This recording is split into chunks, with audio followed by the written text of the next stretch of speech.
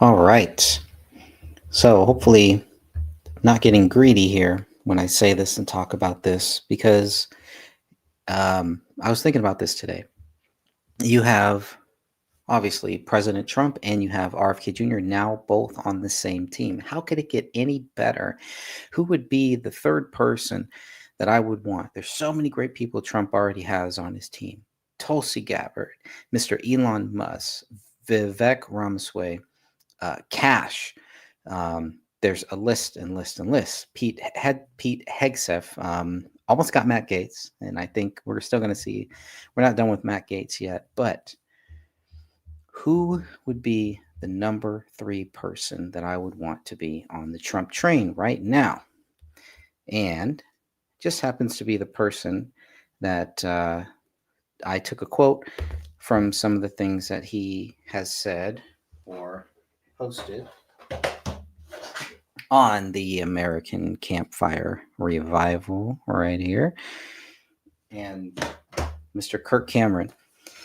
So, the way that the Kennedy and Trump book ends is with a quote from Kirk Cameron. I'm not going to say exactly what that quote is because I don't have it right here in front of me either. But even if I did, I wouldn't say it. But he would be the number 3 person that I would want to be on the Trump train. And we're getting close. I mean, I don't know how much closer it can get. I can see a little fuzz there, little thing. Let's get rid of that. There we go. It's just going to bother me. So Kirk Cameron would definitely be the number 3 person. He just came out with a book called Born to be Brave by Kirk Cameron. This is a great book with a foreword by Pastor Jack Hibbs. And if you have not heard of Jack Hibbs, like me, I have no idea who this guy was. He wrote a really good book, wrote a few good books, but this is the book I'm currently reading, Living in the Days of Deception. This is good about cultural lies. Well, speaking of cultural lies, the cultural warrior himself, Kirk Cameron, was just awarded with the Cultural Warrior Award. And I'm going to play a little bit of that. This is from the Fox Nation Patriot Awards, where Trump was the key speaker. Trump got the Man of the Year award, right? Patriot of the Year. But and this happened on December 8th, 2024. You had Kirk Cameron and President Donald J. Trump in the same building at the same time. And I hope backstage they were able to talk, to get to know each other. And I hope that President Trump can find a spot in the cabinet, the faith-based area, faith-based secretary, something like that, President Trump can find a spot for Kirk Cameron. Kirk Cameron is very close, and he actually has interviewed some people who Trump has worked with, and people like Dr. Ben Carson, who was in the first Trump administration. So I'm going to play a little bit of this, and even you're going to see a wrestler in the background named Tyrus, former NWA champion, WWE future Hall of Famer. I'm going to play a little bit of this, if this will let me. And then we'll go from there. Oh, probably got to add it to the stage. That would probably help. All right, here we go.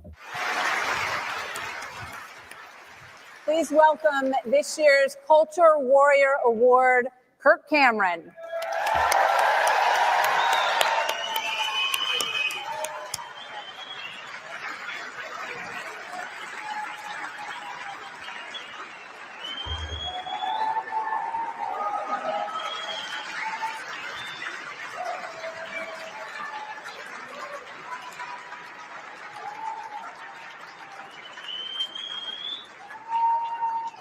I have a heart full of gratitude just to be counted together with you this evening for this important night of honoring people all over this country, these unsung heroes who are doing such important work. I think we all know that in order to shape the future, we have to get to the hearts and minds of our children and to the grandchildren.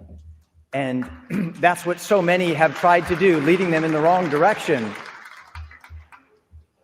And I believe that God has given us a new day. There is a spirit of hope and optimism that is in the air. We can see the future more clearly now. And I honestly believe that heaven's clocks keep perfect time And the last 4 years have been a perfect window into the future we could have taken. And as a nation, I believe we really dodged a bullet.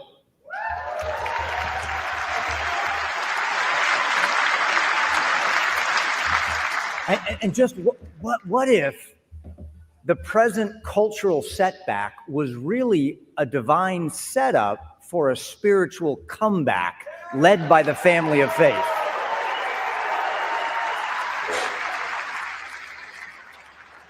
I'm so grateful for Brave Books that has partnered with me on these library readings in public schools. I'm so thankful for President Donald Trump and his God-given tenacity and strength. He has more no quit than anyone else I have ever seen. And I'm so thankful for Fox Nation and for all the patriots around the country who are quietly doing the work of raising up their children, creating strong families and strong communities, because that's how we turn the nation around and get her back on track. The power of God working in the heart of people. Amen. It's a great honor, and I'm so humbled and privileged to be with you here tonight and receive this award. Thank you. All right, so that is, before I go on, I mean, this is amazing. He's such an amazing human being, just an amazing person.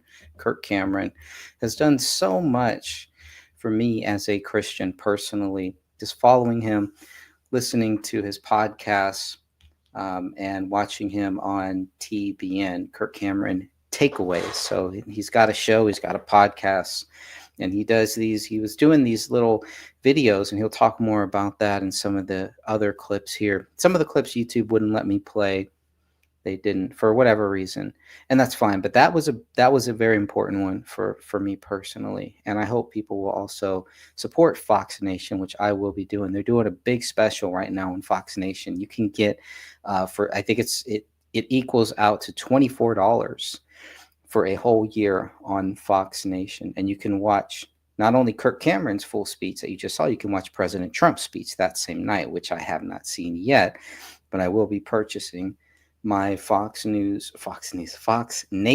which is, you know, if you're not a cable user like me and you still want to watch some of the shows and you don't need to watch everything live, Fox Nation is really good for that. It also has another gentleman by the name of Kevin Costner who does a show called Yellowstone, but it's not the TV show. It's not the fictional show. It's where Kirk Cameron, I'm going to get these names all mixed up. Kevin Costner, one of my favorite actors of all time, Kevin Costner, goes to Yellowstone and actually camps out there and talks about the history of Yellowstone. And it's a fascinating story. If you love nature, if you love nature videos, National Geographic type things, you will love this series. It's an amazing series. They also have another one. I love Westerns. I love anything with old Westerns, but I cannot stand Sean Hannity, so I will not be watching. And I may give it a shot, but there's a lot of great content there, just to say. And they have some old school movies too, just some regular movies. But getting back to the man here, President Trump can find a spot for him, and I hope he does. And it's all in God's will. But it was just amazing to me, and it's something that I prayed for, and I didn't think was going to happen, where you would actually get Kirk Cameron and President Trump in the same building, right? I didn't think it was going to happen with RFK Jr. and Trump, and it did. So I'm very hopeful that President Trump is going to find some spot or some way to get Kirk Cameron involved in his cabinet, or they can find a way to work together. I'm not exactly sure how it's all going to work out, but I'm very, very hopeful. After seeing this, I'm very hopeful. And I do hope that President Trump and Kirk Cameron got a chance to meet backstage. That would mean a lot to me. It would mean a lot to me personally. So this is a great book, Born to Be Brave. Please check this out. It's definitely worth the read. It's a quick read, only about 200 pages or so. I got 2 copies. I got my signed copy that just came here. So I'm very happy to get this signed copy, which means when I do get off of my keister here and actually send my friend Kripperick a bunch of books, and I want to send him a copy of this, a marked up copy that will be in the works. And of course, If you may not know this, technically Kirk Cameron has really only written 2 books. And the first book, this is a great one called Still Growing. And this one really talks about his career as a childhood actor, moving from a childhood actor to a lifelong Christian. But it really focuses on him leading up to becoming a Christian. So, and this was a great one too, a quick, easy read as well. Because when you think of childhood actors, what do you think of? You think of all the bad stuff. This is maybe the one childhood actor that really made it out of there. That was there with River Phoenix. That was there with Michael J. Fox. I almost said Michael Keaton. Michael J. Fox. And a lot of those people. And he was right there. And it is so fascinating to say. And this is a good true Hollywood story, because this may be one of the most successful Hollywood stories out there. That's somebody that did not sell out, stood by his principles, stood by his morals, and was able to do what he's doing now, and is now being honored years later as the cultural warrior that we all knew that he is. And he's so humble. He's very, very humble. And if you have never read this book, I have not started this yet. It's called The Love Dare. But you may have seen one of Kirk Cameron's movies, not the Left Behind series, but after that. And, he does talk about the Left Behind series, actually. There's some interesting stuff that Kirk Cameron talks about in the Left Behind series, and how he kind of thought it was more Christian stuff, and it turned out to be a more Hollywood production. So anyways, there's some good stuff in there. But this one is good too. This is not written by Kirk Cameron or anything. Actually, I think this is written by the people that wrote this is Stephen and Alex Kendrick, the Kendrick brothers. And so they made the movie Fireproof, which starred Kirk Cameron, which I absolutely enjoyed because my dad is a firefighter. And it talks about some of the difficulties that firefighters went through with marriage, sticking with marriage. And in Kirk Cameron's book, Still Growing, Kirk Cameron actually talks about how there is one scene at the very end where he kisses the female, who plays his wife, but he actually did some replacement casting at the very end. And so if you watch the movie Fireproof with Kirk Cameron, and you see at the very end where Kirk Cameron kisses his wife, that's actually his real wife dressed up to look like the actress, which is fascinating. Then you're going to have a lot of things like this. Ray Comfort, if you've never heard of Ray Comfort, that is another good name to know. Dude is awesome, strong Christian, and goes out there. And he is also mentioned, Ray Comfort is mentioned a lot in this book, Kirk Cameron, Still Growing. But Ray Comfort, one of those street preacher type guys in California. Very interesting guy. But I got this here, and I read the audiobook, or I guess you can't read, I listened to the audiobook, but I did purchase this as well. And this is another great one.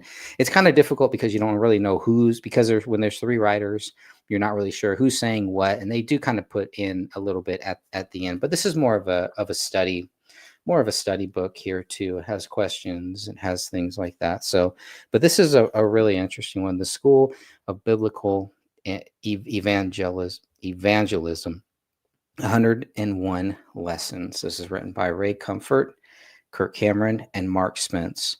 So I just have the audiobook, but I definitely want, after listening to the audiobook, I wanted to get a real copy of that. So I did.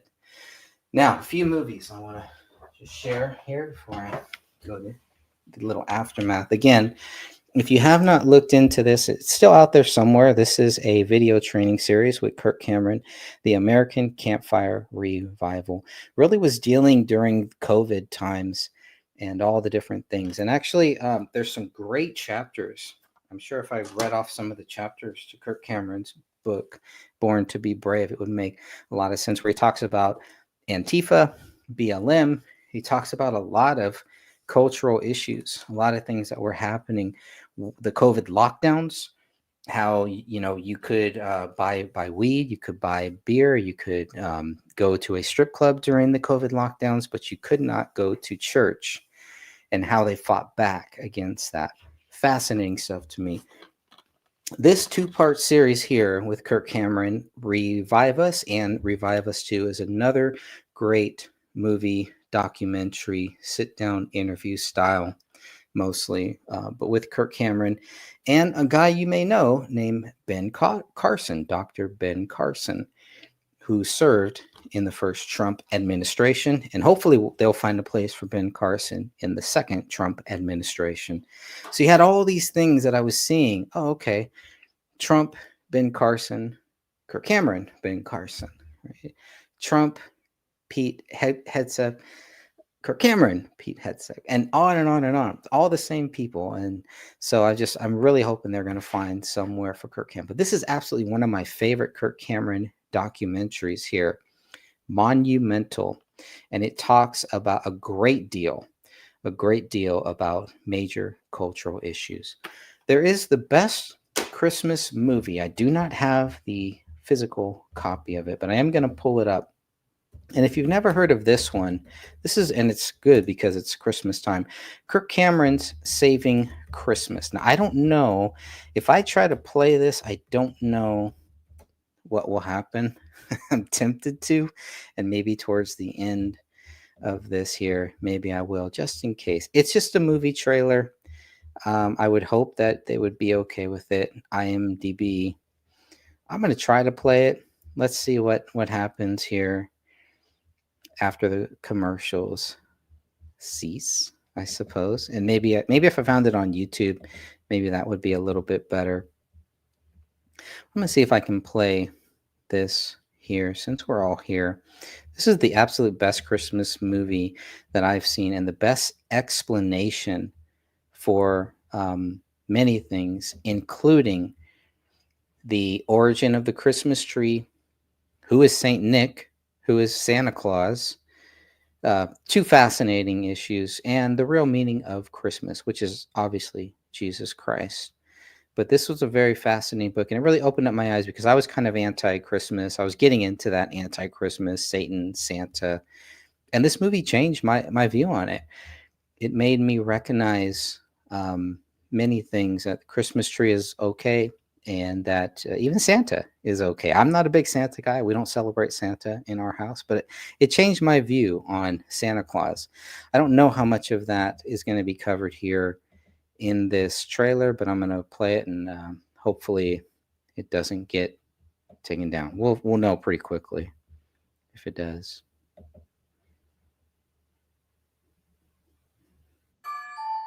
Do you ever feel like Christmas has been hijacked? Hey, where's Christian? How's he doing? Is he okay? Oh, he's fine, really. He's just not into Christmas this year, that's all. By all the commercialism and those who want to replace Merry Christmas with Happy Holidays or Season's Greetings, whatever that means. You okay? This is not what Christmas is all about. Some want to pull down every manger scene and tell us why our favorite Christmas traditions are wrong. Newsflash, not in the Bible. That's a pagan idol symbol. It was the winter solstice. Jesus was not born in December. It's exactly what the Druids did. It's like a carjacking, but like of our religion. And guess what? Santa got in the car, kicked Jesus out, and was like, rolling, rolling, rolling, and took it. Isn't it time somebody spoke up? Everything you see inside there, it's all about Christmas. It's all about Jesus.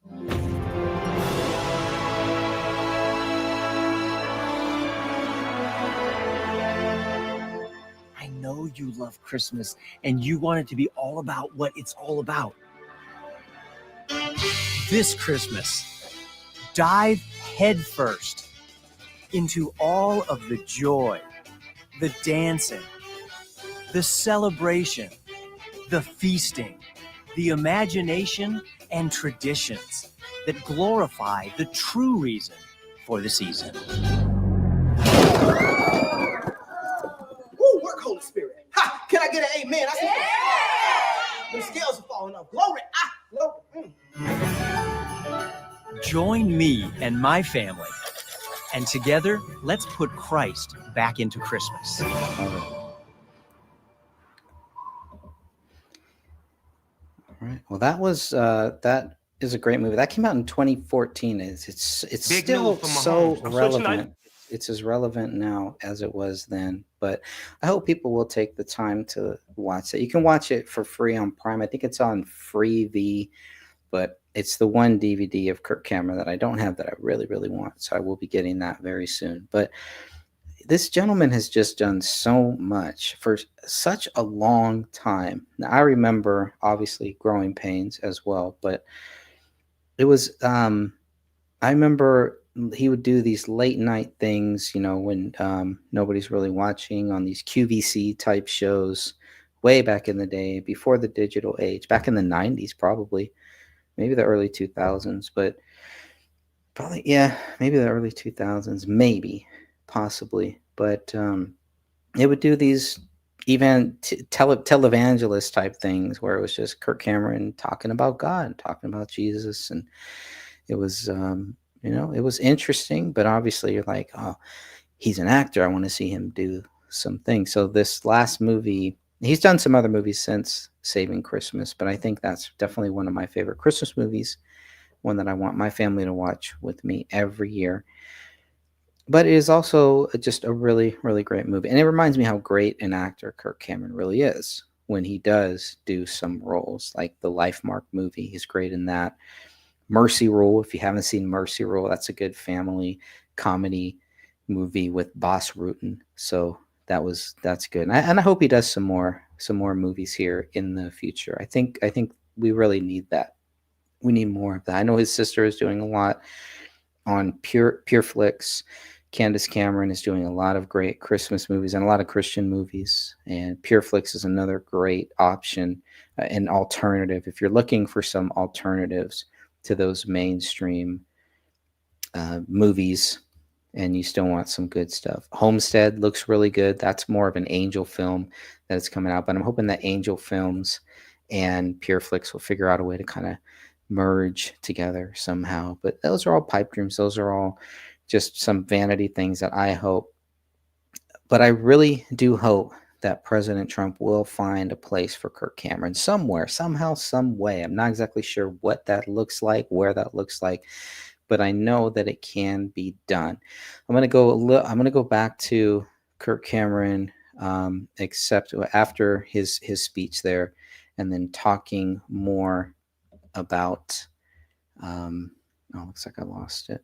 Talking more about the cultural warrior, and he is an inspiration to me, and I really hope I'm not, I don't think that I'm alone. I think a lot of people understand who this guy is and how powerful he can be and what he can do for our country, to make sure that we keep God and bring God back, and make sure that we realize the focus of all of this is all about Jesus Christ. I'll play a little bit more. It's a great honor, and I'm so humbled and privileged to be with you here tonight and receive this award. Thank you. There's such a wind of hope and optimism in the air, and people can smell the fragrance of freedom to get back to the values that made this the greatest, freest, most blessed, and generous nation in the world, and a sense of protection for the future. And I've been super encouraged by all the stories that I had never heard of these unsung heroes in all of these different spheres of society, these sectors of life that are bringing blessing, protection, prosperity to everybody in the nation. And so I'm grateful for Fox Nation taking the time to highlight these stories and inspire the rest of us with human beings that have the kind of character and virtue that can lead our nation in the direction we need to go. Our next guest has taken it upon himself to create a show aimed at teaching children about Christian values. Let's watch. And let me tell you what God said in the Bible. He made them male and female. What do you think that means? That God made boys and girls? That's it. God made each one of us different for a reason. And it's our differences that make us special. Because God doesn't make mistakes. For more on his show, Adventures with Iggy and Mr. Kurt, let's welcome in actor and author of Born to be Brave, Kirk Cameron. Good morning to you. Good morning. Thank you so much for being here. I love that clip. That is I love great. that. I do too. You know, it has such serious Mr. Rogers vibes to it that parents are going to be so excited to have something finally that they can sit their kids in front of, that they trust, reinforcing the values they're trying to teach them at home. Yeah, absolutely. Have you had success with this show so far? And what kind of feedback are you getting?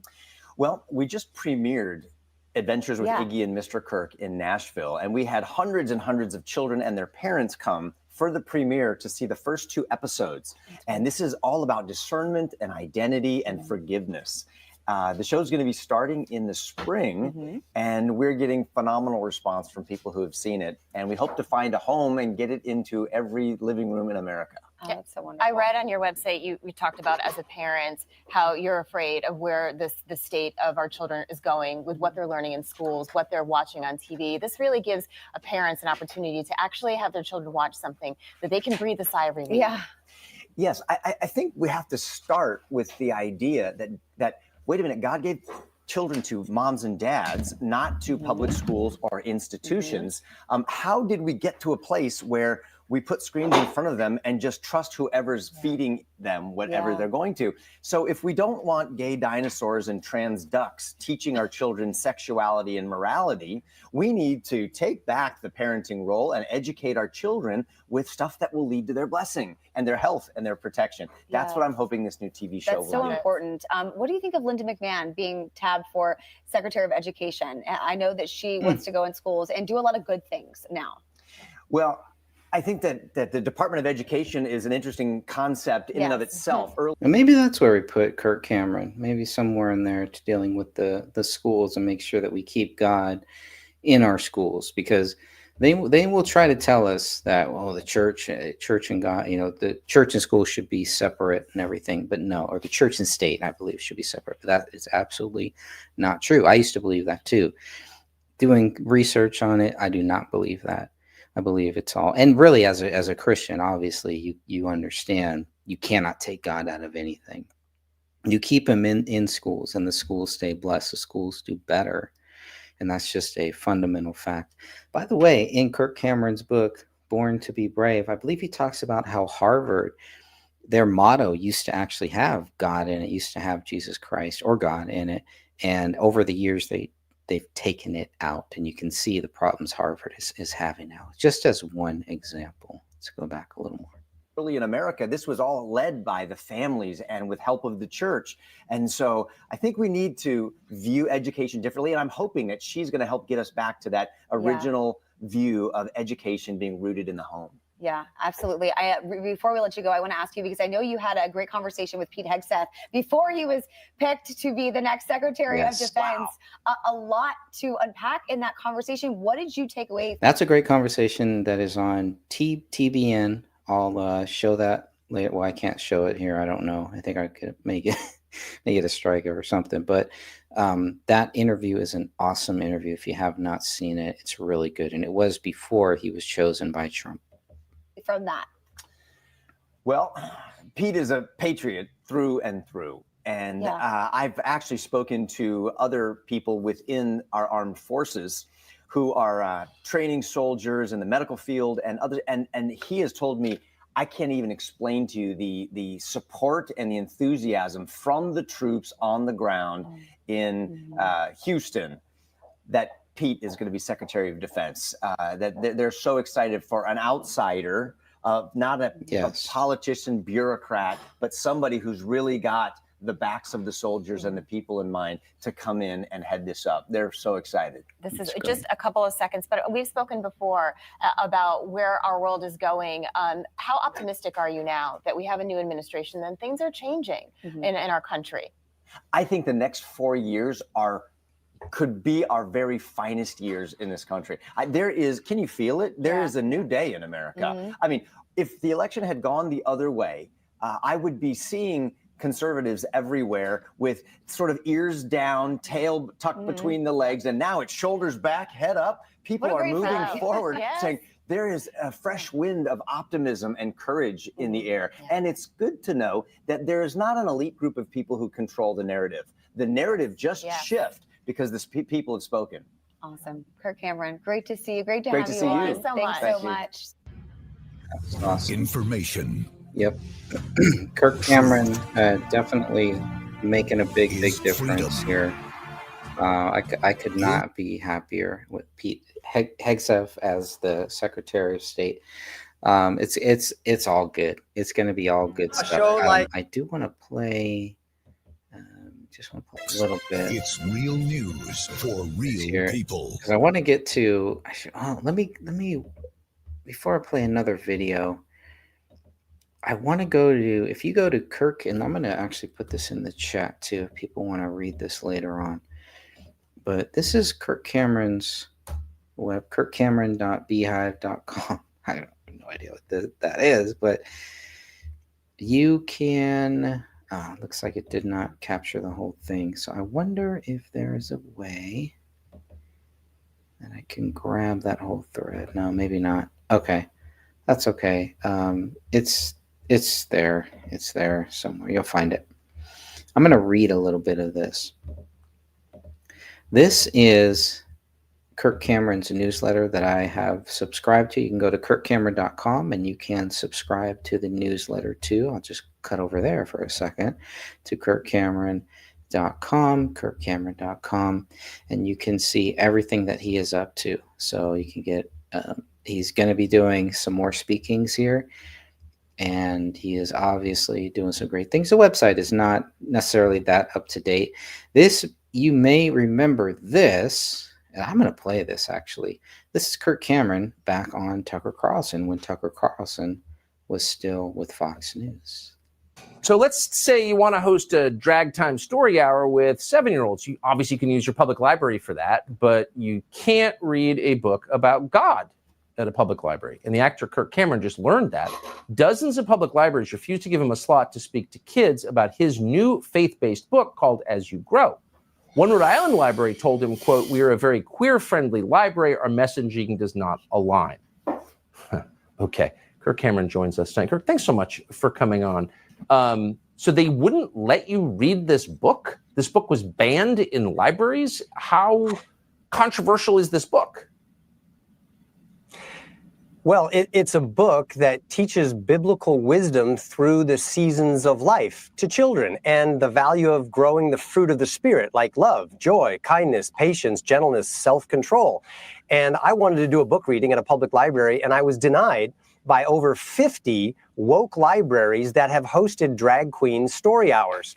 One of the most outrageous denials was Alameda County Public Library that said they didn't want that book teaching kids biblical values, while at the same time they're hosting a gender name change clinic tomorrow. And I'm thinking, wow, if we're so committed to diversity, why am I being excluded? Why can't I use your facility to read my book? You're a library. Well, yeah. So we began the show with a story about how the president of Ukraine has banned a Christian religion in Ukraine. And then we get to your story where the libraries ban your book. So the thread here appears to be fear and hatred of Christianity. Why do you think a religion based on peace and tolerance, turning the other cheek, not showing vengeance, is so scary? Well, my understanding of history is that the family and the church are two great pillars of Western civilization. And those two things need to be removed and taken out of the way in order to fundamentally change the power structure and the moral value code of the nation. And that's why parents are fighting back. In fact, Tucker, hundreds of parents and librarians are now emailing us saying, we want your book, and we want to host our own Brave Book Story Hour in our public library. So here's my call to action. I want every parent and every grandparent in America to get their favorite children's storybook, my book or other Brave books, or a book of the Bible. Call your local public library that has hosted a Drag Queen Story Hour and say, I'd like the chance to read my book in the library. And if they say no, they're likely breaking the law and violating the Constitution, and they can contact bravebooks.com. We'll give them free books and all that they need to turn that denial into a revival in their community. I think the posture that you're taking, which is gentle and calm and brave and persistent, is something I personally can learn from. Less outrage, more rational response.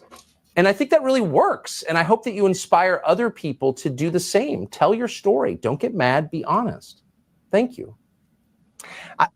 Thank you. I think you're right, Tucker. And to Christians particularly, we often get told no in the public square. We go home with our tail between our legs, crying in our Chick-fil-A soup, waiting for the rapture, rather than getting on the offense and saying, let's invest in our children and teach them the values we want them to learn.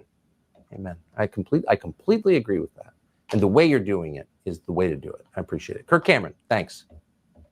All right. Well, thank you, Tucker. I wanted to play Subscribe that. to the. Now, obviously, that's a little bit older, probably about what, a year, maybe at this point, maybe almost 2 years older. But there's another guy that connects, that bridges that gap between President Trump and Kirk Cameron, Tucker Carlson. And there's many, many more just like him. And so they're all working in this. Even Trump's former press secretary, Kellyanne McEnany, I always butcher her name, but she has, she's been on Kirk Cameron's TBN show. So now that I got way off track, I'm going to go back and read some of this. And it's just, I don't know what it is. Sometimes I don't know if you ever have this where you just get a good feeling about somebody and you really enjoy listening to them or watching them, whatever it is.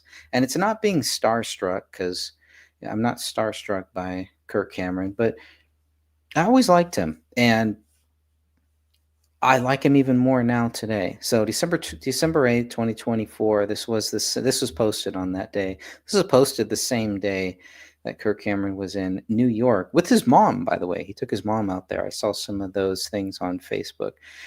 But this is what he wrote. Okay, election night. I was blown away by God's lavish display of mercy and kindness towards our families and our nation on election night earlier this month. Trump dodged a bullet, but so did we as a nation. We narrowly escaped a deadly Marxist future. So many of you upheld. Sorry. I was trying to make sure that the audio was doing okay. I just want to check it. Okay, it is. It's got a little paranoid that I lost the audio. Okay, so many of you upheld your responsibility to vote on election day and fight the good fight every other day, and God responded. I see the next 4 years as 4 of the greatest of our lives to work together to influence and reshape America for the good and the godly. Get ready, brothers and sisters. I believe all heaven is about to break loose. The light of providence is shining on us. The wind is at our backs, and momentum is with us. Eyes are open and ears are hearing. Now is the time for us to humble ourselves, turn from wicked ways. Insert the Bible verse, which I will. If my people who are called by my name will humble themselves and pray and seek my face and turn from their wicked ways, then I will hear from heaven and I will forgive their sins and will heal their land. 2 Chronicles 7:14. And get to work running the plays in our national playbook, the Bible, diligently applying its essential principles to our families, schools, churches, communities, and government. My hopeful view of the future is gaining momentum. Beautiful. So I definitely was interested in hearing how Kirk Cameron felt about the victory, Trump's victory, and the red wave. And I think he makes a great point, and I think it's been said before. The red wave comes and goes, right? It's just like a wave. That's why they call it a wave. But it is just a wave, one wave of many in the ocean that God created. Powerful wave. But now what are we going to do with it? And I love the way Kirk Cameron says, now we have people, godly people, that kind of hunkered down the last 4 years, just like I did, and just kind of said, all right, God, this is what you want. You want Joe Biden in there for whatever reason. And sometimes God will put people in there. Go look at the Bible. God will put people in there, and you're like, why is this happening? Look at what happened with Jesus Christ. You're like, why would God allow this? Why would God allow all of these things to happen? Why would he allow himself to be killed on the cross? And it's beyond the mind of men, I believe. But that's what the Bible is there for, is to help us understand these things, to guide us through it as the one who can see leading the blind, which is us, as the shepherd leading his sheep, which is us again. So as the buffering continues, I may have to cut this one a little bit short, but I was very happy to see that and very happy to read that. Since I'm okay, there's buffering. Looks like the buffering issue is okay now. God bless. And looks like it's back, but that's okay. I'm going to continue to read on here a little bit. So that is Kirk Cameron's newsletter here. He was at the Christian Healthcare Ministries doing another speaking. This is all from the November newsletter, by the way. Red Truck Men. He does this thing that he does mention in his book as well. I mean, you got to get this book, Born to be Brave. It's a great book for any book lovers, any Christians, any Kirk Cameron fans, and anyone who just wants to know more about what is Kirk Cameron doing. And I'm just interested and fascinated by it. So Red Truck Men, learn more about that. It's an interesting thing. It's an interesting squad. The American Campfire Revival podcast is really good if you're into podcasts and you just want to hear, just really short videos or short audio podcasts, 10, 15 minutes of Kirk Cameron talking about God, talking about Born to be Brave. This is some really good stuff here. So I really enjoyed that series. And you can listen to it anywhere. I need to check it and see if there's anything new. But this is the big one, the green carpet premiere. I always hear about the red carpet premiere, but we now have a new era, just like the Mr. Rogers' Neighborhood. That's what he keeps comparing it to. Obviously, it's not officially out yet, but it is in the works. This is what he says about that.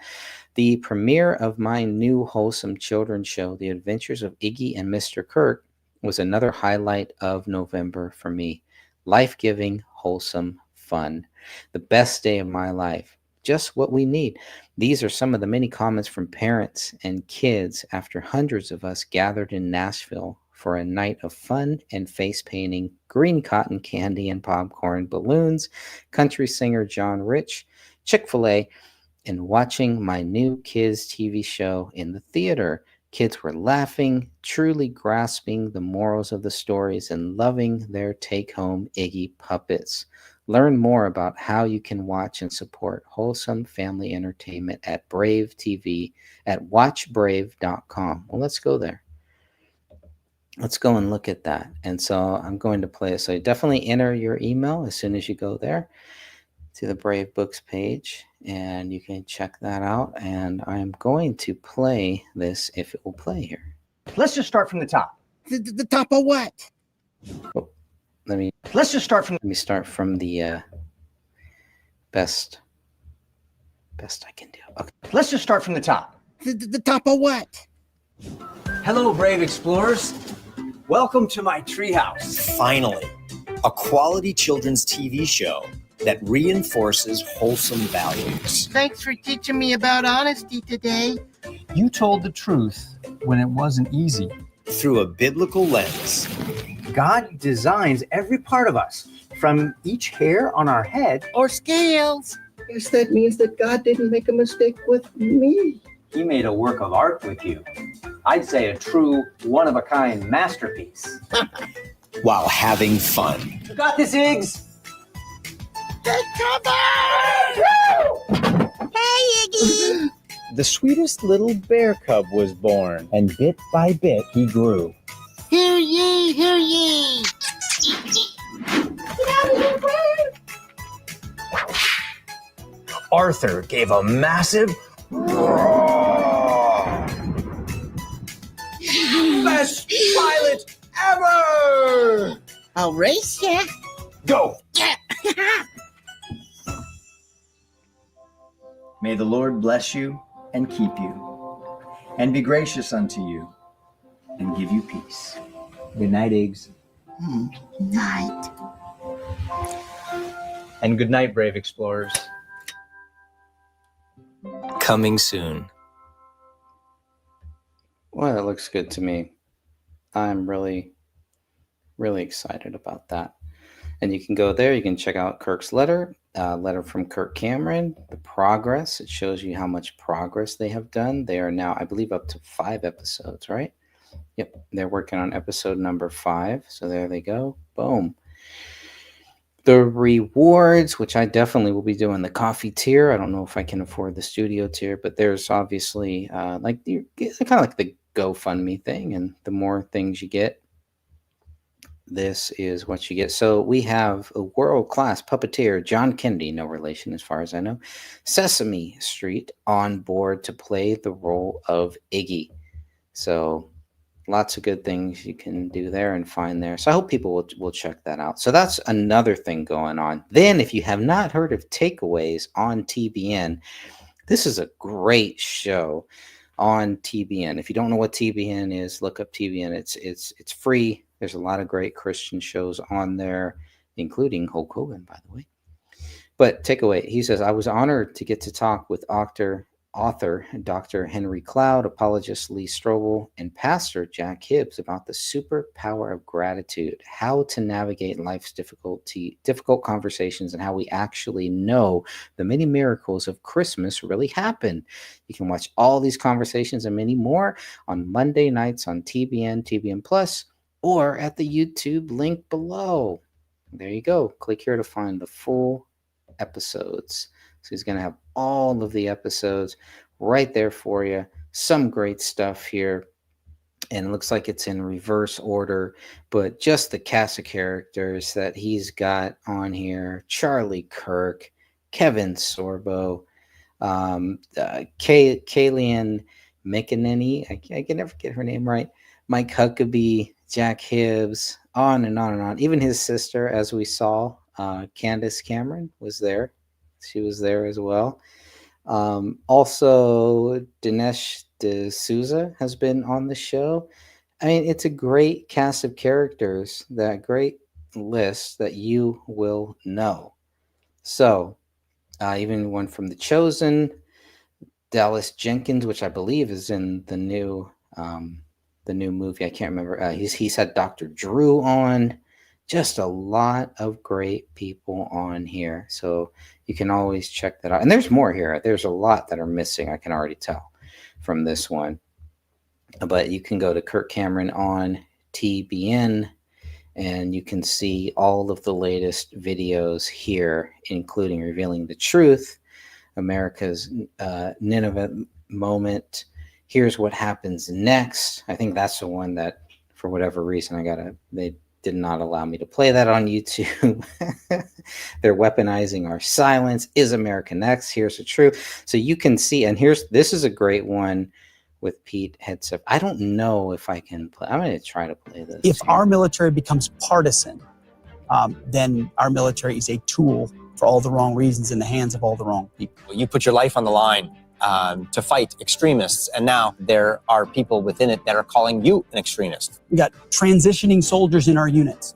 I've got a quota I need to meet of a certain number of women and men, or a certain number of minorities. What are we doing here?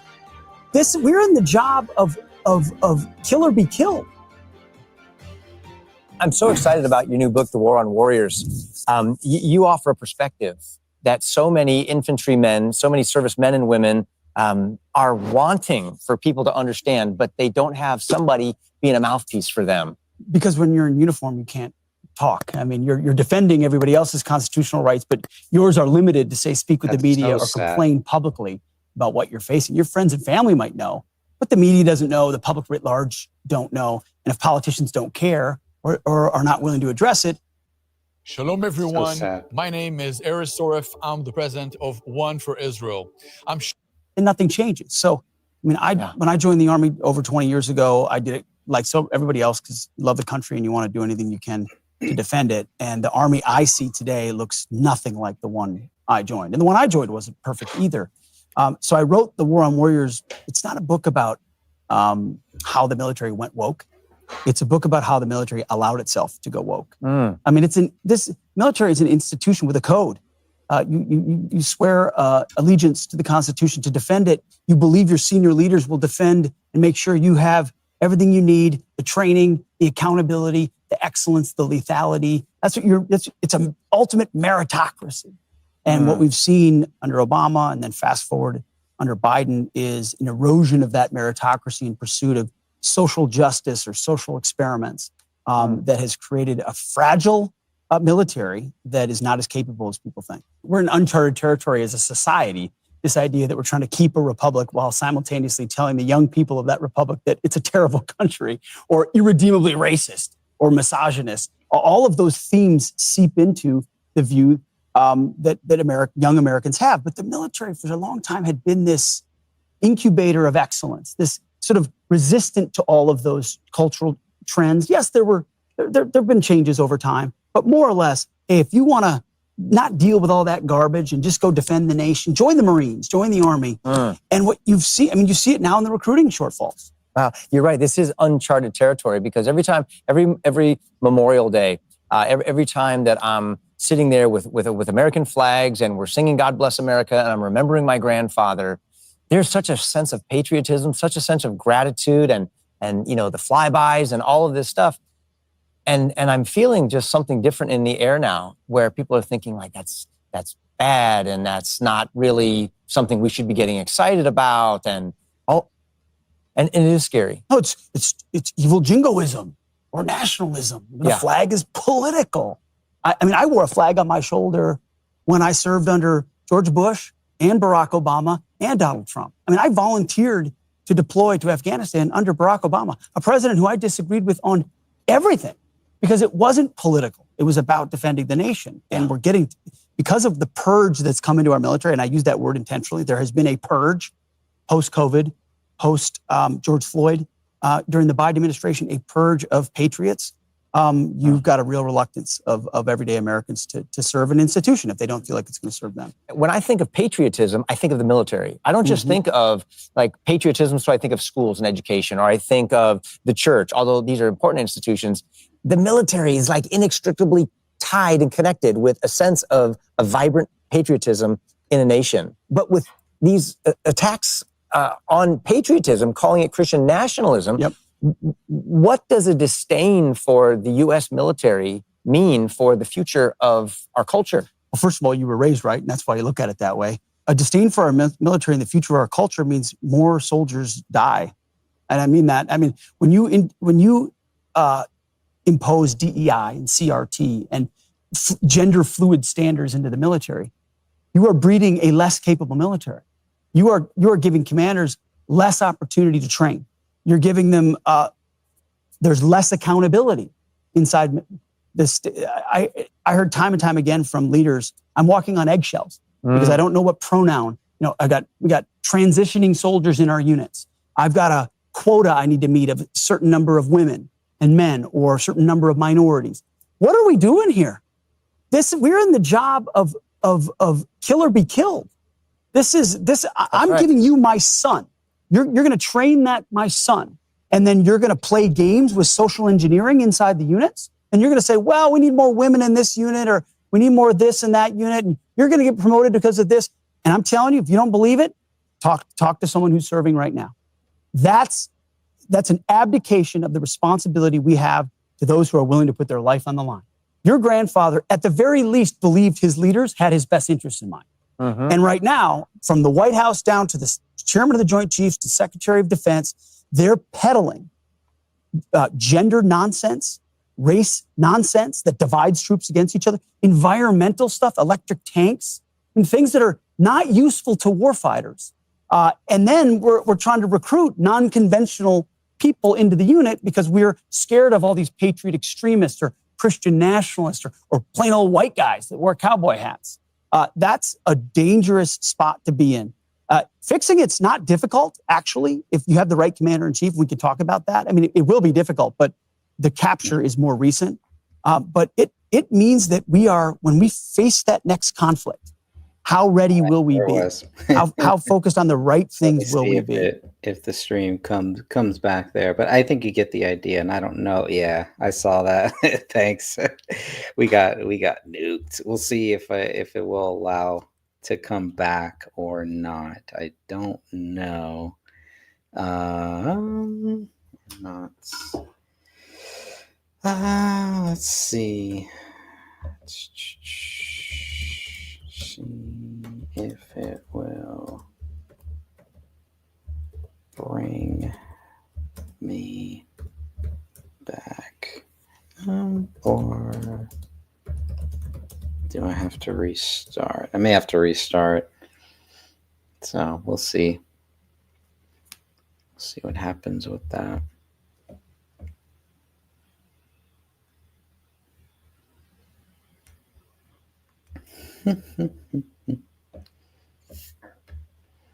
Well, it's too bad.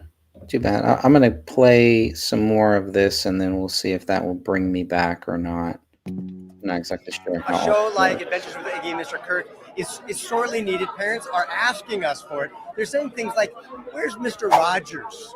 We want a show with wholesome moral values." You know, if you watched many of Hollywood's kids shows, you would think that parents want woke instructions for their kids, but the reality is they don't. They're not looking for gay dinosaurs and trans ducks to teach their children morality. They want wholesome values and morals to be taught to their kids by people that.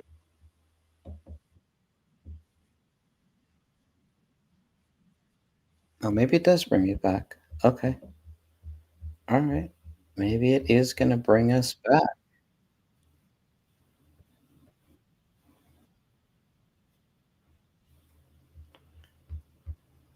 Okay. All right. Let's go back.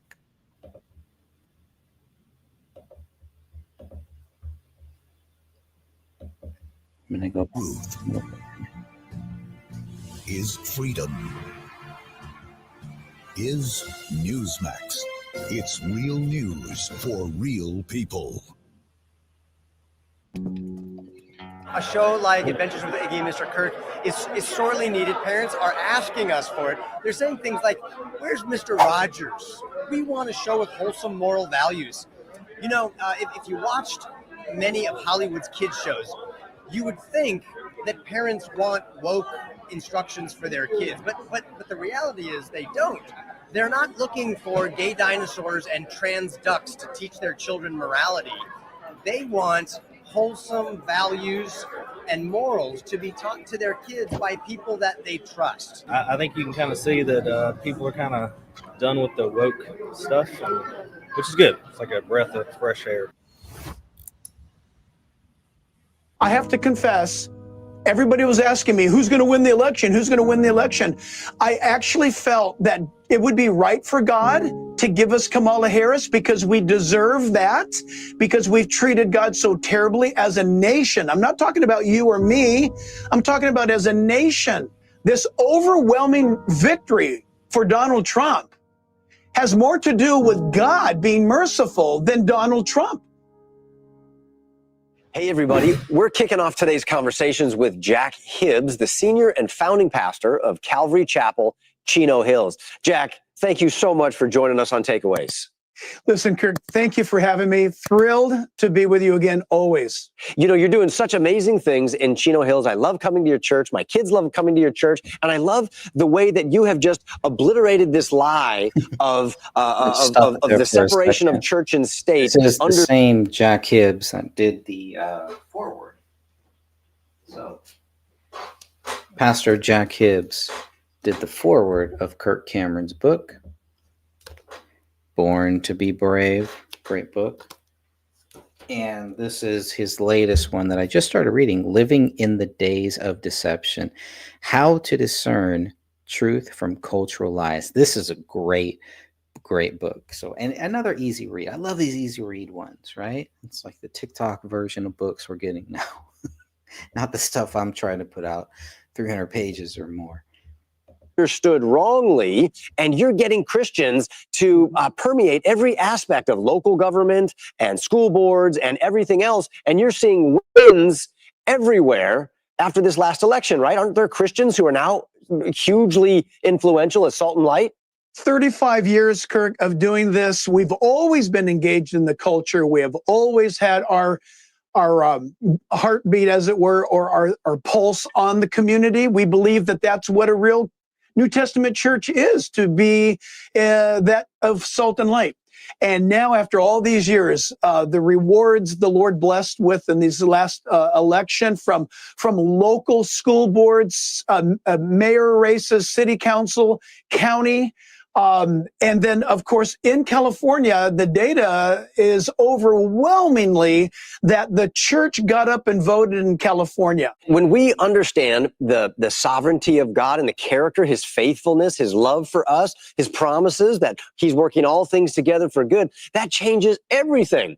Because, sometimes, I don't know about you, Jack, but sometimes I'm looking forward and I say, well, how could that be a good thing? How can I be thankful for that? How can I be thankful that, let's just say, I was thinking about this morning, about the assassination attempt of Ronald Reagan back in the day, and the assassination attempt of Donald Trump more recently. And yet, I remember Ronald Reagan essentially pointed out that it was that very event where he referred to it almost as though God had shot him, and to woke him up so that he would understand why he put him there in the White House. And essentially, President-elect Trump is saying the same thing. I mean, he's saying, I know why God saved me. I mean, he was this close from it being all over. And you know what? I think that the United States of America was also this close for it being all over. Is doing for this country, how he has taken a special affinity with improving the education and the culture as it pertains to our youth, God's most precious, the most vulnerable, the most impressionable, the most innocent. And whether it's what he's doing with Brave Books, he's got a new show out for children that we are going to talk about today. He also just released a new adult chapter book. It is called Born to be Brave. He's just doing so many amazing things. I would argue he's one of the most influential and pivotal culture shakers that we have in this country, really across the world today. So couldn't be more excited to talk to him. But before we get into that, got to tell you about XXXY Athletics. If you've watched this podcast, you've heard me talk about them before. If you follow me on social media, you've seen me post about it on my Instagram, on my X account. It is the only athletic apparel brand that stands up for fairness in women's sports. Really crazy stuff. But they're amazing. The quality of their clothes is amazing. Of course, they're cute. They've got graphic tees. They've got sweats. They've got sweat shorts.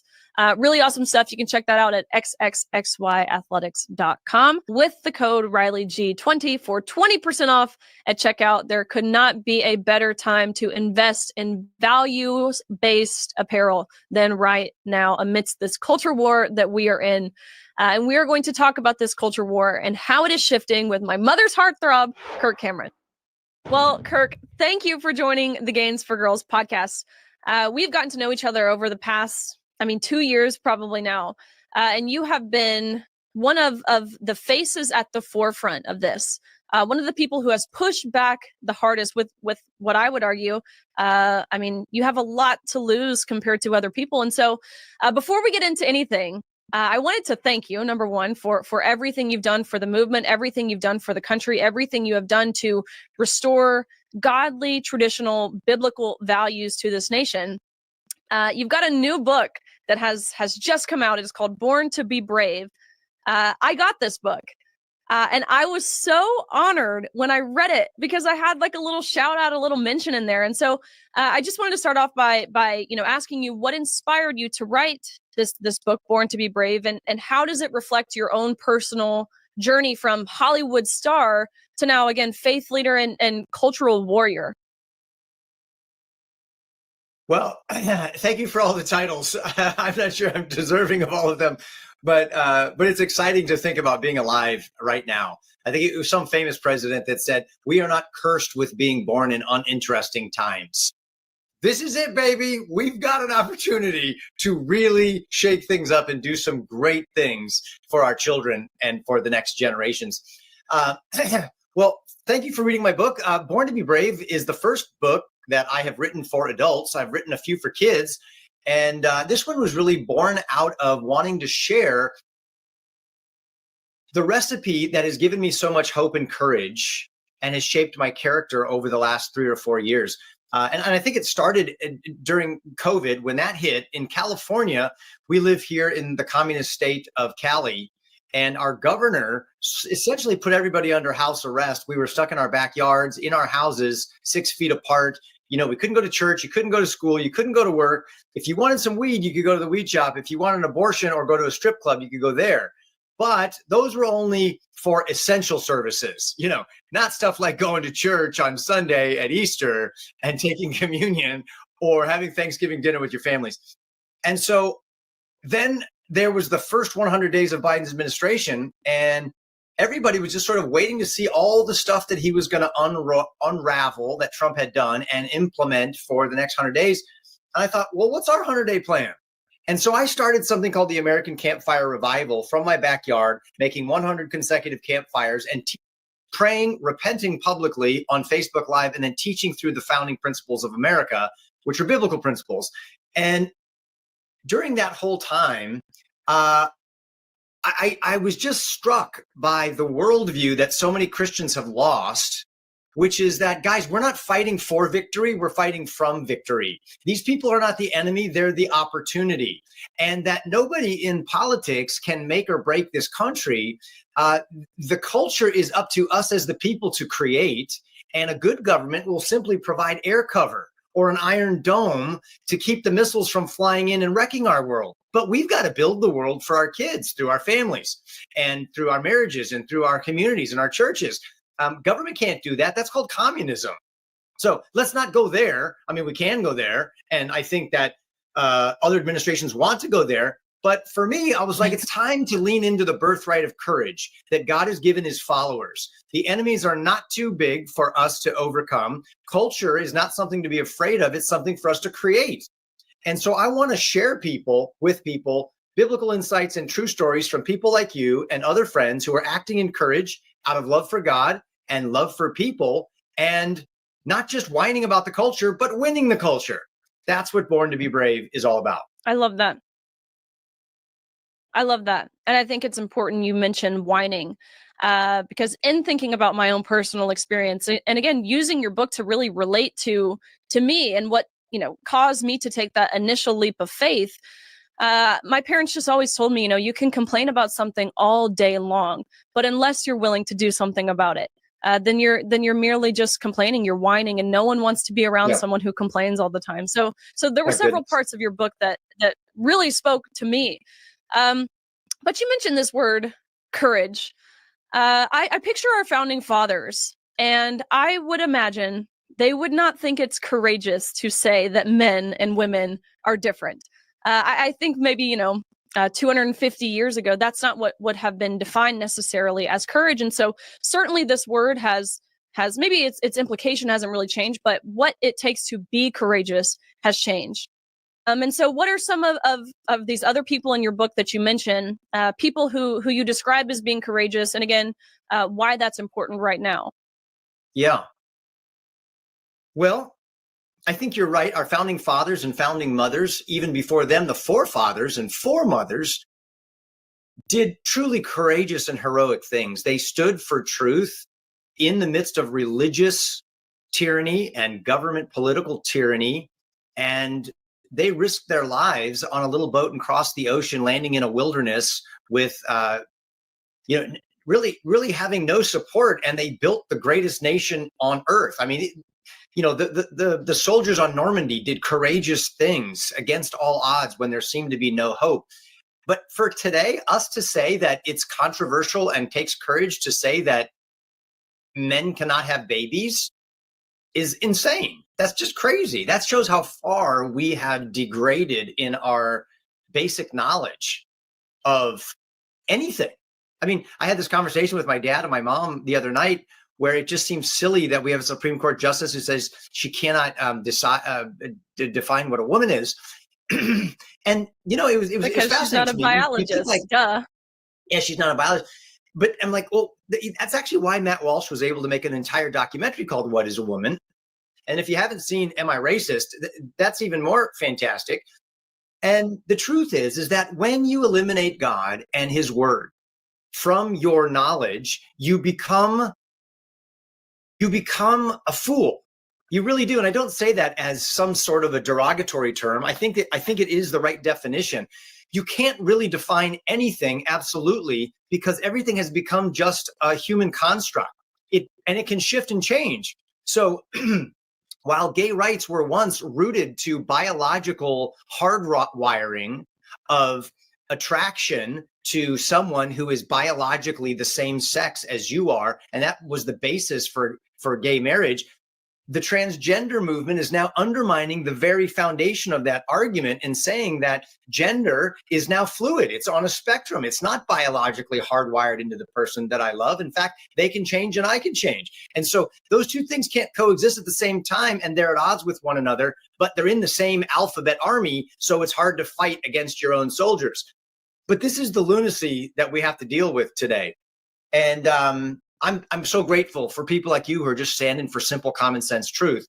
I'm thankful for Jonathan Isaacs, who refused to go along with all of the other basketball players when it came time to sing the national anthem. Yeah, or raise the fist of power, or the black. I'm thankful for people like Kirk Cameron who can stand up and do this, who can stand up and talk about this at that level. Kirk Cameron moved out of California to Tennessee, and now they're opening up shop there. So they're opening up shop there and doing something that is going to be great for this country and is going to be great for Hollywood too. Hollywood did not start with a bunch of pedos. I don't believe. Maybe it did. I just don't believe that. I don't believe. I think there are a lot of good people in that business, in the acting business and everything. And I think we're going to see that more. There was a story that recently came out about Mr. Elon Musk, who's investing millions of dollars, maybe billions, but at least millions of dollars into the Mark Wahlberg film company with Mel Gibson. So I haven't really researched that too much, so I don't know exactly the details of that, but I know what Kirk Cameron is doing is really opening up those doors and letting people know that, hey, you don't have to just go that way. There is another way. Every actor does not have to sell their soul out. When we see what is happening with Jay-Z, with Puff Daddy, with the music business, and for years it was just like, well, that's just the way the business is. It doesn't have to be that way. It does not have to be that way. It depends on where we, the audience, where the fans go. Where the fans go is where the money goes, is where the people go, is where even the most greedy people, that's where they will end up showing up too. So they follow us. We don't follow them. But they've gotten to the point where they feel like they're entitled, and so they want us to follow them. Well, the game has changed. Everything has shifted back to where it should have been, to where it should be. Choice, opportunity. And I just love Kirk Cameron for talking about these things. You won't even hear President Trump talking about a lot of this stuff, or RFK Jr. talking about the things that Kirk Cameron is talking about here with Riley Gaines. And if you don't know who Riley Gaines is, all you got to do is pick up this little book by Kirk Cameron, Born to be Brave. You can learn about Riley Gaines, who wrote her own book about it, and they're going to talk about it too.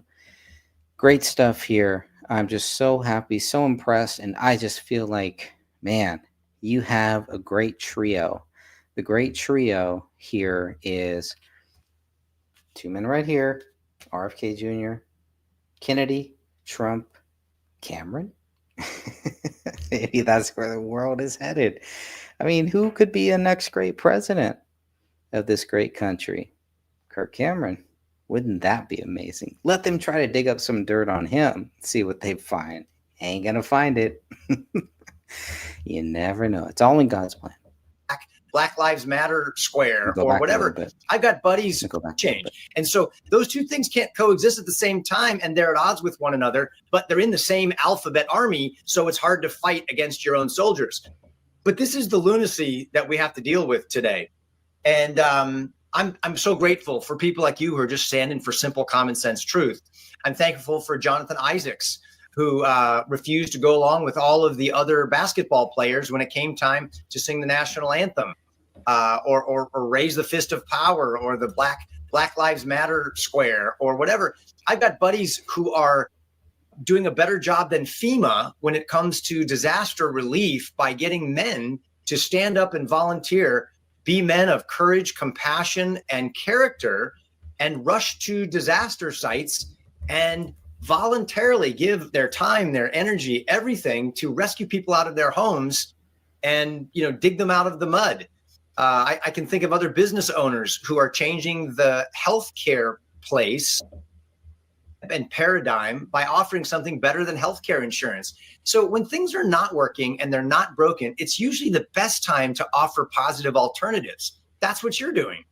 That's what my other friends are doing. That's what Brave Books is doing. When Scholastic is putting literal pornographic descriptions in books for kids in schools, to where if you read those pages at a school board meeting, they remove you for vulgarity. That's crazy. Yet they want their kids to be able to read them.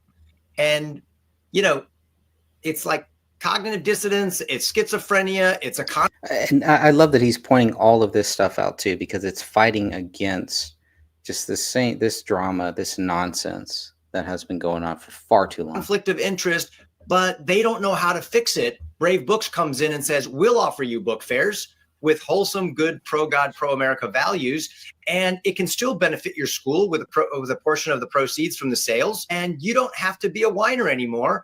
Join us, and we'll create the book culture for our kids, and it'll build their character at the same time.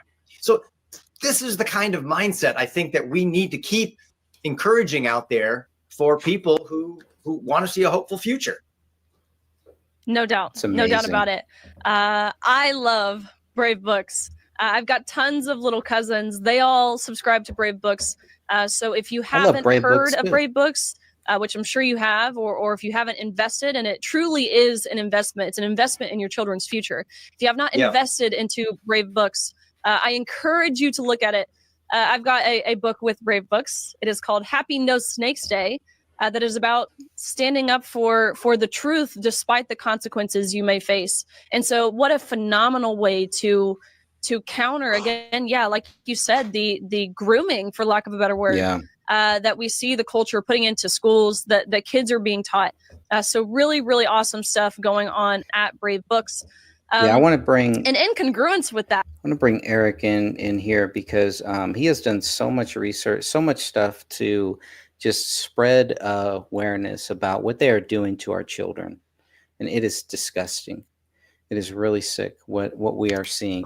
And I know he's been talking about this stuff for years. Bro, I am in this freaking war with this TikTok person. They have... What's going on?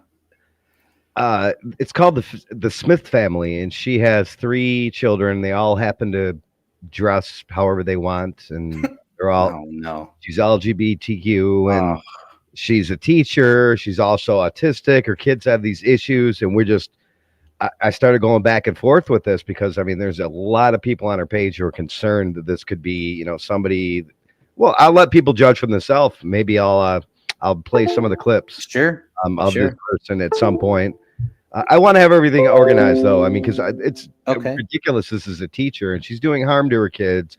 She's grooming them. Her kids, I believe, are 4, 7, and maybe 8 or 9.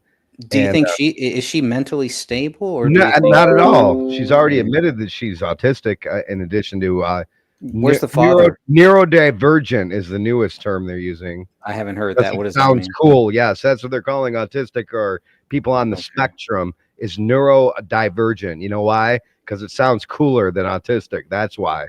It's crazy, man. Because there's so many people that have come out and kind of exposed the whole autism spectrum and right, and they're totally no, it couldn't be the vaccine. It's never the vaccine. It's never the vaccine. It's always hereditary. And I'm just like, these people are, I mean, they're dumber than fucking dog shit, man. It's Excuse kind of me. like moving away from climate change, right? It's like, well, first it was global warming, then it's global cooling. Now we just call it climate change. They give it a new name, but it's the same thing.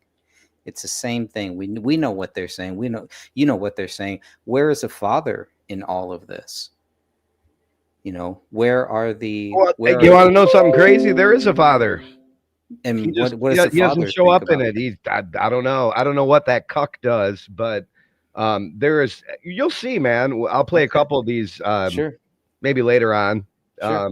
Yeah. And I'm so sick of this, and I'm so glad that we have people like Kirk Cameron out there talking about this, and it's just saying like this is not right, and this is not, and not, he's not going necessarily after these people, but this is about our children, that what they are doing to our children here, right? If they want to make their own decisions at age 18, a lot of people are okay with it. I'm not okay with it. I don't believe that at any level, at any point, this is good. I don't think it should be banned like in some communist country or something like that. But at the same time, I don't feel that I should be pressured, or that I should be forced to think that this is okay. That this is okay. If they want to do that, that's okay. Like a lot of people say, hey, just do whatever you want to do. If that's your thing, cool. No, it's that is not the cool. total theme of this It's not lady. She cool. says if it makes them happy, whatever clothes Yeah. they want to wear. Well, who's buying the clothes?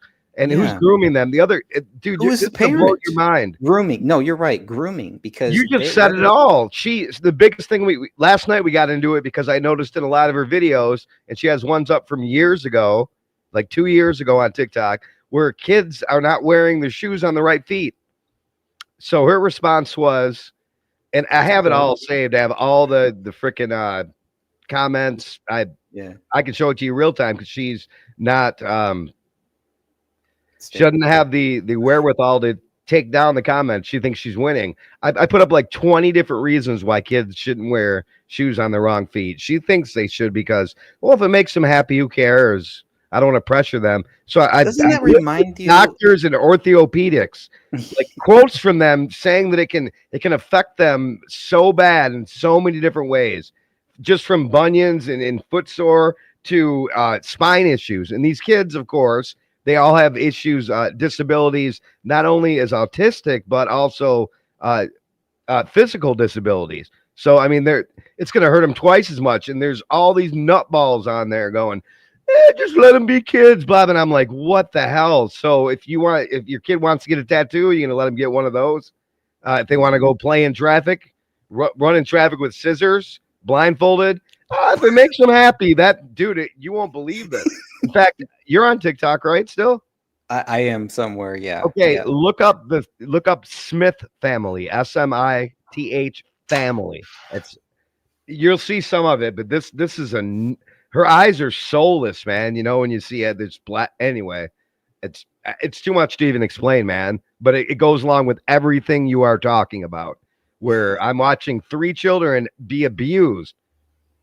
That's what I it is. think I labeled at least 50 of her videos now. All I do now, go on there and I put # CPS, # child abuse, # groomer, # sheriff, # Ron DeSantis, and # cops. I think I've done it on 50 now of hers, just because that's how you get awareness without getting a strike. You # it, man, and they know it too, and they don't like it. And there's like 3, 4, maybe 5 top people that like defend her. And there's hundreds that come on there and they're like, what the hell are you doing? Like, you child grooming nutball. It has nothing to do what her sexuality is. It has nothing to do with her being in the LGBTQ. It has everything to do with her being an unhinged nutball, bro. Like, this Do you is think bad. she's doing it just to get for her malignant narcissistic need to get attention? It's obvious. And tons of commenters call her out constantly in her comments about this. And she won't, just like last night, she could have, instead of like saying, oh, I don't care, let my kids be happy, you're wrong. After I got the facts, she's never wrong, bro. She's one of those people. Doesn't matter. Even if you like put it in their face, doctors, podiatrists say wearing shoes on. And the best part is, because we're researchers, that's what Greg and I do. That's how we got into this.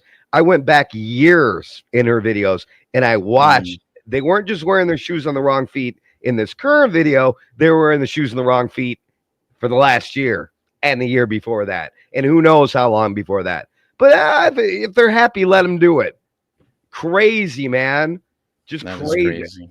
The motor skills you can lose. And again, these are already kids that have physical disabilities. Oh, it's insane. Yeah, this will piss you off, bro. That's sad. Have I come to you? I don't think since TikTok, you and I got on TikTok, I don't think I've come to you this pissed off about this. No, I don't think. She's a get this. So. She's in Florida and she's a teacher. In Florida? I'm surprised. She's a teacher, man. And she's doing this. It's insane. It's the most obvious grooming I've ever seen, dog. Right in front of your face. Nothing's being done, though. She's just putting it out there. That's why I put those pound signs up. And who knows how many other people are out there doing the same thing or doing something similar all across this great nation here. Right. This one happens to have, I think, like 40,000, freaking subs and stuff. And I would say they probably keep doing it because I'd say 90% of them are sitting there calling her out. Like in the comment section, there'll be like 200 comments, and 180 of them will be like, "What the fuck are you doing, lady?" And then the other 20 will be the same 4 people, like freaking trying to help her out. And the thing is, I investigated the people who are backing her up. They probably doing the same. Let me just name one of them. Her title on TikTok is "Deadbeat Mom." I think the other part was "I'm on welfare" or something like that. You'll see it. I mean, and she's like, fuck. She's so big, she filled this whole screen right here, and it's insane. These people are they're brain dead. That's probably sitting at home it is. But the reason it really pissed me off, man, and I got into it because I'm watching 3 children being fed scripts and being groomed, and it's fucking sick. Anyway, pisses me off. I'm gonna take a deep breath. Whew. Well, I haven't heard Eric that pissed off since he watched the Mike Tyson fight. Ridiculous, bro. Jake Paul. Yeah, right. I wasn't even that pissed off about it. I figured that was what was going to happen. Damn it. Since he looked up Jake Paul's previous fighters who he fought against, I don't think I've ever heard. Hey, check it out, Greg. So I'm 11 weeks out of surgery, and I don't even think you can see it anymore. How you feeling? Okay. Wait. Let me put it on full screen so I can get it. All right. Okay. Wait a minute. I got to get my.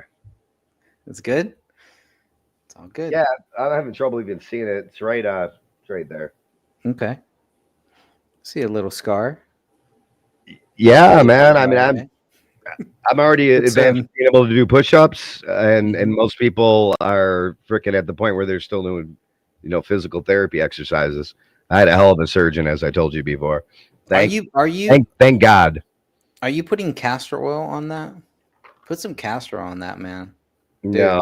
Castor oil is like a miracle thing. This thing will heal. Really? Okay, I'll look into that. I'm always up for castor oil.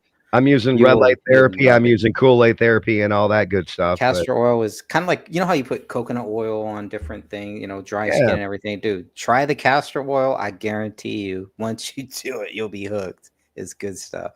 Hooked on that castor oil, huh? I was hooked on that castor oil. I was like, is that motor oil? When my wife told me about castor oil, and I was like, that sounds like motor oil or something. Well, I thought that's what you get kids to throw up. That's what I'm dude. Get your motor running. But get your motor running. Get your motor running. But get out on the highway. Yeah, if I could recommend anything to you, castor oil. You'll love it. You'll love it, love it, love it. It'll definitely help you out, man. Good stuff. I will definitely check it out. Anything. Yeah, mullein leaf tea is like, as far as, because I still happen to smoke sometimes. Tea works. Yeah. Put some castor oil here. Smoking cigarettes is not good, but I rarely cough anymore, and that's proof's right there. You know what? When you think about it, if there isn't a collapse at some point, even for a short period of time, people won't even be able to get that stuff. I can't imagine how sick most people must be. Hey, relying on the medical industrial complex for everything. That's another thing with this lady. anything the medical doctors, unless I bring up what doctors does say it. about not wearing their shoes on the right feet. Unless I bring that up, then doctors are like king of everything. Wow. I wonder if she asked the doctor about that. Oh yeah, man. We might not want to do this tonight. Maybe in a couple nights or something, man. But I want to get with you and take you through some of the slides. Maybe we record it like on Skype or something, and then premiere it. Because I want this person to get known all over social media. Because this is somebody who, I mean, we've seen people who what's it called? Side when child side, it was something like that when you murder your own children because you're a nutball. You've heard of these stories, I'm sure. I forget what it's called. There's a certain term for it when you murder your parents. There's a certain I think it's called parent side, actually, when you murder your kids. You never heard these terms? No. I'm gonna look up parent side. Look I see it up. parasite, but I don't think that's what you're talking parent about. Family it's side. not parent side, it's parasite. Filicide. Yeah, that's one too. Parasite is the deliberate killing of one's own father or mother. But I mean, I see filicide, the act of a parent killing their child. But I've never heard that term. Yeah, filicide, right? You found it? Filicide. Yeah. Cool. Yeah. I've never heard of that. Yeah, I'm a true crime junkie. That's I know all these damn terms, but I mean, she's just not. You let them do whatever they want as long as they're happy. He wanted the dress, but who bought it? Right. Like, I mean, I'm just saying, when you're listening and looking at her and seeing how she presents herself, it's so obvious, and it's sick because there's really nothing CPS or anybody else can do at this point. Well, it sounds like you're almost building a case. That's exactly what I'm doing, brother. And thank you for getting to that point. And having somebody like you, help me build the case. It's just, but then you get concerned because you're talking about a nutball. You don't know what they're going to do as far as with their kids when this happens. Neurodivergent.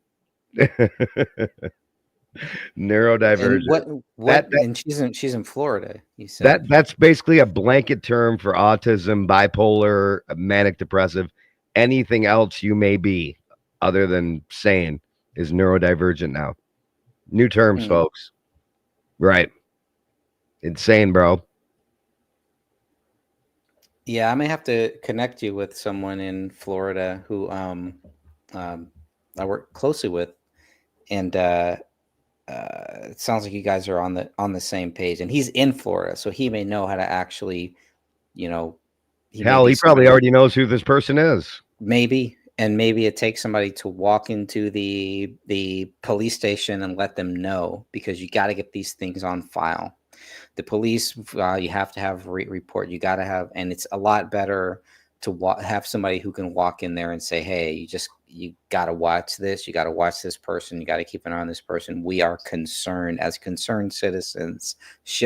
Give them a couple clips. Dude, there is literally hundreds upon hundreds of people in her comment section that are concerned, and nothing's being done. It's crazy. Nothing's being done because nobody has probably reported it. And sometimes you have to live in that state. Sometimes they'll be like, oh, it doesn't matter. But at least you tried. At least you reported it. I mean, isn't that how you bring? I mean, if these kids have been wearing their shoes on the wrong feet for years, and I can show signs, it's harming them, and along with all the grooming's obvious. I mean, where's the FBI? That's I got to put. Thank you. They're too busy. They're too busy watching Trump right now. Yeah, that little voice in my head's talking. I haven't put pounce on FBI yet. I just put sheriff and police, because any skilled FBI interrogator is gonna pick up this person as your classic groomer, straight out of like Chris Hansen style. I mean, and I'm not saying they're pedos. I wouldn't put it past them, but I'm not saying that. But they are grooming their children to say and do what they want. She'll have like her little kid who's like 4 on her lap, talking about what their pronouns are at 4. Dude, it's gonna piss you off probably more than me. It probably will. I I'll be right back. Watch a lot of that stuff. Go ahead. Yeah, for me, it's hard. It's hard to watch a lot of that stuff when they, talk about children and Dude, this is everything. gonna piss you off probably like I've Yeah, never seen you I'm pissed off. sure. I'm You can sure see how it is. animated I am about this shit. Yeah, yeah. It sure is. Well, while we wait for Eric to come back, I'm going to play a little bit more of this here because this is all in the same realm. It's all about what are they doing to our children and what are we going to do to fight back. Kirk Cameron found a great way to fight back in his own way, where you have drag queen story hour. We've all heard of that. Well, Kirk Cameron said, okay, well, we're going to take our Christian books, we're going to take our Christian stories. We're going to take stories just like this, which Kirk Cameron actually wrote. He wrote a couple of these, which is great. I've read it to my kids and they loved it. But we're going to take stories into our library. And the library told Kirk Cameron, no, we don't want you here. We don't want you here. And so he sued them. And then all of a sudden, yeah, we'd love to have you here. Come on in. And as he does, and he writes about this in his book, Born to Be Brave, Kirk Cameron actually writes about it. He had to wear a bulletproof vest to walk into a library because he was being heckled as he walked into a library. There were parents standing in line across the block that all they wanted to do was hear Kirk Cameron read a story like this to their children. And there were protesters outside who were standing out there yelling at the parents and the children that were coming into a public library to hear Kirk Cameron read a book for 15, 20 minutes. That's how bad all of this stuff was. He had to get a bulletproof vest, and there were threats on his life. That's how bad this was in certain areas. But he stood up and he did it. And because of that, then these other libraries were like, we would love to have you here. And not because they were suing, not because he threatened to sue them or anything, because there are a lot of great libraries out there too. But he walked into he walked into the ones who were personally saying they wanted drag queen story hour for the children. He walked into those ones. He could have walked in to the ones that were already going to be cool with it and just said, oh, we'll just do our own thing. We'll just have our own thing. No, he walked into those ones that were having drag queen story hours and said, I want to do the same thing. Except we're going to have a Christian book here too. And he exposed them for what they are. You're talking about they, them, right? Thing. They, thems, he, she.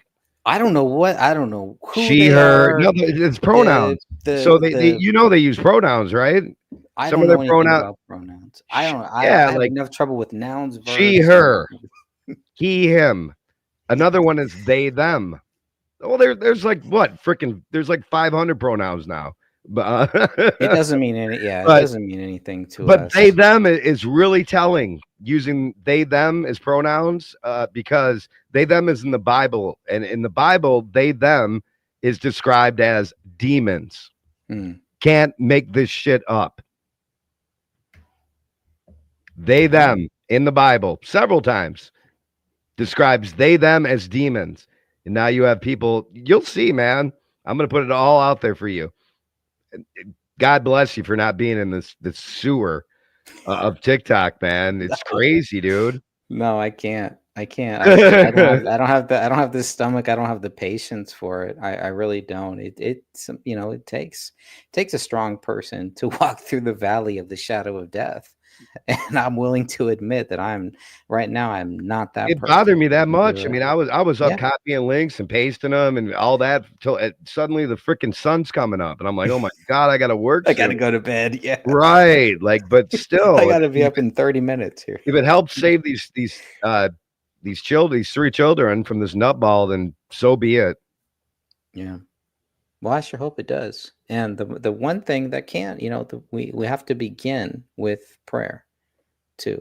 I mean, prayer, we cannot discount of course, the power of prayer. Of course, she doesn't believe in God or Jesus or anything. It doesn't like matter that. if she doesn't. I know, but I'm just saying, bro, that's just even more. I haven't even told you half of it, but that's a big one too. None of us supporters do. You're Sky Daddy. Usually the ones that rail against God, that rail against Jesus, they believe in Jesus. The demons believe in Jesus. That's why they railed against him. That's why when Jesus was there, when the demons were confronted by Jesus, they understood exactly. So you mean they believe in him? they're just completely fearful. They're completely fearful of because him. they know that they're dark beings. Because they know of what they know They're that what dark. he Their could soul do. is dark, and Their that's why soul they're is dark. scared. Yes. Yeah. But Yeah, they that also makes know sense. he's the only one who can save them. We can't save them. We can. Jesus will work through us to do what you're doing. And that's it. And No, that's it. this person is a soulless freaking devil, demon spawn. Never give up. Never give up. Maybe they are. I don't know. But even on the demons, I would You are, never give up. you know what? And I consider myself such an optimist, but you're like a freaking hyper super optimist, man, with people.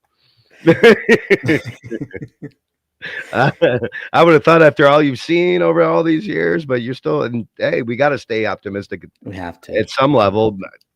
My thing is going and spending time with people who are kind of on your level, who think that doesn't make them a good person. By the way, there was this whole thing where if you like were woke, not woke, but if awake, Yeah. two different things, folks. Yeah, it is. If you saw what was going on, that doesn't automatically make you a good person. That No. just doesn't make you a freaking more room temperature IQ moron. that's okay. So you're awake. That doesn't make you a good person. So now we got to go to the next. You're still trying to like get these sheep to like freaking get on. But in my opinion, that ain't happening. They've already been too juiced by the vax, and they're too far gone. Yeah, And he tells them what to do. It just reminds me because I have those thoughts too. I have those feelings too. Are you going to save those if the grid goes down and they're trying to freaking climb into your house and get some food? Are you going to save them? Bring them in? When you only have enough for you and your family? Of course you're not. That's rhetorical. I don't know. I Come really, on in and eat the honestly, only food we have left. No, you're not, man. Nobody honestly, is. I don't. And that's know. their fault because they spent their entire dark being telling us we're insane for even preparing for this. Okay. Yeah, I can't say until that happens, but those are things that I think about and I pray about because whatever God wants me to do in that moment, that's what's gonna happen. There's a great movie coming out. You probably heard of it called Homestead. Yeah, It looks like Gray State. It looks like Gray State to me. I think it's the best evidence that David Crowley is not dead. The fact that Homestead is out there, David Crowley faked his death, and he made this movie called Homestead. And he's never going to get justice, even though Greg still, believes, is hold on to the hope he might some one of these years. He's not. Yes, it sucks. Maybe that movie will get people to kind of like search about. I think so. What David Crowley was doing. I think so. But yeah, I really think so. Because the last few Civil War movies have sucked. They've sucked. I think this one will be different because this is by Angel Studio, and I believe Angel Studio is the same one that did Sound of Freedom. So I have really high hopes for it. I've seen like the trailer. Every time I see the trailer, I'm like, "This is Gray State." It's the first thing I thought of. It's just like. This is going to be really interesting. They're going to put it in theaters and it's going to change this Hollywood, this mentality, this image that we have of the Hollywood pedo. All right, you had Kirk Cameron on earlier, and I mean, most of the Hollywood, they literally freaking drink babies' blood to make their freaking skin younger. That's what we're talking about. But you got Kirk Cameron, Corey Feldman is another one. As much as it's fun to laugh at his musical stuff. It is still out there doing the same thing and advocating, and he's come out. But it's definitely going to be a very interesting year, and I have a lot more confidence that things are going to come out and things are going to change. We see Mark for the better Wahlberg, because of the administration we have now. I do. Mark Wahlberg is another one. Yep. Yeah. Mel Gibson. There's Sylvester Stallone. Sylvester Stallone, that was out of for me. I was. Like, I mean, this is awesome. You're seeing right now, folks. You're seeing the division, and it's right, crazy. I'm really enjoying what I'm seeing here. Just all these people who probably understand all this stuff, and they're like, "Dude, we've been waiting for something like this. We've been waiting. This is our moment now." To capitalize on this. They just want to make good movies. They don't want to be involved in all of this stuff. They just want to make good movies, and we need that. It doesn't have to be. I remember the movies like the Lethal Weapon movie, and you would be like, "This is a great movie. Why did they have to show this woman's breasts? Why do I have to see Mel Gibson's ass?" If you take that out, does it take away from the storyline? What I learned from the minimal script classes and the minimal movie classes that I took, everything you do in your script has to have meaning. What is the meaning of putting Mel Gibson's ass there? It's not, but it's a great movie. Draw the female crowd and the gay crowd. But I would think that would be the reason, though, right? I mean, that they would put that in that's, just that's because the we got to see. sexualization. You've never So got to see Mel Gibson's ass ever, and you finally get to see it just for a little. It's in every putting a Lethal dick in Weapon there. movie. Or putting like random like sex scenes in movies that have no like reason for being there. Well, how does the Superman movie? How does the Superman movie? How do they put a baby's penis in there? I How does I never that- noticed that. Yeah, how does that elevate the Superman story? It doesn't. And I don't why know. is it in? Why You might is be it in? reaching like I reach sometimes right now. No, man. No, I'm kidding. There is no reason. I mean, There's Hollywood is freaking absolutely a bunch of no satanic, reason. like freaking. But it wasn't always like that. horrific- It was not always like that. The rules and There was. regulations. No, the TV There rules and was. There regulations. was stuff stuck Dude, in, even in no, black and white.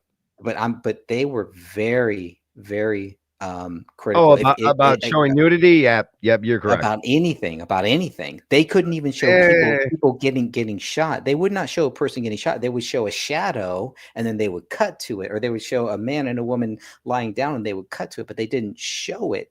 And to me, the more that I learn about film, about old school film and how it was, and you realize maybe the regulations, maybe they went too far, and maybe that's why there was this revolution to say, we're gonna have it all out, just show whatever. There's still you channels out there want. like that, Greg. There are. YNC.com, World Watch. These are channels. This is why you can go and you can actually see what it looks like. These are what see, was that? I Ogre? watched- You remember that where they just showed people that was where the Daniel Pearl beheading. I mean, it was horrific stuff, and it's really been dumbed down about how horrific some of this stuff is. And these sites because still we exist, see it and- all. We see it all the time.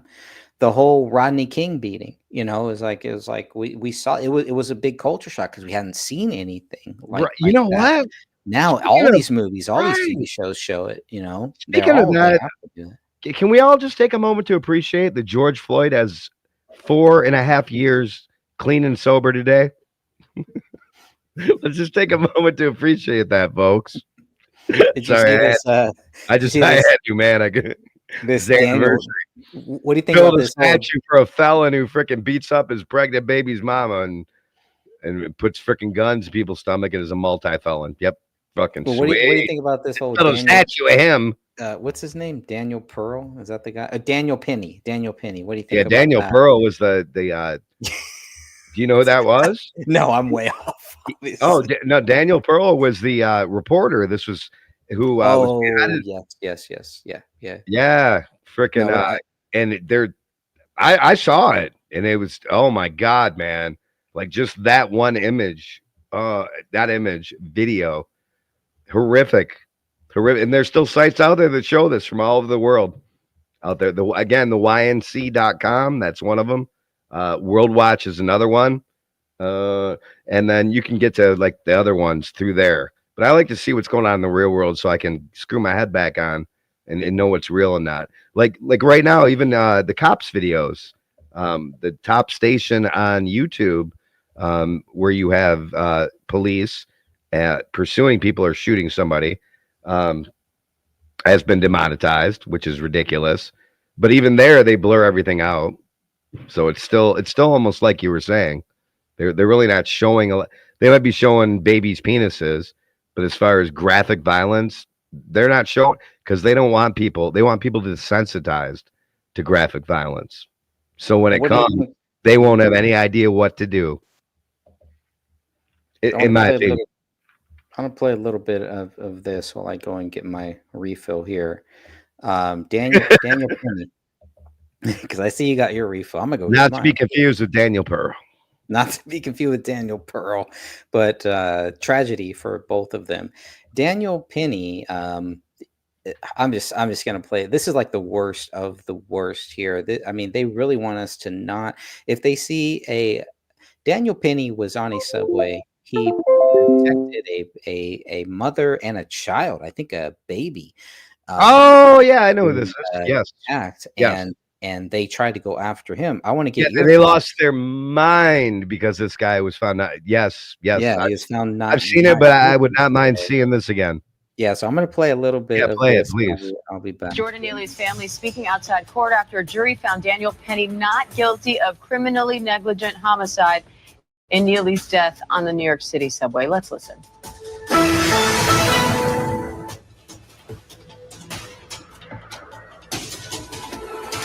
Let us know that our lives have value. Jordan Neely was choked to death by someone who didn't care people was telling him to stop.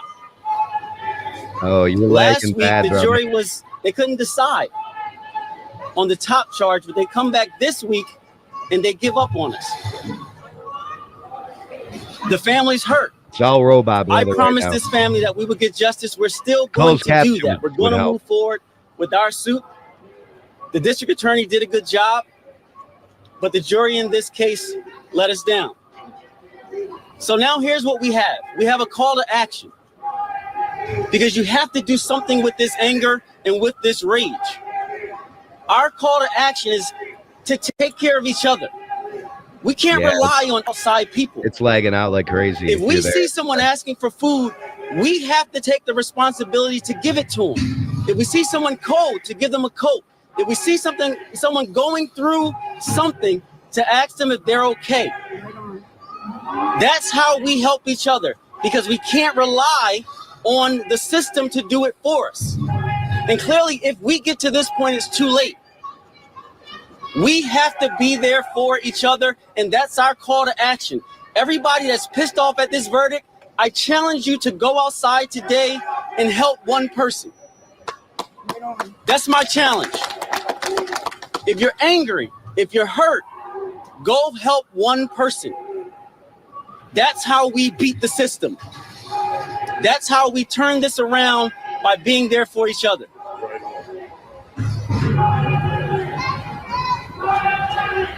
I just want to say, I miss my son. Who My are son these? didn't have to go through this. I didn't have to go through this either.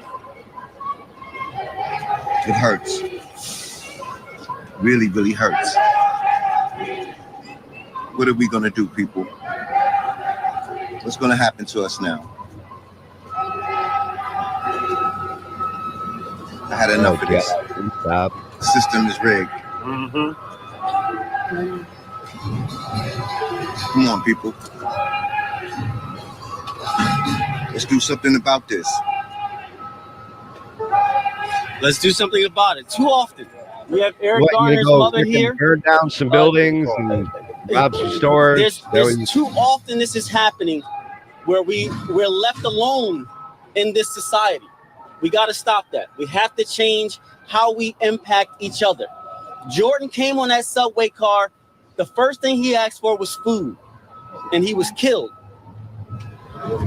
And the person who killed him was not held responsible.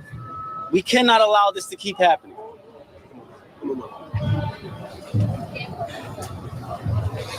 Okay. Oh. Look like the police are attacking protesters.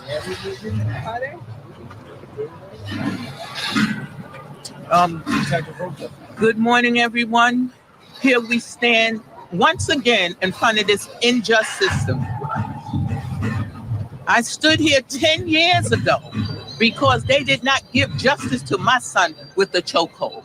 I fought hard to get the anti-chokehold bill. The chokehold did not kill him. He did not die from that. This That guy was my bad, said- by the way. It was not lagging. I listened on my phone. Okay. As a backup, and it wasn't lagging, so it was lagging on my computer. Okay. Yeah, that's just why. Who is we? First of all, Like, just say black. I mean, We. this is so wild to think that they're acting like Daniel Penny just walked up to this guy and just choked him because he was black. That's what they want us to really think. We know what happened. This guy was defending people on these subways. I've never been on a subway in that state, but I have been on BART in California. And I mean, if you really think that people and this is I'm bad shocked thing. it even went to this level to go to court. I That's mean, insane. because this is How the many same people are going to person be that went for fearful Trump. to actually use lethal Exactly. force when it's great? Right? Go ahead. Exactly. My bad.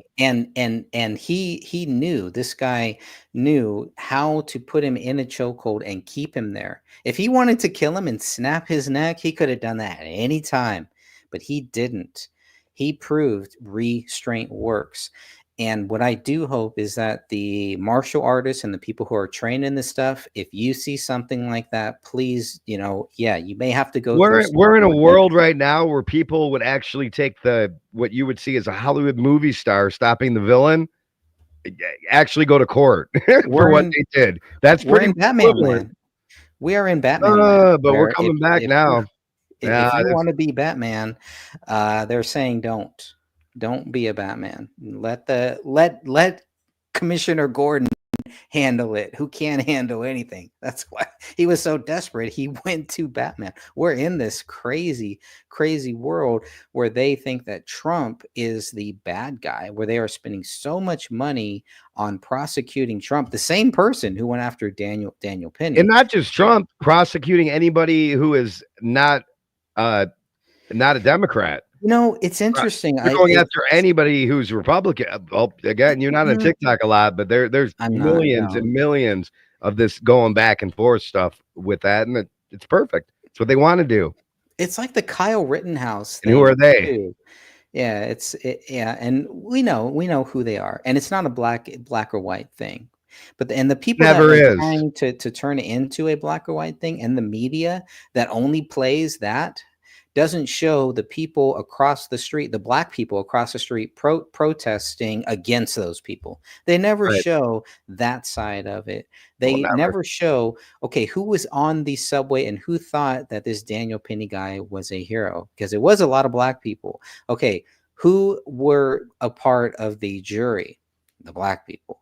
But they want to make it about the black and white thing. You have all of these people. You have the prosecutor who was a black person.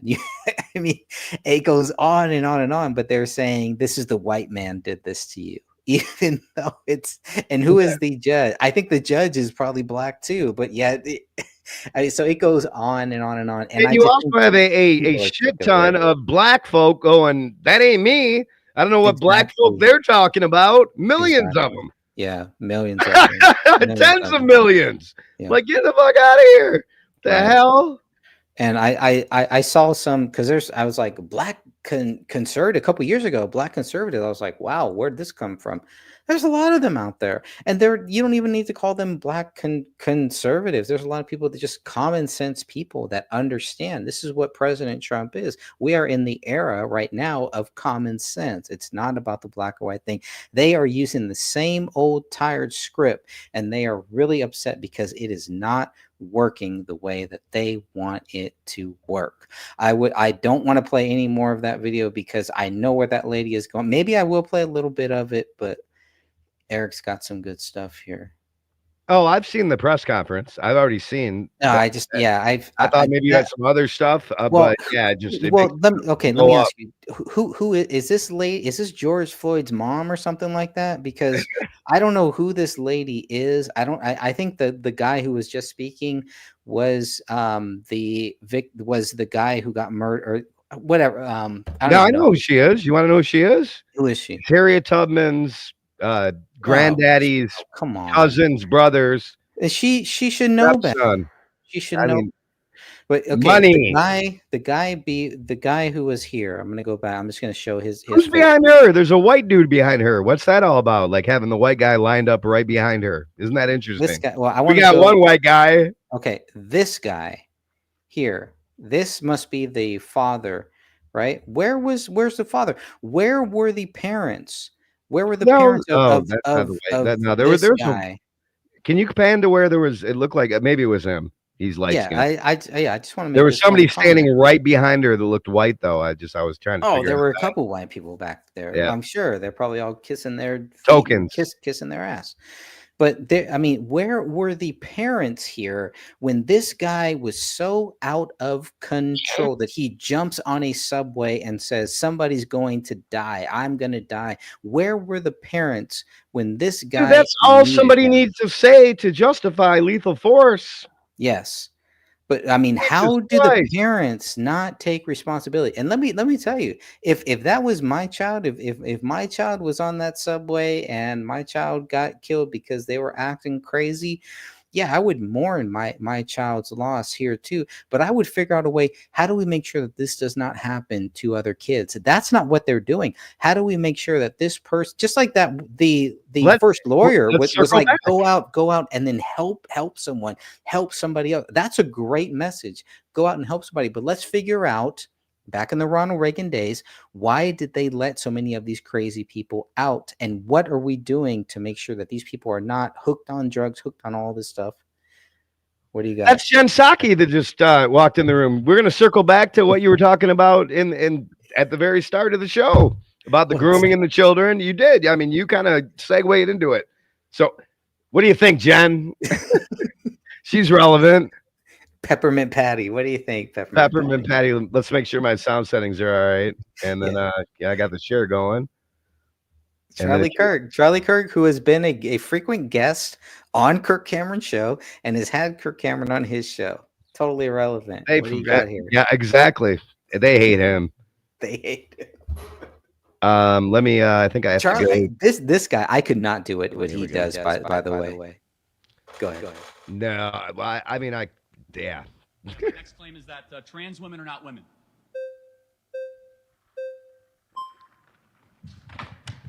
Okay. What's your name? Sam. Nice to meet you. Let's define our terms. A woman is an adult female with XX chromosomes. You tell me, what is a woman? I think Is it coming through okay? Yes. woman is somebody who identifies as a woman. Got it. So that's not a definition. That's like saying a table is something that identifies as a table. Give me an objective definition of No, how. it's not. A table is an object. Well, tell. A table can't identify as anything. It doesn't have but choice. you have to give me an objective definition of what a woman is. If I decided right now that I wanted to identify as a woman, I would be a woman.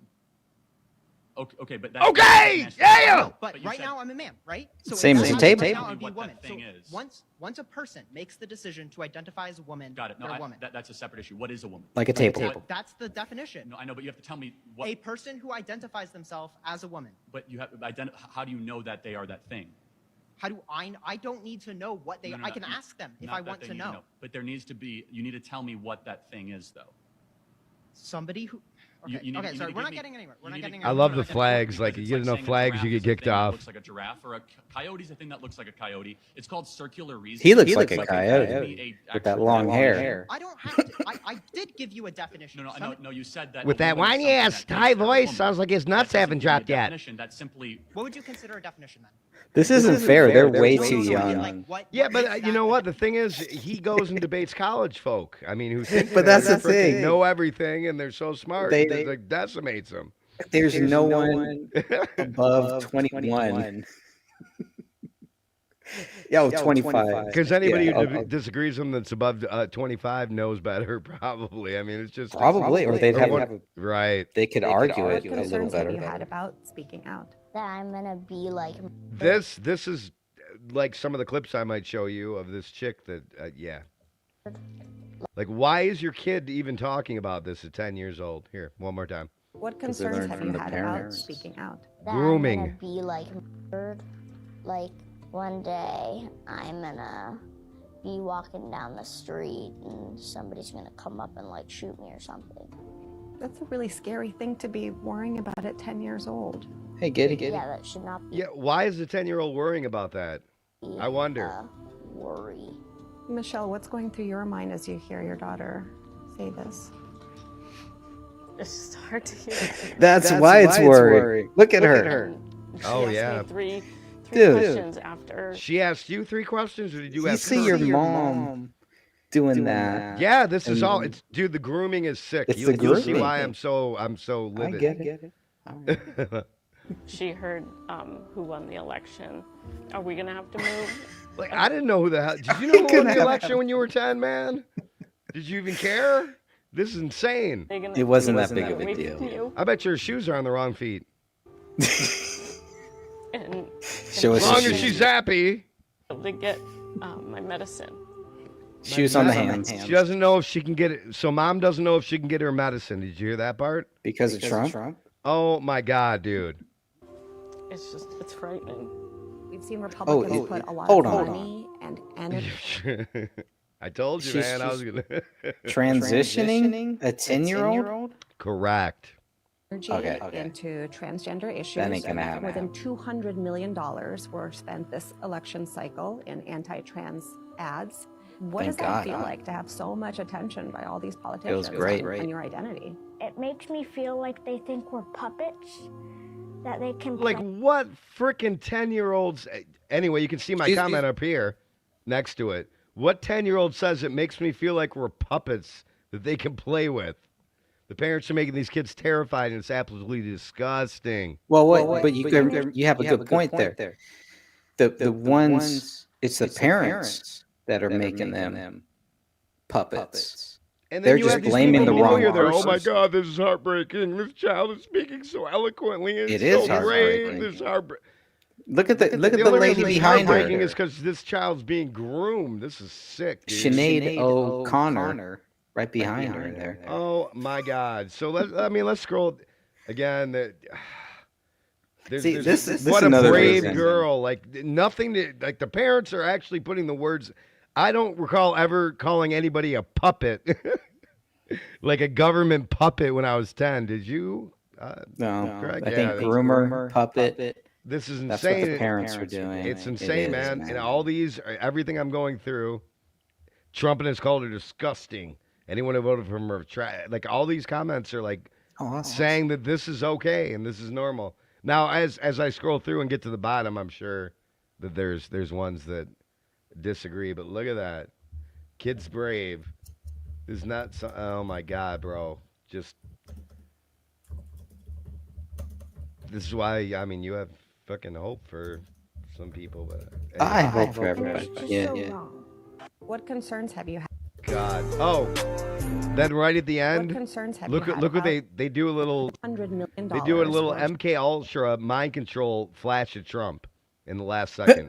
Did you catch it? No. Watch. No. Oh yeah, watch. And it's just so wrong. What concerns Did have you see it? Did you? Yeah. Like why the fuck would that be put in there? Oh, because this is probably a clip.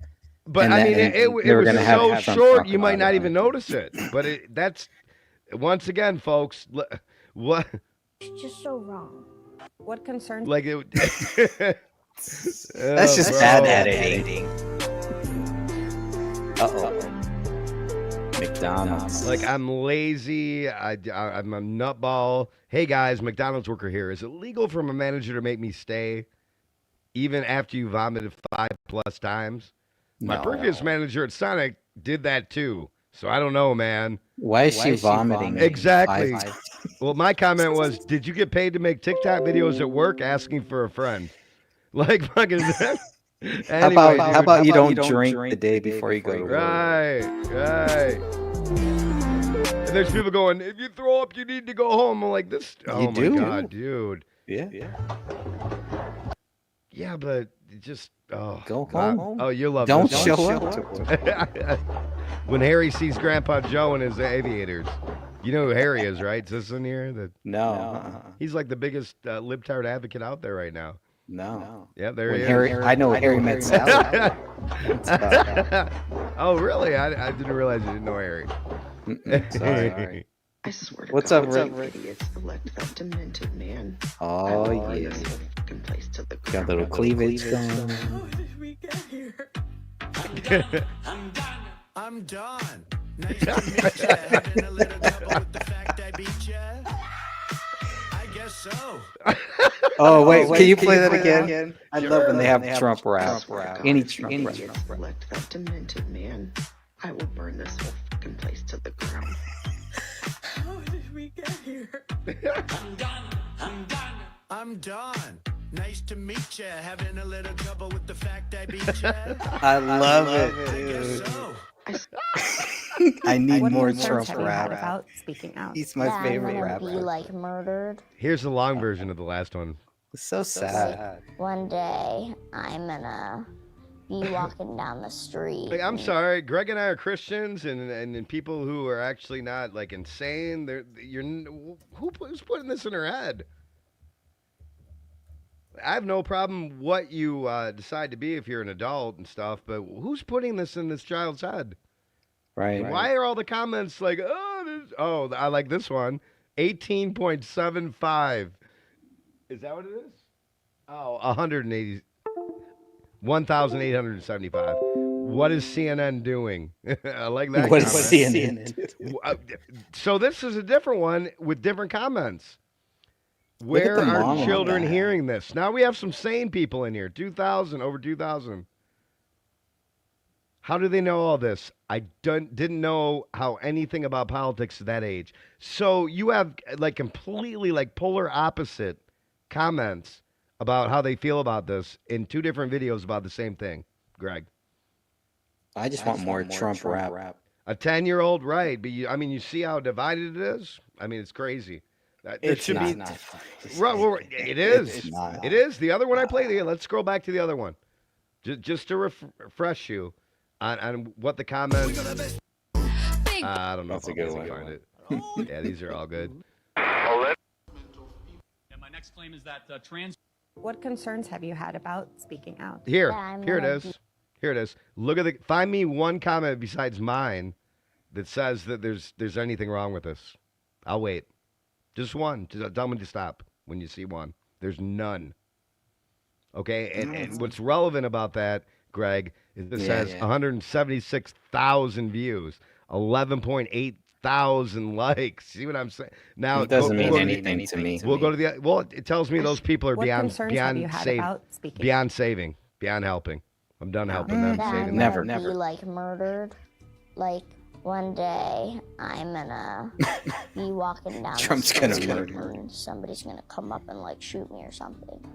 That's a really scary thing to be worrying about at 10 I mean, years. if you're walking down, frickin' Detroit and Cass Corridor at 5 a.m, that might happen.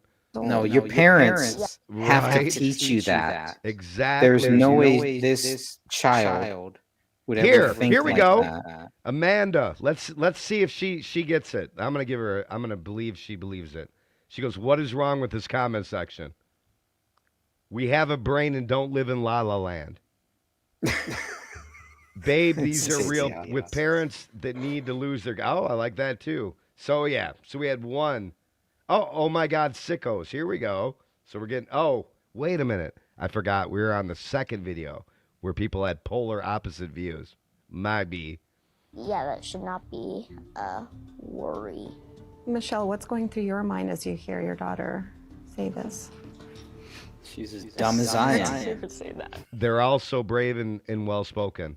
Here, I had a comment on that one. This is how I get myself into issues on TikTok. This is what they want, though. They want us to What the focus fuck are on you this. talking about?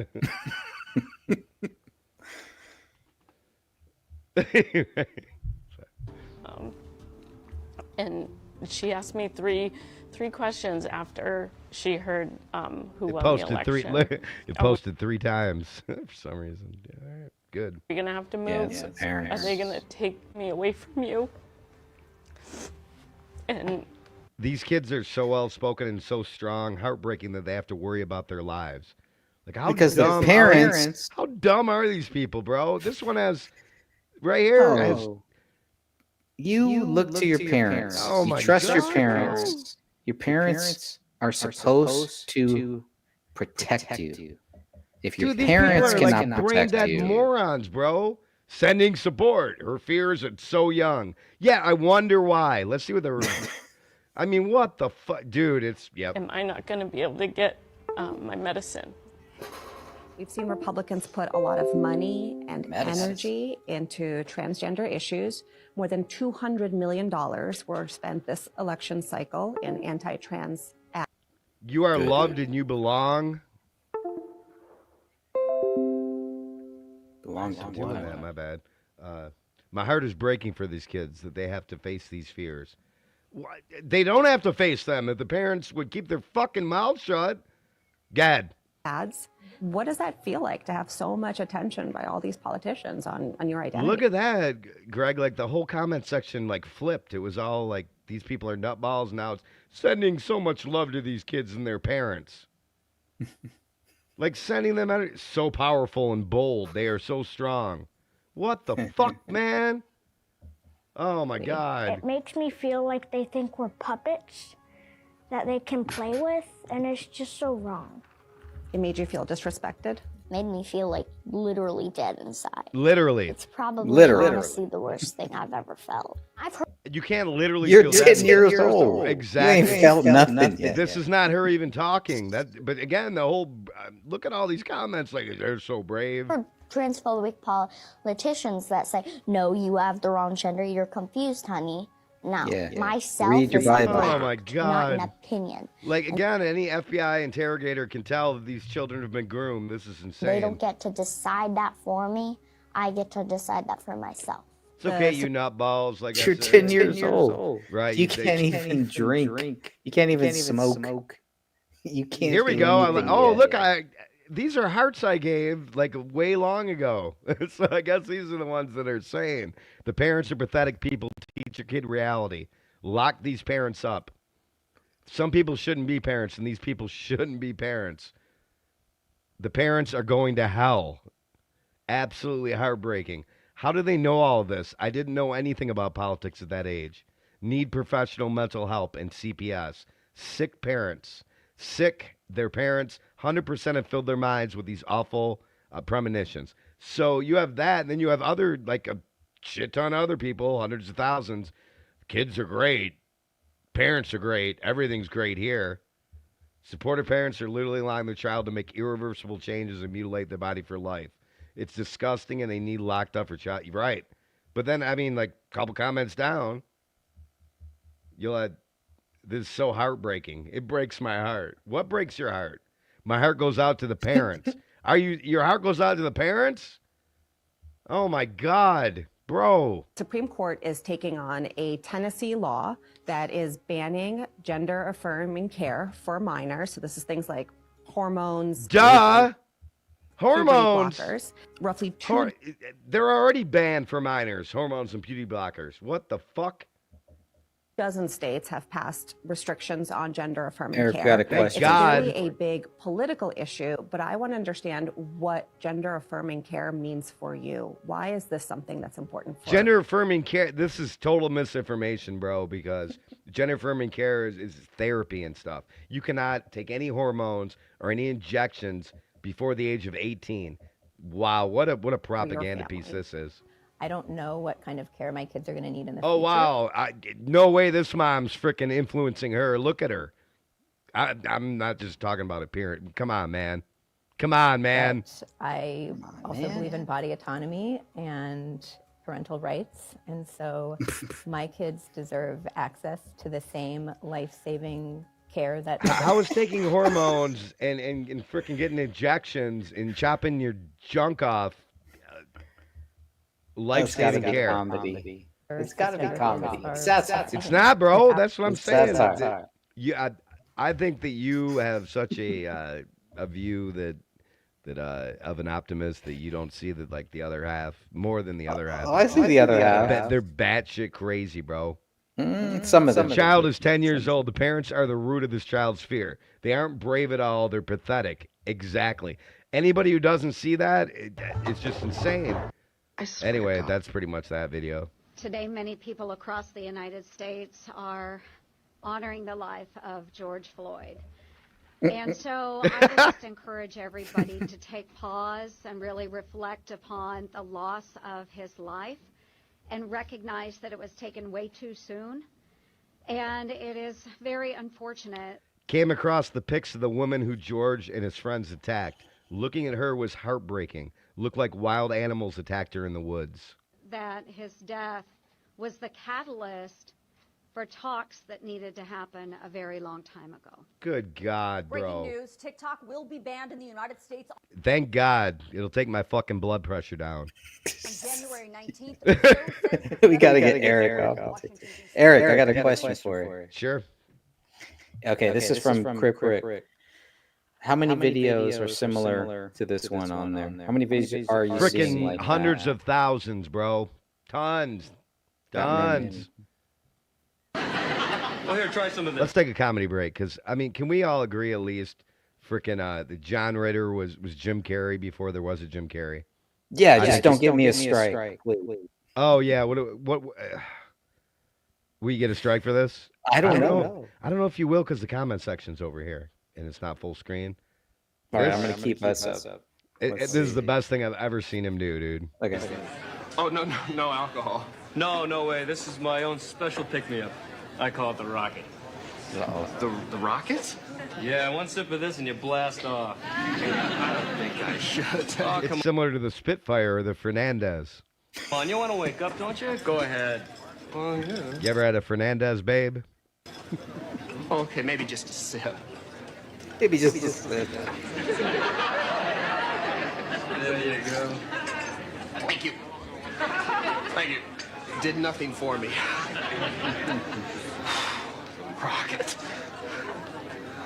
I don't know.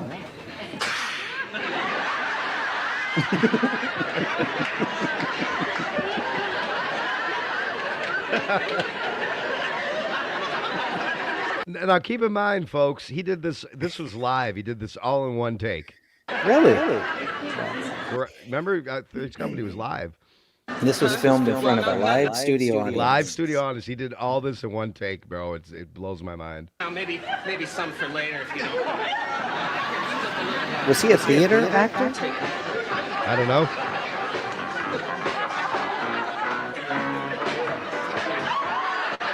Is this from Three's Company or his show afterwards? Three's Company. Janet. Janet! My love!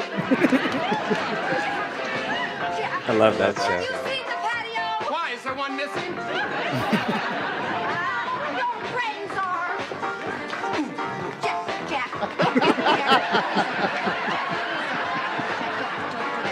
He's got that Steve Martin thing going on.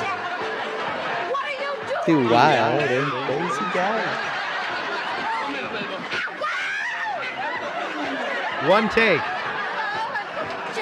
One drink. Work with me, Janet! No, stop it! I can't, I got the music in me. Strut with me, mama! We don't make comedy like this anymore.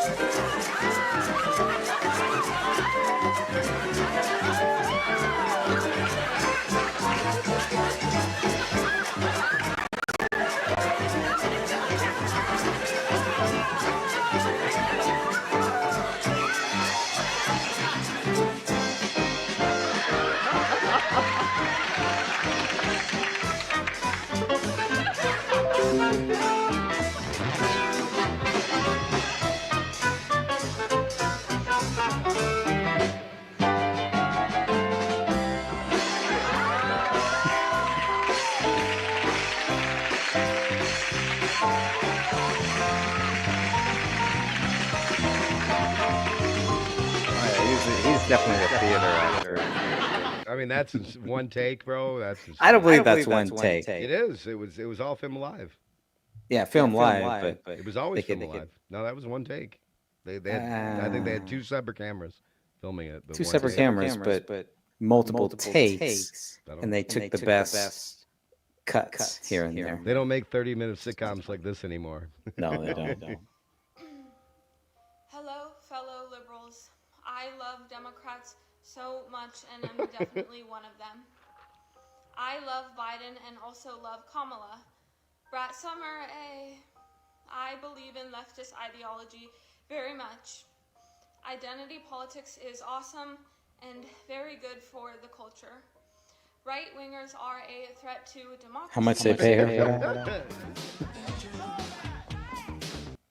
In the Karate Kid. Can't Buy Me Love. Karate Kid. Let's start with this one. Okay. Do you remember this? Can't Buy Me Love? Yeah. Oh, you do? Okay. Well, Yeah, I'll yeah. the ones you remember. Good one. Patrick Dempsey is a 23-year-old actor playing a fucking high school nerd. Patrick pays some hot blonde to be his fucking girlfriend. She tells Patrick that she will pretend to be his girlfriend, but she won't fuck him. Patrick changes his nerdy appearance, and he all of a sudden becomes fucking popular and starts hanging out with Rico Suave. I remember that song. Which pisses off his nerdy ginger friend. Soon some slutty high school girls want to bang Patrick, and the hot blonde gets fucking pissed. She tells everyone that Patrick fucking paid her to get popular, and all the cool kids tell Patrick to get out. At the end of the movie, Patrick is now rejected by Rico Suave.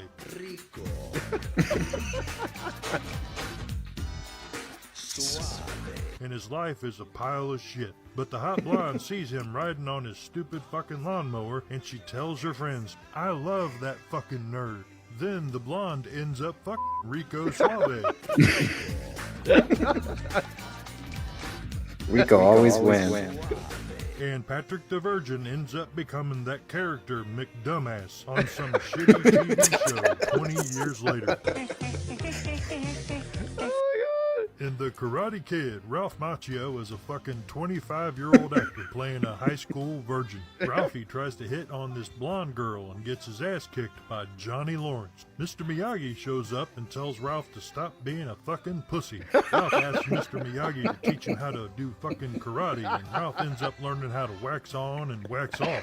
Ralph then Eric, is that how your boxing trainings go? He can bang the blonde girl. Stop being a pussy. Stop waxing off. Johnny Lawrence is like, fuck you, Ralph. At the end of the movie, Ralph gets kicked in the leg real hard and starts fucking crying. Miyagi tells him to stop being a little fucking bitch and massages his leg. Next thing you know, Ralph the Virgin does some stupid fucking crane kick thing. The Virgin. Johnny Lawrence and wins some fucking plastic trophy. Tune in next time when I review Karate Kid 2, where Ralph Macchio tries to bang a Japanese chick to a stupid Peter Cetera song. That's a great song. No, in the ring, Tommy Gun only fight. Yeah, well, that's one of my favorites. 5 is the shittiest Rocky movie ever. No, it's the greatest. No Mr. T, no Hulk Hogan, no Drago, and Rocky doesn't even. Drago's in it. fucking mountain. Drago's in Rocky 5. Rocky is having head issues because Drago punched him in the head like 8,000 fucking Exactly. times in Rocky 4. How the movie This starts. Don King-looking dude tries to get Don Rocky King. to fight again. Only in America could people like us rise from oppression, rise from poverty. Rocky's doctor is like, hey, motherfucker, I looked at your CAT scan. You should be in an assisted living center eating fucking applesauce. So then Rocky retires from boxing and discovers that he's fucking broke. Eric, what if your trainer told somebody Then that? has to move back into their old crappy house in Philadelphia. Rocky starts training this young dumbass boxer named Tommy Gunn. And Tommy kicks ass. Tommy wins the heavyweight title, but everyone hates him because he's an asshole. Then the fucking Don King dude tricks Tommy into not working with Rocky anymore. Rocky decides that since he's fucking broke, he should fight Tommy for free. Rocky then defeats Tommy in a really stupid street fight. No, that's a great street fight. Come on, Eric. Adrian is like, yay, Yep. Rocky, you won, but we're still fucking broke. Yay. You knocked him down. won't you? Rocky 5 is the shittiest Rocky movie ever. There's no Apollo, no Mr. T, no Hulk Hogan. I want to punch that guy in the face. 3 supervillains from the first movie are freed from the Phantom Zone. Oh, hell no! Then Superman tells Lois Lane that he and Clark Kent are the same motherfucker. Oh, Lois, come on, don't be... And she's like, you lying piece of shit. He then takes her to some North Pole looking place and bangs her. Dumbass Superman then gives up his powers so he can be with Lois. And then gets bullied by some asshole trucker. Meanwhile, Zod and the supervillain fuckers take over the White House and tell the president to kneel before Zod. Everyone is like, where the fuck is that asshole Superman? Superman says, I was banging Lois. Shit, I need to get my fucking powers back. Superman! You bring a woman into it. See what happens? Then You get your dumbass powers Lois taken the away. partners with Zod and the supervillains. Superman Lex then Luthor was tricks awesome. Zod and the dipshits into losing their stupid powers. What was that? And then kicks their asses. That's Superman right. puts Lex Luthor It's a back great in race. prison, and then he wipes out Lois Lane's memory so she can't remember shit. Superman then flies off and tries to find some hot chicks to bang. For you to get some combat pointers from my old buddy, Steven Seagal. This fat guy? Stevie is a former Navy SEAL pretending to be a fucking cook A cook? and fights Tommy Lee Jones and crazy Gary Busey on a fucking big boat and hangs out with a girl with big ass boobs. We see dipshit Stevie argue with crazy Gary, and Gary has him locked in a fucking freezer. And then Tommy Lee Jones and his band of crazy bastards takes over the fucking ship, and crazy Gary sends goons to kill dumbass Stevie. Still broke. Psychological evaluation.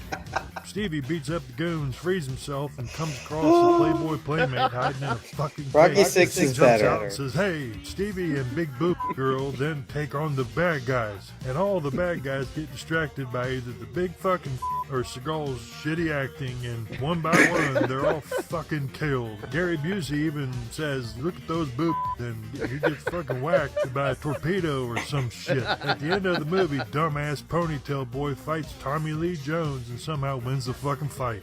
After this movie, dumbass Stevie proceeds to make a shitty movie after shitty movie. While Yeah. Steven Seagal keeps going to Yeah, bars that trying was to too find sad. this dumbass named Richie. Anybody see Richie? Fuck you. Anybody know why Richie did Bobby Lupo? Anybody seen Richie? Huh? I'm gonna keep coming back until somebody remembers seeing Richie. Everybody tells Seagal to go away and that he's a shitty actor. And then Seagal calls some dude fuck nuts. Yo, fuck nuts. You talking to me? Yeah, you know, you wouldn't have to be the guy who threw a puppy out of the window of this car the other day. Yeah, what's your fucking business anyway? Of course, I'm an animal lover, you know? Animal lover? Yeah. Yeah. Okay, so you don't mind your fucking business or stuff. You in a fucking plastic bag. So you out a fucking window. How's that? You're a tough guy, huh? Tough guy. I'll show you how fucking tough I am. What the fuck is wrong with Steven Seagal? Who's this asshole ruining every movie for me? Steven Seagal keeps going to bars. Tell me what you think it means. You need to get to go and need to be able to get where you need to go to do the work and get home. Is that Kamala? Oh, You they're all shouldn't have said Kamala. that. Dude, that's so I know what I Kamala. said. I know what the president said. Oh, That is play where this. we were at the time. That That's is where great. the president was at the time. Uh-huh. I'm his spokesperson. Right. This weekend, he thought about it. He wrestled with it. He wrestled with He it. wrestled with it. And made this decision. Was that WWF Wrestling with wrestling? partners. Famous brands linked with suspicious things. Nickelodeon. In Latin, the word means I don't care about God. Google Play. The logo resembles the sigil of Lucifer, Balenciaga. In Latin, the word means Baal is the king. Baal is a demon who looks like this. Monster drink.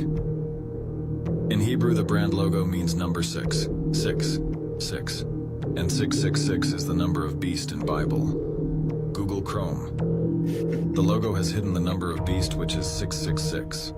Gmail. The logo resembles the Royal Ark apron. Prada. They sell earrings that look like Bell. Yeah, Greg and I knew about this fucking a decade ago, but people are just catching up on TikTok. What is a woman? I think anybody.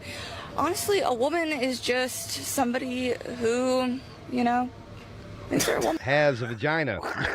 I mean, gender is just defined pretty by easy. society. Does someone with a penis, Lift up, is that a lift woman? down. Hey, I mean, I'd say if they're not actively using it, sure. Like, if you want to call yourself a woman, more power to you. Why would it be power? Looking for a new hand soap? Do you want the name of the scent of your soap to evoke emotional intelligence, tenderness, and softness, while the actual scent smells like an 11-year-old boy going through puberty's first deodorant scent? And are you looking for the physical bottle of the soap to evoke the colors of the non-binary pride flag? No. Try Miss Myers' I'm compassion. not. Nope, absolutely not. That's what I'm not It's looking pretty for. hilarious that marketing anything as non-binary will get the left lining up to buy it. But did anyone else feel a bit weird that he kept describing the scent as an 11-year-old boy going through puberty? It's always odd that the far left is so fixated on children. Just take a look at how kids at school today are changing their pronouns. We've been contacted by a school teacher who's a little bit confused about an episode of Behind the News, the ABC TV show they play in schools. Let me play some of this to you. It was for International Day Against Homophobia, Biphobia and Transphobia. And some of the kids in the video revealed how they identify. I'm Alex. I use they, but he, him pronouns. And I'm Ara Ace and agender. I go by any pronouns just because I don't really care. And I think I'm Arawace. I don't really do the labeling thing. I just kind of describe it. Okay, so one of the students says they go by he, him pronouns. The other says they go by any pronoun. But both of them say they are Arawace. Arawace. Now, I'd never heard of it, and neither had the teacher. It means someone who feels little or no romantic or sexual attraction. But the point made by the teacher is this. I couldn't answer the question.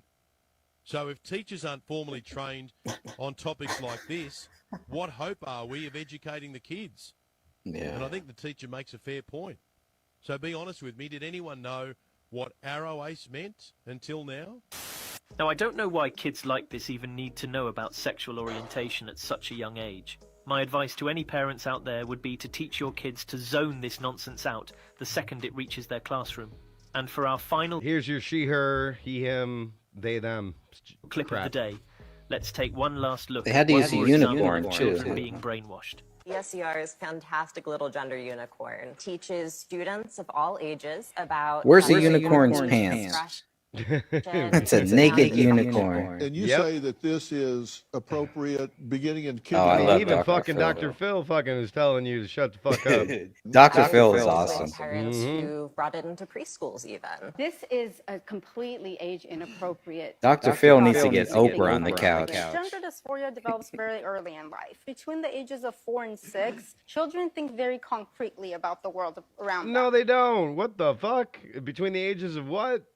4 and 6. They what? Yeah, that's this nutball I've been arguing with. We'll get to her in a sec. Bitches ain't shit. Hoes and tricks to lick on these nuts and suck. Look at what Rick says. We're doomed. You're done, then I hops in my coupe. Not yet, Rick. We're going to find out why We are doomed, Ooh, brother. ooh, play this. No, we're not doomed. Sorry, guys, we're not doomed. Wait, play that. We're going to find out why America has the sickest children on the face of the earth. Yep. Right? There is no nation in the world that has children as sick as ours. We spend 2 to 3 times what Europeans spend on our health care, and we have the worst health outcomes. We're 79th in the world in health outcomes. We're behind Mongolia, behind Cuba, behind Nicaragua, behind Costa Rica. We've lost 5 years since 1970 of longevity compared to European countries. You know, we're getting shorter and shorter lived every year. During COVID, America had the highest body count of any country in the world.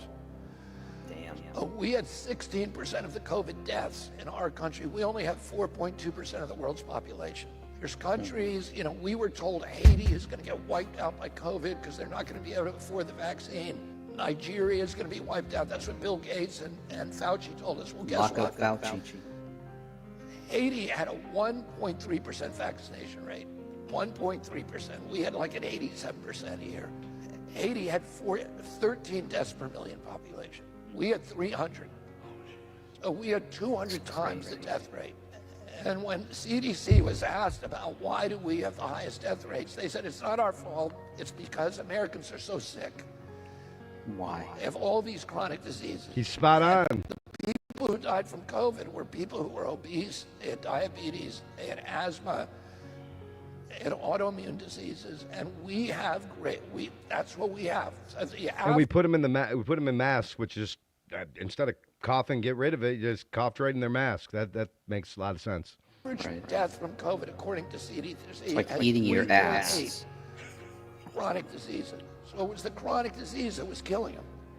It was Uh-huh. chronic disease that took them to the top of the cliff, and they're hanging there. With And their, libtards are like, no, that's not it. I believe the doctors, even though my foot's and my hand's falling off, and they can't tell me why. They just keep giving me drugs. by their fingernails, Idiots. and COVID Fucking came and stepped on their morons. fingers and dropped them off.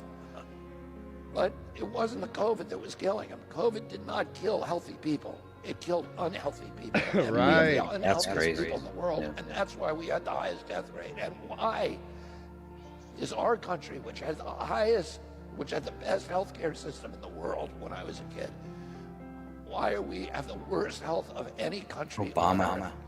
It's actually the worst, and to quantify that, it's the worst health of any,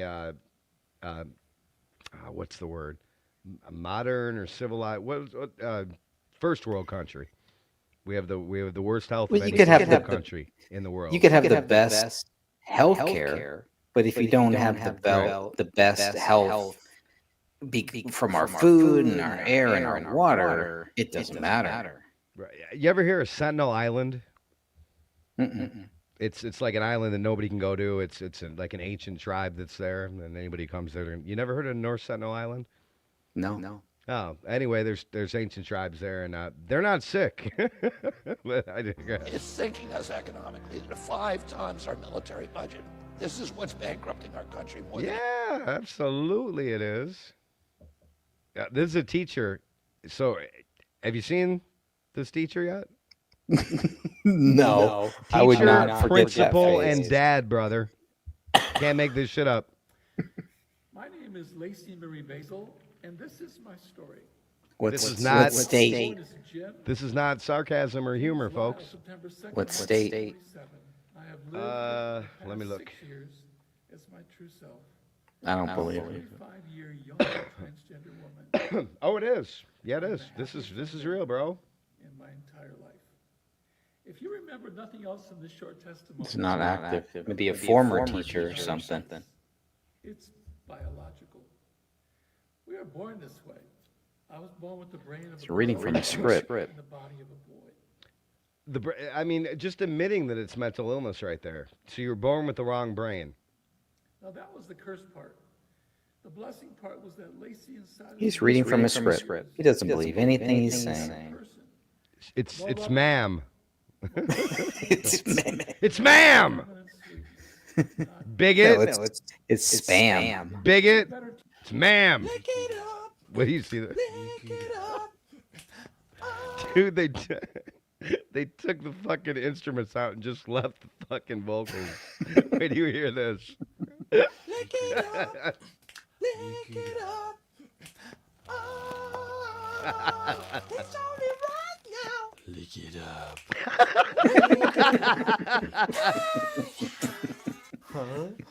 They get you put in jail back in the 80s.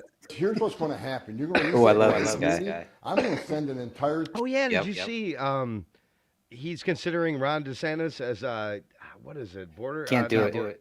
Nope. He's Department of Interior or something. Oh No, come no, on. no. As opposed to who? Nope. Think about who his vice president was last year, brother. Anyway. Team to go look for the guy in your community. And what's going to Florida happen? needs Ron When we DeSantis. find that guy, there's probably going to be. Oh, is that why? Oh, I thought you didn't like him. I was like, what? No. Who the fuck are you, man? I don't know you. Lick it up, Greg. Lick it up. Lick it up, lick it. Others that are not a priority. However, if they're in the country illegally, they'll be arrested too. Because we're not going to tell an immigration officer like this Biden administration did that you're going to turn your back on a known immigration illegal. That's when you're a an game immigration changer. officer, you haven't. Yeah, bye-bye.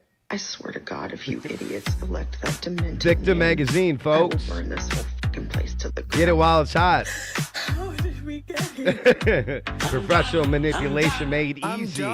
Pronouns, pros and cons, disagreements and hate crimes. The art of being offended. Victim magazine. Victim magazine. Whoa. Can you go back to that? Yeah, sure. I want to hear swear Trump to God, rap. if you idiots Sorry. elect that demented man, I will burn this whole fucking place to the ground. It's in my theme song. I'm done. Nice to meet ya. Having a little trouble with the fact I beat ya. I guess so. Music to my ears got me thirsty though. Ooh, good gushing. You done got me buzzing. Nothing hits the spot like an arrogant twat balling on TikTok. Raise a shot. Oh, I've been sipping. Nothing satisfies like the taste of the crowds. They're flipping, tripping. Quenching my soul, but I never get full. Bottomless glass, no empty cups. Bathe in the rain of pretentious fucks who don't listen. I consent. Pour me another Harry Sisson. I'm sipping. Harry Sisson, you don't know him, huh? Dude. Whatever that song was, he's like one of I those need it. operatives, man. The freaking. I need that song. Oh, for sure. I'm sipping. Good God, you're a touchy bunch. There's more. Really? Used to wash down my lunch. Sanctimonious fruit punch. Lap up the juice of entitled country. Hate them bitches. Drink it like fishes. Delicious. One of my favorite dishes. True chemo wishes. Grinning like Ulysses. Mega back in business. Oh, I've been sipping. How do I find this song? It's on TikTok, man. I need it. I need it in my life. Algorithms. My bad. Did I get too Here's Harry Sisson. So you can kind of get a taste of who he is. Okay. My bad. Did I get too political? I just want to make sure kids can go to school without fearing for their lives. Here are the school shootings for Trump from 2016 to 2020, and here are the ones for Biden for 2021 onward. Clearly, children are a lot less safe under a Democrat administration. Next. Sorry, was I too political? My bad. I just want to be able to marry my girlfriend one day. Trump is not trying to ban same-sex marriage. Actually, he's True pushed that. the Republican Party to take a softer stance on same-sex marriage. Oh, in favor of- wow, interesting. That's true. May I add, Very because he true. doesn't want it to be banned. Next. Oh, did I get too political? My bad. I don't want 22,000 SA victims to be denied abortion every year. You're getting that number from this study, which was authored by Samuel L. Dickman, who has a conflict of interest because he's a Samuel Dickman? Can't make this No shit up. way. in Can't make it up. lawsuits challenging abortion restrictions in Montana. So he used survey numbers from 2016 to 2017, even though Roe v. Wade wasn't overturned to 2022, so he could put out a skewed study to get his court cases pushed through. Next. What a dick man. I'm sorry. I just don't want to have to be a girly. I thought you didn't need to change the way you look to be the gender that you identify as. Uh-oh. Next. Was I too political? I don't want a rapist to have access to nuclear weapons. The same way I wouldn't want them to have access to a gun. If Trump really is a Rape. rapist, then why didn't they charge him criminally like they did to Bill Cosby? Next. Oh my God. Did I get too political? I just don't think men should be in charge of women's reproductive health. Women killing a baby because they're an irresponsible adult that doesn't want to take accountability for their actions is not reproductive health. It's murder. Dang. This is the best young talent the DNC could muster up. It really is. Can you play that Trump song again? Those are all the top operatives, man, right now. I swear to God, love this one? I swear Yeah, to God, yeah. if you idiots elect that demented man, I will burn this whole fucking place to This the is my ground. theme song. Here, I gotta find mine. I hope this is on YouTube. I'm done. Nice to meet ya. Having a little trouble with the fact I beat ya. I guess so. Music to my ears got me thirsty though. Ooh, good gushing. You done got me. I love the way they're doing remixes of liberal meltdowns too. I love Nothing it. hits the spot like an arrogant twat balling on TikTok. Raise a shot. Oh, I've been sipping. Nothing satisfies like the taste of the crowds. They're flipping, tripping. Rick found it. Quenching my soul, but I never get full. Bottomless glass, no empty cups. Bathe in the rain of pretentious fucks who don't listen. I just said, pour me another Harry Sisson. I'm sipping. Good God, you're a touchy bunch. Fresh juice to wash down my lunch. Sanctimonious fruit punch. Lap up the juice of entitled country. Hate him bitches. Drink it like fishes. Delicious. One of my favorite dishes. True chemo wishes. Grinning like Ulysses. Mega back in business. Oh, I've been sipping. Enough to satisfy like the taste. I swear to God, if you idiots elect that demented man, I will burn this whole fucking place to the ground. How did we get here? I'm done. Nice to meet ya. Having a little trouble with the fact I beat ya. I guess That's the start of the song. Welcome to The View. So it's Black Friday, and I'm asking all white people to stay home. You see, Black Fridays all day. Those are all discounts. Last I checked, it's not White Friday. Whoopi, that's a great take. In fact, hearing you talk is almost as nice as going up to a tent on Brokeback Mountain and letting a ranchero strap a saddle to my back and letting his pig out to pasture. That's how Matt Gaetz does Black Friday. Oh, you got a legal note, sonny. Damn it. Matt Gaetz does not spend Black Friday on Brokeback Mountain. He probably goes shopping. Now, to show that Thanksgiving is a horrible day, we have Elizabeth Warren here to make contact with a Native American spirit. Thank you, Whoopi. So I need total silence for the incantation. By 23andMe, I'm 1/1000th Cherokee.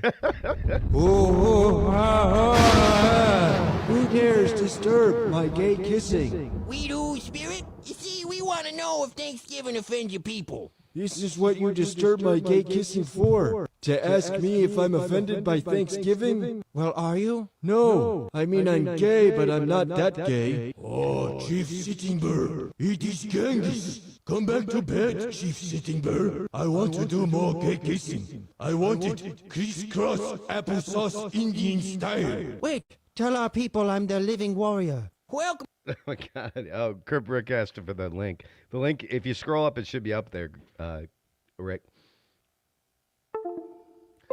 Oh, here we go. All right, so now we're going there. This was her response after all these things that I freaking put in there. Oh my God, this fucking woman, dude. I don't know if I can do it tonight.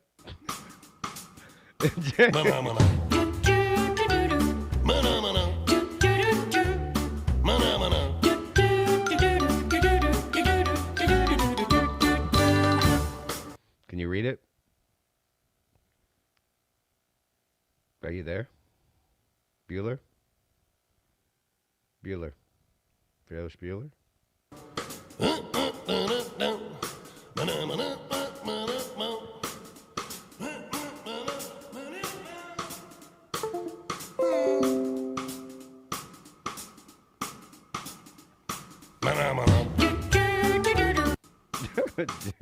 Men fear me. Oh, watch out. Here comes Jeffrey in his pretty pink dress.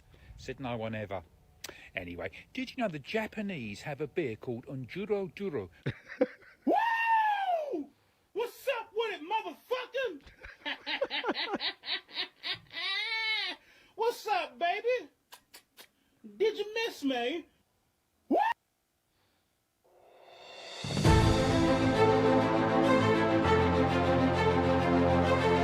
So let's compare the 500 BML riots versus January 6th. Who should we pardon? BLM riots lasted 7 months. January 6th, a couple hours. 20 plus murders versus 0. Hundreds of small businesses destroyed. No small businesses destroyed. 150 plus federal buildings damaged. One federal building, I would say, barely damaged. Negative $1 to $2 billion damage. Negative 1.5 million damage. 2,037 officers assaulted. 140 officers. I don't know where they got this. I should have looked this over before I played it. 140. Anyway, protesters bailed out. Yeah, I'm not even gonna play this anymore. You don't deserve it. You know what? Let me take that heart off there real quick. Oh my god. Whoa. They going after Van Halen? That ain't cool, man. Oh, dude, there's this channel that they like substitute different guitarists for different bands. Hang on. Screw that. Well, since you called it out, it here.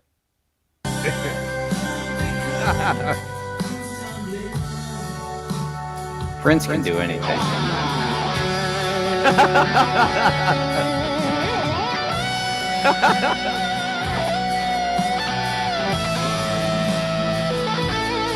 I can get down with that. It's pretty cool, yeah. That's cool. They're pretty talented, man. Let me Don't make fun of Van Halen. Dude, Randy Rhoads and Michael Jackson.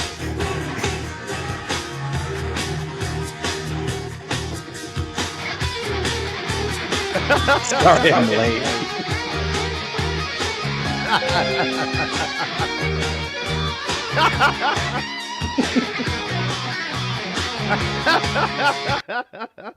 There's one more that was really freaking cool in here. Oh, Eddie Van Halen and the Beatles.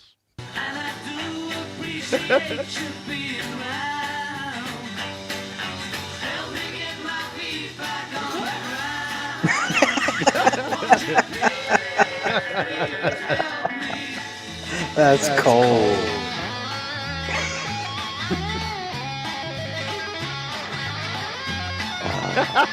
Only Eric can trigger me. Yeah, I mean, and these are really talented, obviously really talented That's good musicians stuff, too, dude. That's funny. Right? That's funny. Yeah, they don't. Why does it keep doing that? What is that noise? It's I got a bunch of devices plugged in to the computer, and if I move them, even if I blow on them too hard, if I breathe too hard by them, then That's what she said. Let me play one. Now that you introduced I mean, me. they have a freaking full page of this stuff. Tom Morello and Weezer.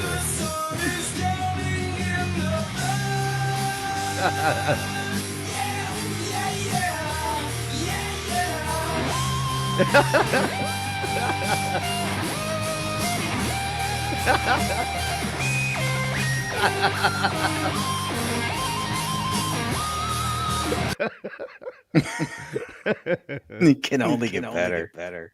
Dude, just Slash and Coldplay.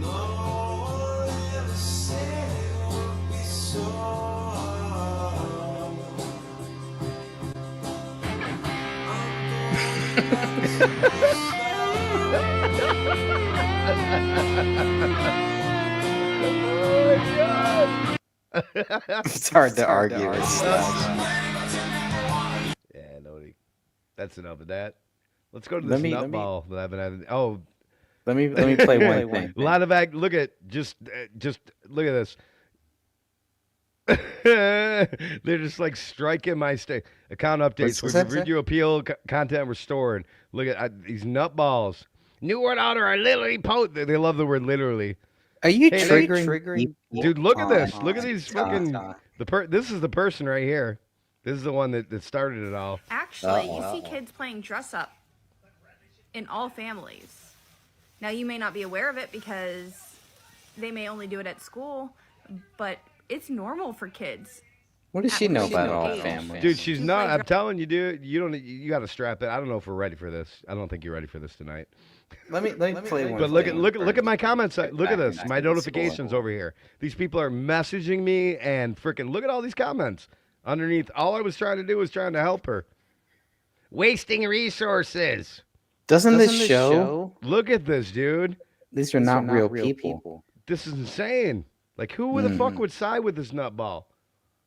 Let's go to the Nutballs channel, shall we? We'll just go through just a couple videos, and we might revisit this. Well, we will revisit it. Let me give me. I'm not used to looking at it on my computer, so give me a sec here. Nobody cares what you think. And dude, the people that are fucking backing her up, like I go to here. I mean, here's Piper backing her up. Good job, Piper. Actually, you see kids playing dress up in all families. Hold on. Let me Now, show you may you not some be of the aware people. of it because they may only do it at school, but it's normal for kids. No, it's not. None of this is normal, but she says it is. Dude, Actually, you see kids playing oh dress up. God, shut up, you nutball. Yeah, I don't know. Usually I can just click in the corner here and go to. Well, she has the ring. She's divorced. She's got the divorce ring. Is that what that is? Or is that a tattoo? These people are so dumb they didn't even notice that. Oh, she's got Dude, the look at crew this. cut. Oh, here. Let's go to Christine S. She Look got at the this. Dylan crew cut. Look at this. These are the people that are defending her. Deadbeat, broke mom, low income family on government assistance. Can't look at this nutball.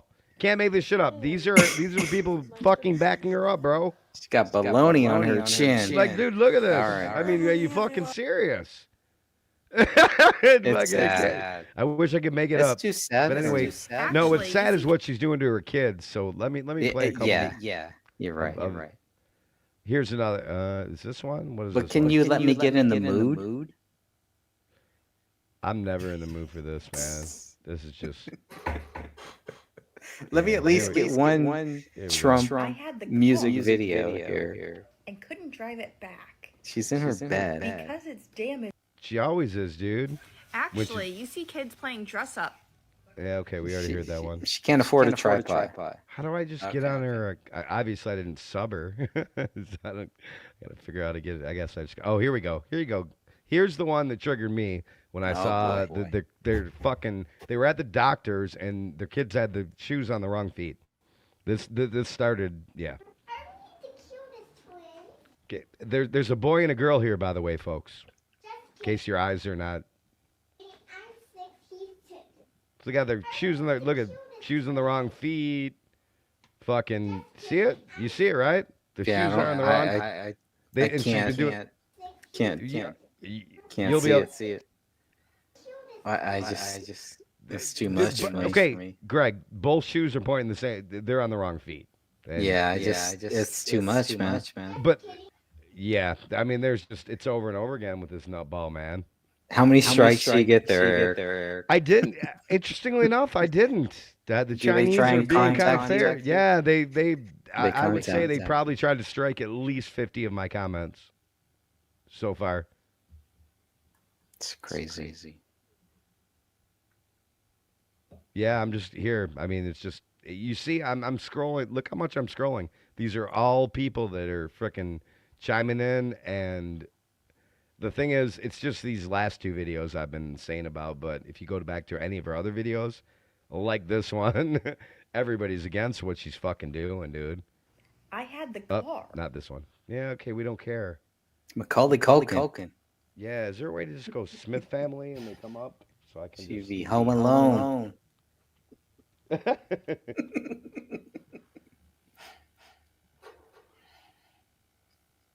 Here we go. So here's I got it. So hopefully this will take it. Yes, we'll go right to her page. Autistic LGBTQ plus proud teacher in Florida. TikTok awards, of course, because she uses her. Wait till you see this grooming, bro. Oh my God. Hey, Karma, what does your birth certificate say you are? A girl? Thank you. You're welcome. Hey, Karma, Hey, Karma, you can't be a girl yet. Why not? Because people on TikTok say you can't be a girl yet because you can't understand it. But I am a girl. They said you can't have a gender yet until you're old enough to understand it. Can't have a gender yet. Yeah, Nobody says that. She's a boy, by the way, kid.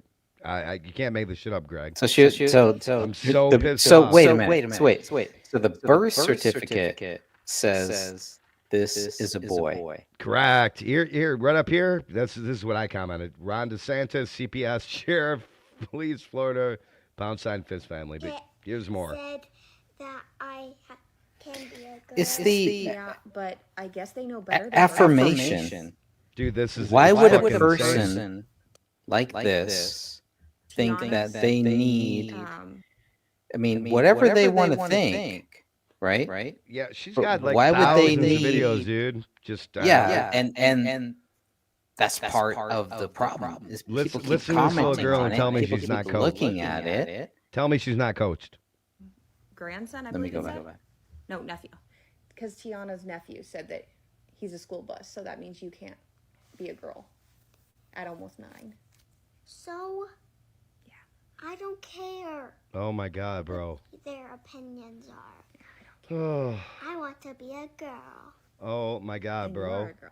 Again, that's a boy, not a girl. Mm-hmm. And you guys can't make me not be a girl. Bro, sick parenting at its finest. Your Yes, poor we kids can, dying grease. Some people shouldn't Guys, reproduce. This child. Well, this is the most of the comments underneath her Oh, video. look at the lady's face. Right there. Look at it. Yeah, right. Exactly. This child That's is a what sex it's that was all born about. with. I'm sorry that's the way it works. She can barely speak. That's great to let her do. Oh my God. It is not about the She can barely child. speak. That's great to let her do whatever. So smart. It's And then you all have nutballs about like. that. Okay, so let's look at the nutballs that are supporting her. Just for contrast. Good for you, mommy. You're rocking it. Let our kids be free and happy. That's what matters. Let them live their best life. Let's look at this fucking nutball. Well, I think Rick is asking. Because I know they the look best question. They Where look exactly like you is think they would. Look at this, dude. dad? I mean, come on. Where is the dad? Here's the supporters. The dad's there. He's Hey, Carmen, Where? I can't be a girl yet. Is he in the videos? How you doing, Jackass? I'm looking for freedom. Yes, couple of them. How do I get back Dude, to I it? mean, this is Here we go. ridiculous. Yep. Oh, dude, it's you haven't seen nothing yet. I don't need to see it. I know exactly what it is. I don't want to see it. I don't want to see it. I know exactly what they're doing. Here, can we stop using our kids in TikTok videos? Have I told you what this video is about yet? No. Okay. I have a question. Okay, can we start with once again, not even FBI interrogation, but police interrogation? No, just show this. Okay, but it takes when the somebody parent. is scratching their face or itching themselves, generally they're nervous and they're not No, telling. it takes the dad. Rick Let's brings see how up it a great starts. question. You have to have the dad who would bring this to a judge, get a good lawyer. The But dad's if on the board, dad is bro. okay with it, Yeah, there's he's nothing you totally can on do. board. He's totally If on you board. have the two parents on board, there's nothing you can do. Let's be investigative wasting your journalists as we time. are, brother. And we're gonna watch when she asks her, like, brings her little fucking kid on here to say, "Is this scripted?" And you can clearly see the All they dog's see itch. is the likes and the watch. When they see that, then they think they're doing something good. The more we pay attention to it, the more they're going to keep making videos like this and this hurting their person needs a children. lot of attention paid to them because these children are in trouble. Watch her itch. Have I told you what this video is about yet? See it right there? See her? I mean, this is again. I'm a is a two-time child. brother. She's Kid itching her, being a kid. but a kid or an adult. When they itch their face before they say it, they're nervous and or they're lying. But I digress. My They bad. don't know what they're saying. They're a child. Playing They with don't their know- they hair, don't know anything. touching their face. Exactly. It's a kid. This person's evil, bro. Look at her. Do you want to do a video? And if you say no, what do I do? That means no. I'm fine with that, right? Yeah. Have I ever forced you to do a video against your will? No. It's like a terrorist saying, I know, "You bro. love us." Bro, and again, most of the comments Have are we fucking ever not forced you for- to do anything? 95% of the comments are like, she's like a nutball. Anything you see with a heart, I hearted. So, I mean, most people are against it. Then you have these idiots. TikTok isn't for rude comments. Like that. Let's look at another supporter of hers. I mean, there's a common theme, folks, of who's supporting this person, but I digress. Have I told you what this video is about yet? God, bro, no, it's fucking horrific, bro. I have a question. It is.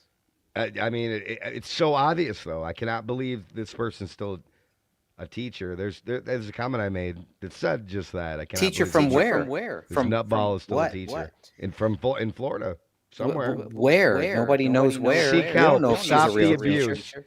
And all she does, she comes on, smiles, condescends, and tells you how everybody's wrong. I don't think I've ever heard her say she was wrong about anything. Even after this whole feet thing I went through. She's nuts, bro. So glad you're taking my advice and just keep commenting until I get off your phone. Hi, friend. And that's what she what she wants. wants. It's Rewatch all the about video, her. use your She's nuts, bro. Hi, friend. I know. So I see you're trying to be a trans ally, and I'm so glad you're changing your ways. Oh, to me, it's still a he, and it's sad that you're putting your kids on here for everyone to make fun of, which she's doing. I think it's wrong of you guys to do this. put your kids on. So she decided to make a comment about that. However, The person wasn't even being rude. It's all about her. That's what TikTok is. That's what social media is. Look to at make those it eyes, all bro. about you. Dude, Yeah, if you've yeah. ever It doesn't look at those eyes. matter. She Look at the doesn't eyes care. though, man. It's always in the, look at her eyes. Like they're There's devoid nothing of there. fucking there's nothing there, bro. There's nothing there. It's fucking spooky. It doesn't matter. She would be doing this as long as it gets views, as long as it gets hits. She will keep doing it. It does not matter if there's a million Well, it's not people gonna for long, that bro. hate Because her. I've stepped in, and that I don't play this shit.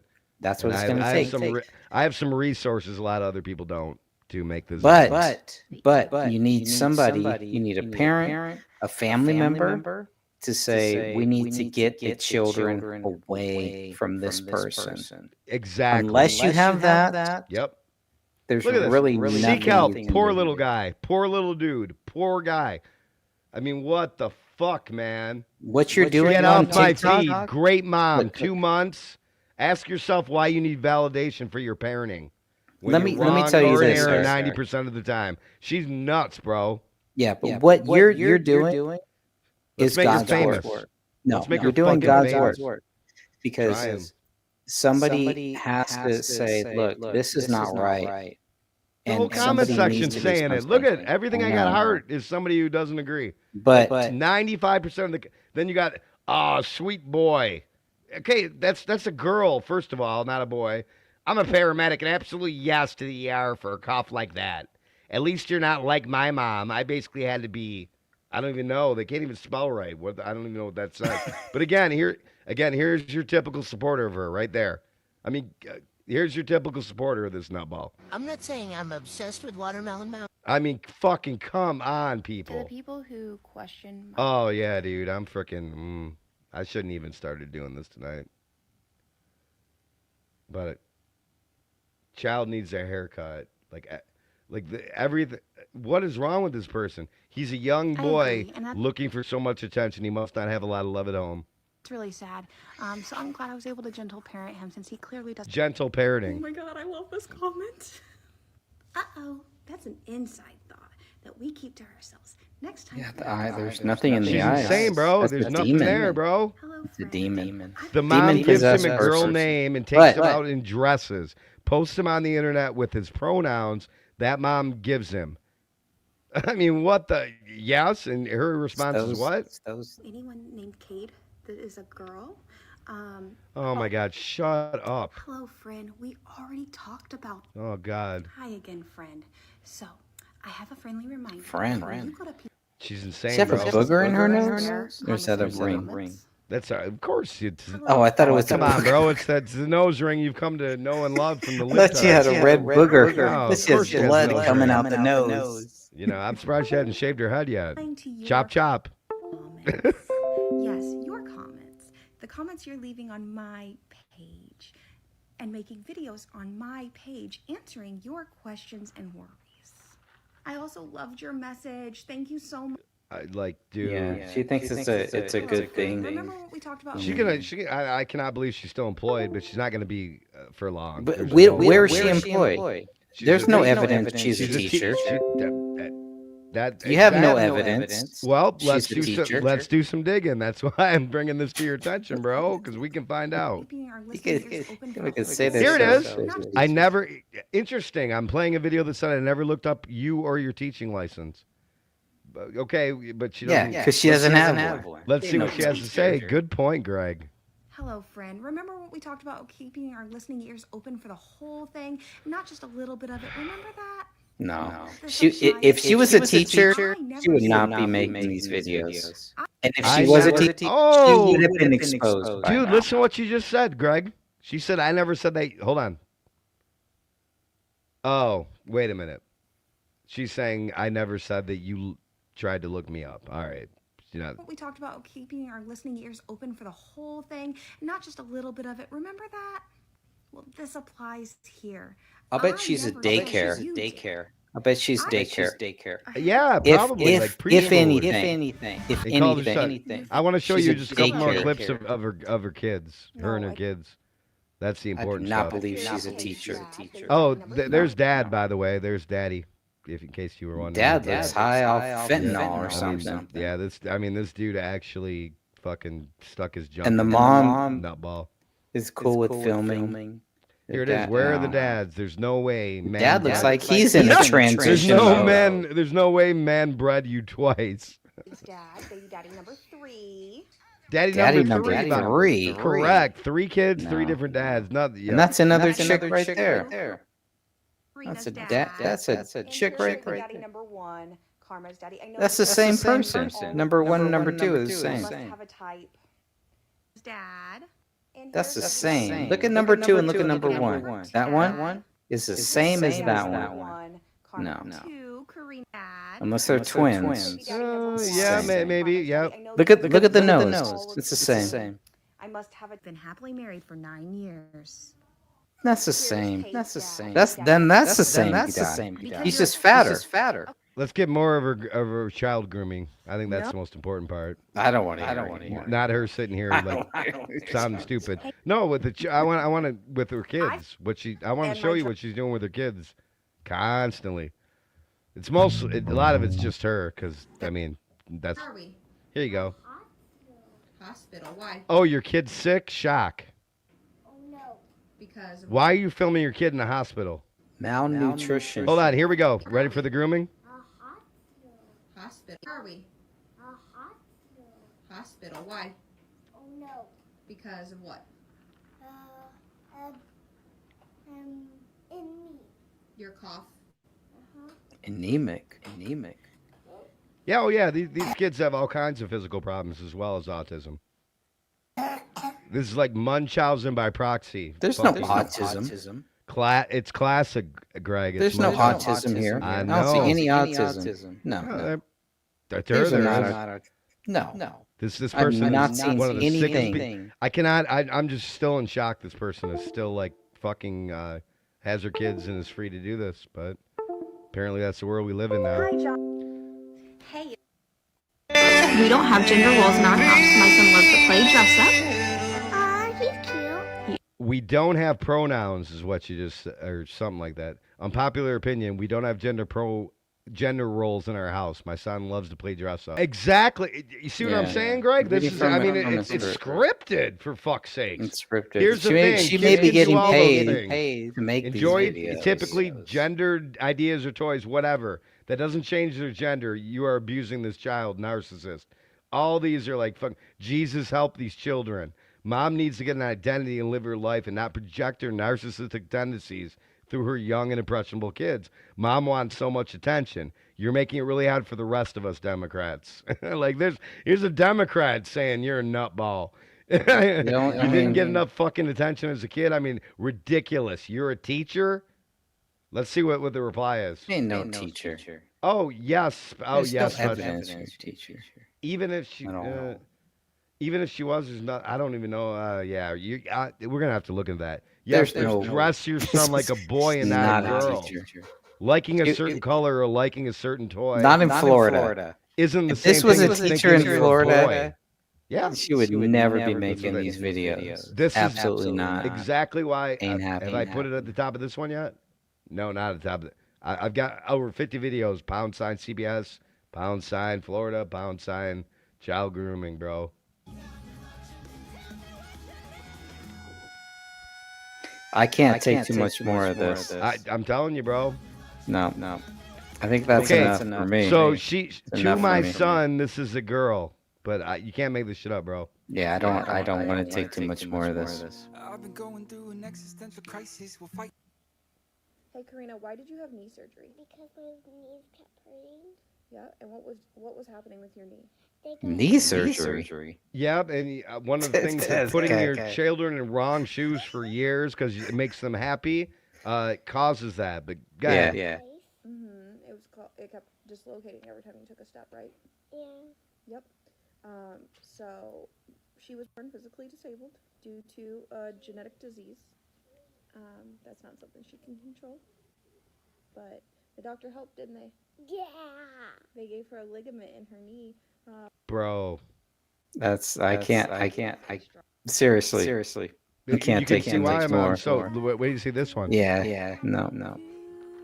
Take one or two more. Like, who the That's fuck? it. Who the fuck? So, I mean, I went through my first surgery ever, and I'm 52. Who the fuck films their little kid, puts them on the spot after they're going through a surgery at age fucking 4? I mean, what the fuck, bro? Well, I'm a good mom. Oh, you as a pronoun idiot. Bro. Yeah, maybe I'll end it with this one. Let me just turn the volume up. I can't take too much more. Let me turn the volume up on this one.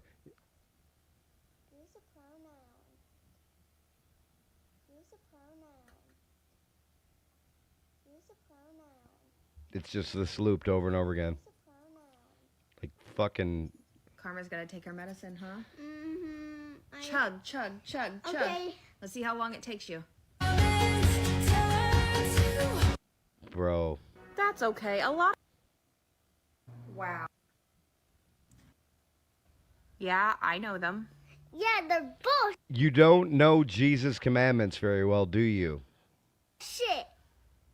Listen to what her kid just said. I know them. Yeah, they're bullshit.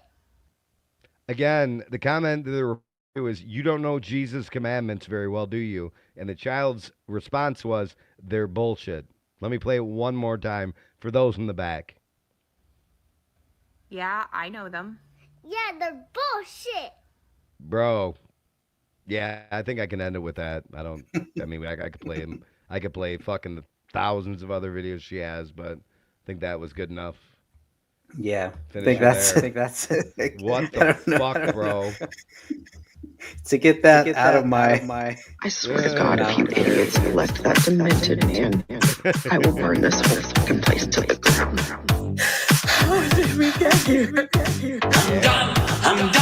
I'm done. Nice to meet ya. Having a little trouble with the fact I beat ya. I guess so. Music got me thirsty though. Ooh, good gushing. You done got me buzzing. Nothing hits the spot like an arrogant twat balling on TikTok. Raise a shot. Oh, I've been sipping. Nothing satisfies like the taste of the glass they're flipping.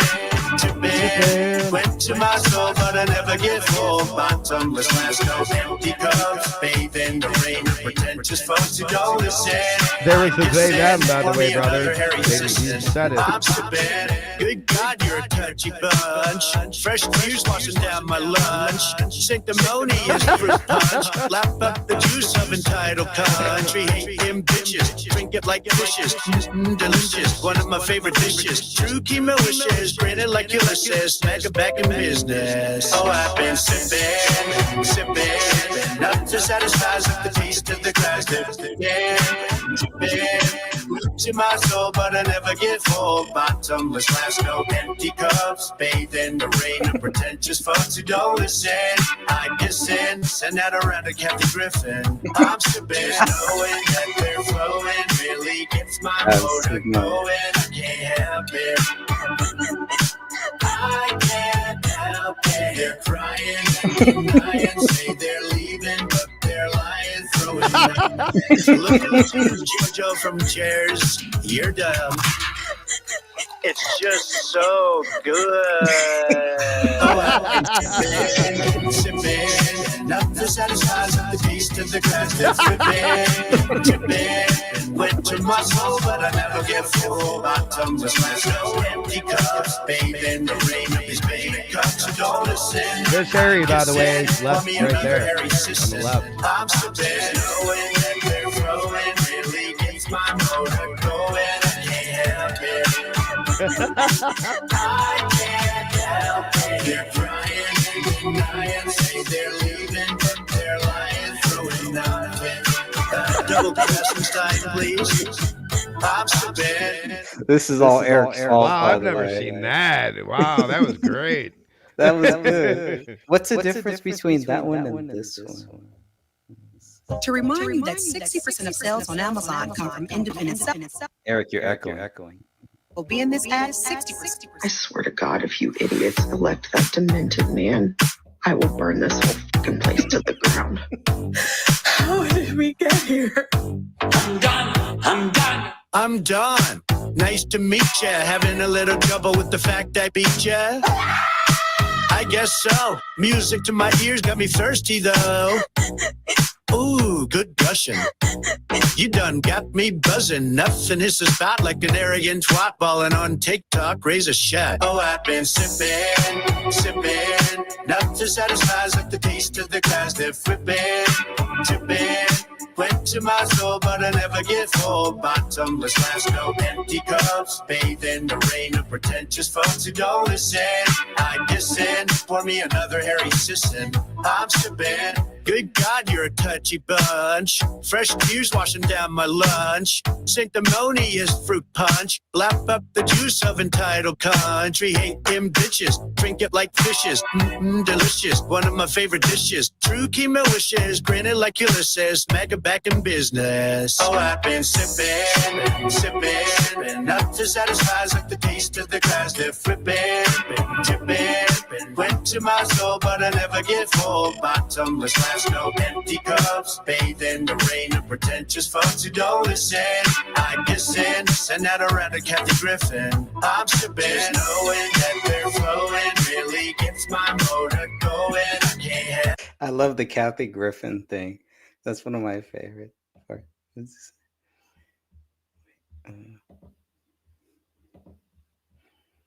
Bathe in the rain of Kathy Griffin, I think is what it is. I gotta hear that. Teacups, bathe in the rain of pretentious folks who don't listen. I listen, send that around to Kathy Griffin. Send that around. I'm sipping, knowing that they're flowing. This is all Eric's fault. I don't know where Eric finds this stuff or how he finds this stuff, but it's just. I don't know how you don't know who Harry Sisson is when it's in the song, man. Harry Sisson? So yeah, it's in the song. Did Harry Sisson make this song, or is he just? No, but he's mentioned in the song. Oh, okay, all right. Yeah, I don't know, man. You're more in tune to all this stuff than me. You got definitely maybe because you're a boxer, you know, you got thicker skin than I do, but that is just too much. This version's cool because I can hear the lyrics, but I like this other one here. I really like this. I swear to God, if you idiots elect that demented man, I will burn this whole fucking place to the ground. How did we get here? This is all Eric. I'm Don. Nice to meet ya. Having a little trouble with the fact I beat ya? I guess so. Music to my ears got me thirsty though. Ooh, good gushing. You done got me buzzing. Nothing hits the spot like an arrogant twat balling on TikTok. Raise a shot. Oh, I've been sipping, sipping. Nothing satisfies like the taste of the glass they're flipping, tipping. Went to my soul, but I never get full. Bottomless glass, no empty cups. Bathe in the rain of pretentious folks who don't listen. I listen. Pour me another Harry Sisson. I'm sipping. Good God, you're a touch. There was another Harry Sisson. Okay, so he's saying, "Pour me another Harry Sisson." What? Give me some context here, because I love as a rapper. Obviously, like he's a paid Democratic shill who's all over TikTok, millions of viewers and shit. And to just anti-Trump, or give me another. What is he? Yeah, absolutely. That's his whole job. I'm gonna break down these lyrics now. This is all Eric's fault, by the way. Pour me another Harry Sisson. There he is, right there. There's Harry Sisson. You see him? Yeah. There he is, soy boy. 100% soy juice, organic. At least it's organic, right? Yes, right? It's organic. Organic Harry Sisson juice. Harry Sisson here. What would be the opposite of date right stuff? Would be the opposite. You know date right stuff, right? No. He's the guy who's like, I've played him for you before. He's the guy that goes, "I'm a liberal guy." I love that guy. Yeah, that's date right stuff. That's his name. This is awesome. Folks. This is the Temu version. If you order date right stuff from Temu, you get Harry Sisson. For me, another Harry Sisson.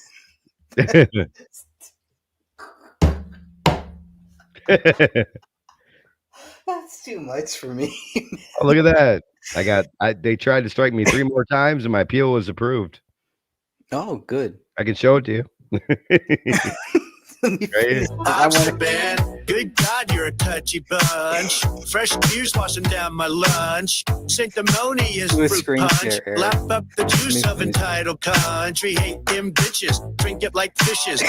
Delicious. One of my favorite dishes. True chemo wishes. Grinning like Ulysses. Mega back in business. Oh, Who's I've been that? sipping. They spin. Who is this? Who's this, Eric? You know who this is.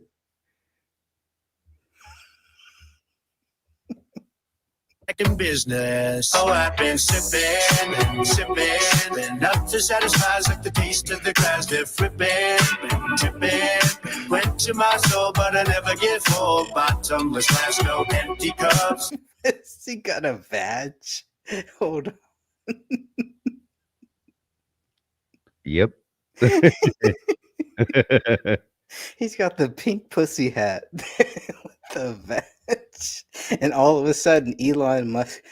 Dude, how do I need to learn how they edit like this. This is so good. This is only 2 minutes and 37 seconds. This is one of the greatest things I've ever seen in my life. Cups bathed in the rain of pretentious fucking dollars. Yeah, Trump.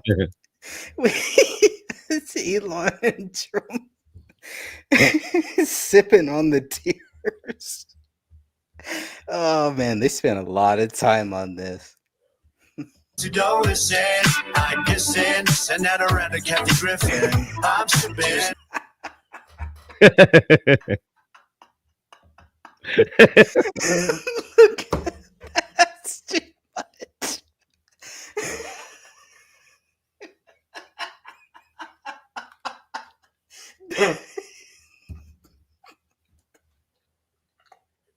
Oh my god.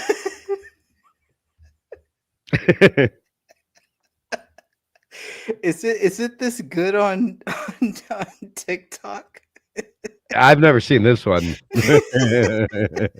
Welcome to This is the best one I've seen so far. This is the revenge of YouTube here. They got the barefoot stupid red. She's a redhead. This is too much. They spent way too much time on this. I'm sipping, knowing that they're flowing really gets my motor going. I can't help it.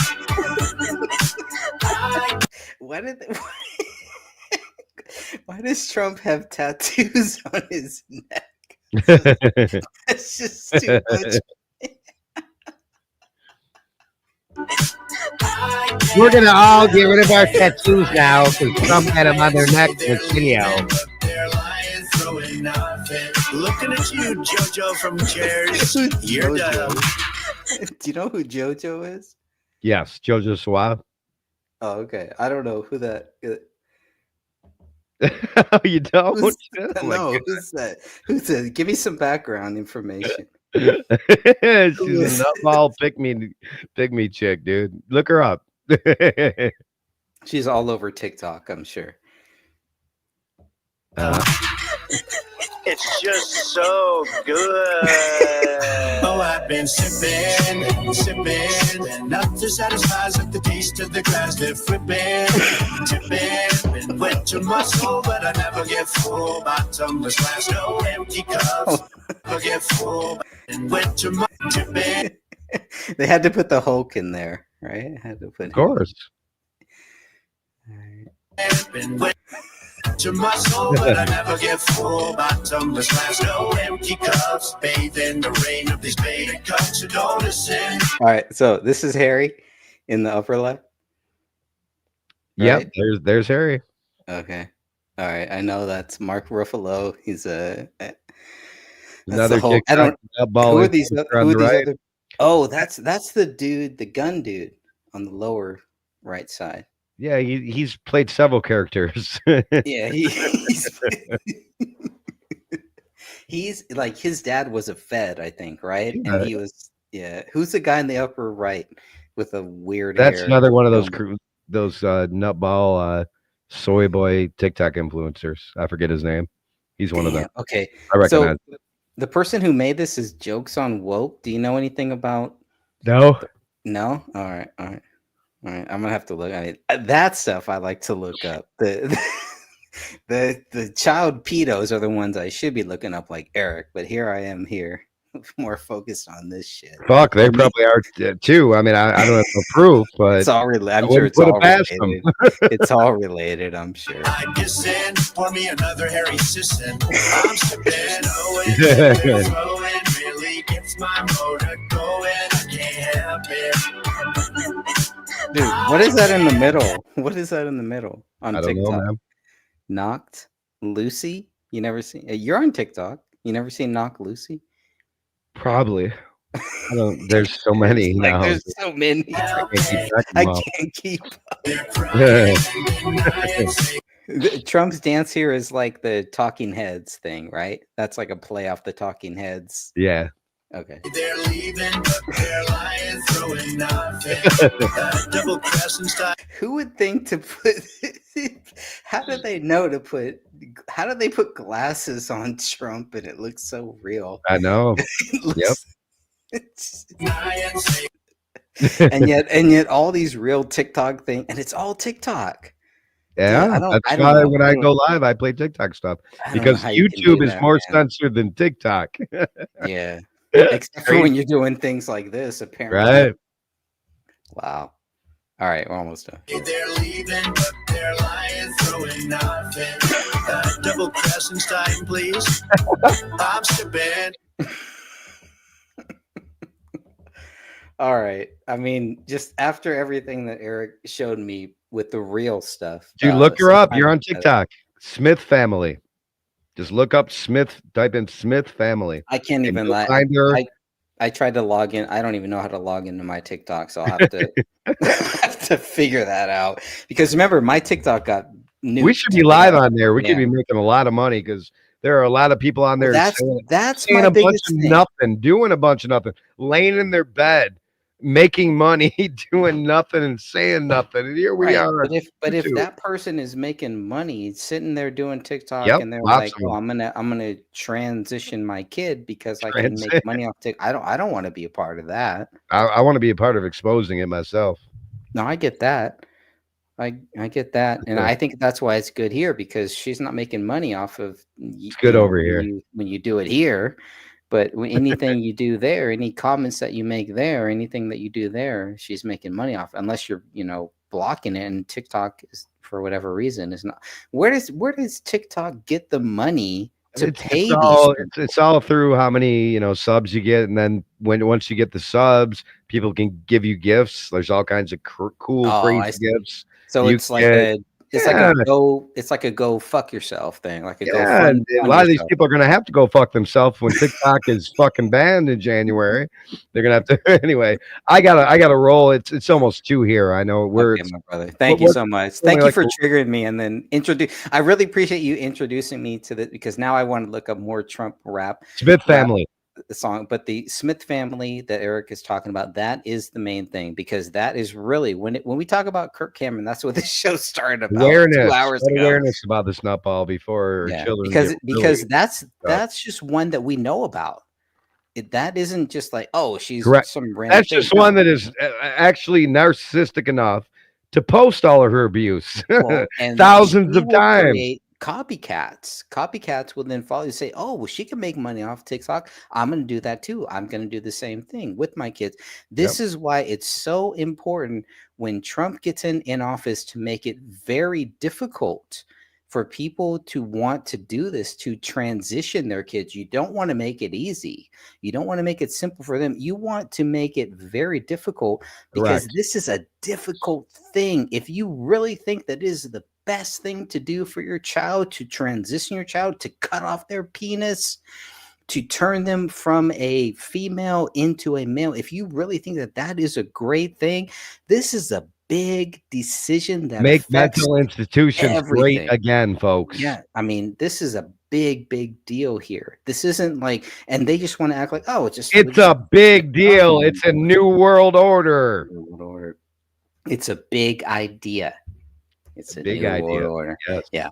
Yeah. And that's exactly what this is. And that's what the new world order is. Eric just labeled it. He just named it right there. This With is that, the new world order. before I stay up way too late, it's only what, 11 where you're at? Yes, sir. Yeah, it's about 2 here. I gotta hit the hay. Thanks for having me on. As always, it's a blast. Thank you, my brother. Welcome to the resistance. Peace. All right. And there goes my brother, Eric Spitfire Wilkinson, who left me with, I'm going to probably end up playing this song like 5 more times.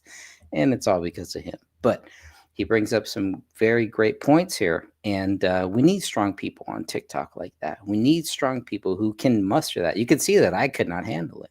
I can't muster that. I can't deal with that stuff. As a victim of child abuse, as a victim, as someone who has watched my family members go through that, and we fought so hard to get them out of that, and the California system did not help us at all. But by the grace of God, we were able to get our family members out of the situations that they were in as children, way back when, before the digital age, and try to work them out of that process and work them away from the situations that they were put in, the brainwashing that was going on that made them think that they were something that they weren't. Or, when you have people, when you have people that are touching children, that is a big thing. It's a serious allegation. And when you take it to the court system can only help you if you can prove it. So there's certain things you have to do. And when you have a child that is scared to talk about what happened to them, especially when it's their own father, especially when it's their own parent, it makes it very, very difficult to do anything, because the court system can only do what the court says that they can do. So as the more that I learn about the court system, the more that I understand why the court system could not help us. You're left with 2 choices. You're left with God or vigilante justice. Those are really the only 2 systems, the only 2 options you are left with. Well, I put my faith in God, and thankfully it never got to the point where the vigilante justice, we didn't have to do that. We were able to get my family away from the predators that were preying on them, and they were children. And they were able to get out of that situation. But because of all of the grooming and everything that my family, that they went through, they still could not break away from that mentality. They still could not break away from seeing that homosexuality was wrong. That's their own choice. I can't change them. Can't force them to think the way that I am. Can't force them to be a Christian. Can't force them to read the Bible or force them to do anything. Because they were groomed at such a young age, they could not break away from that mentality.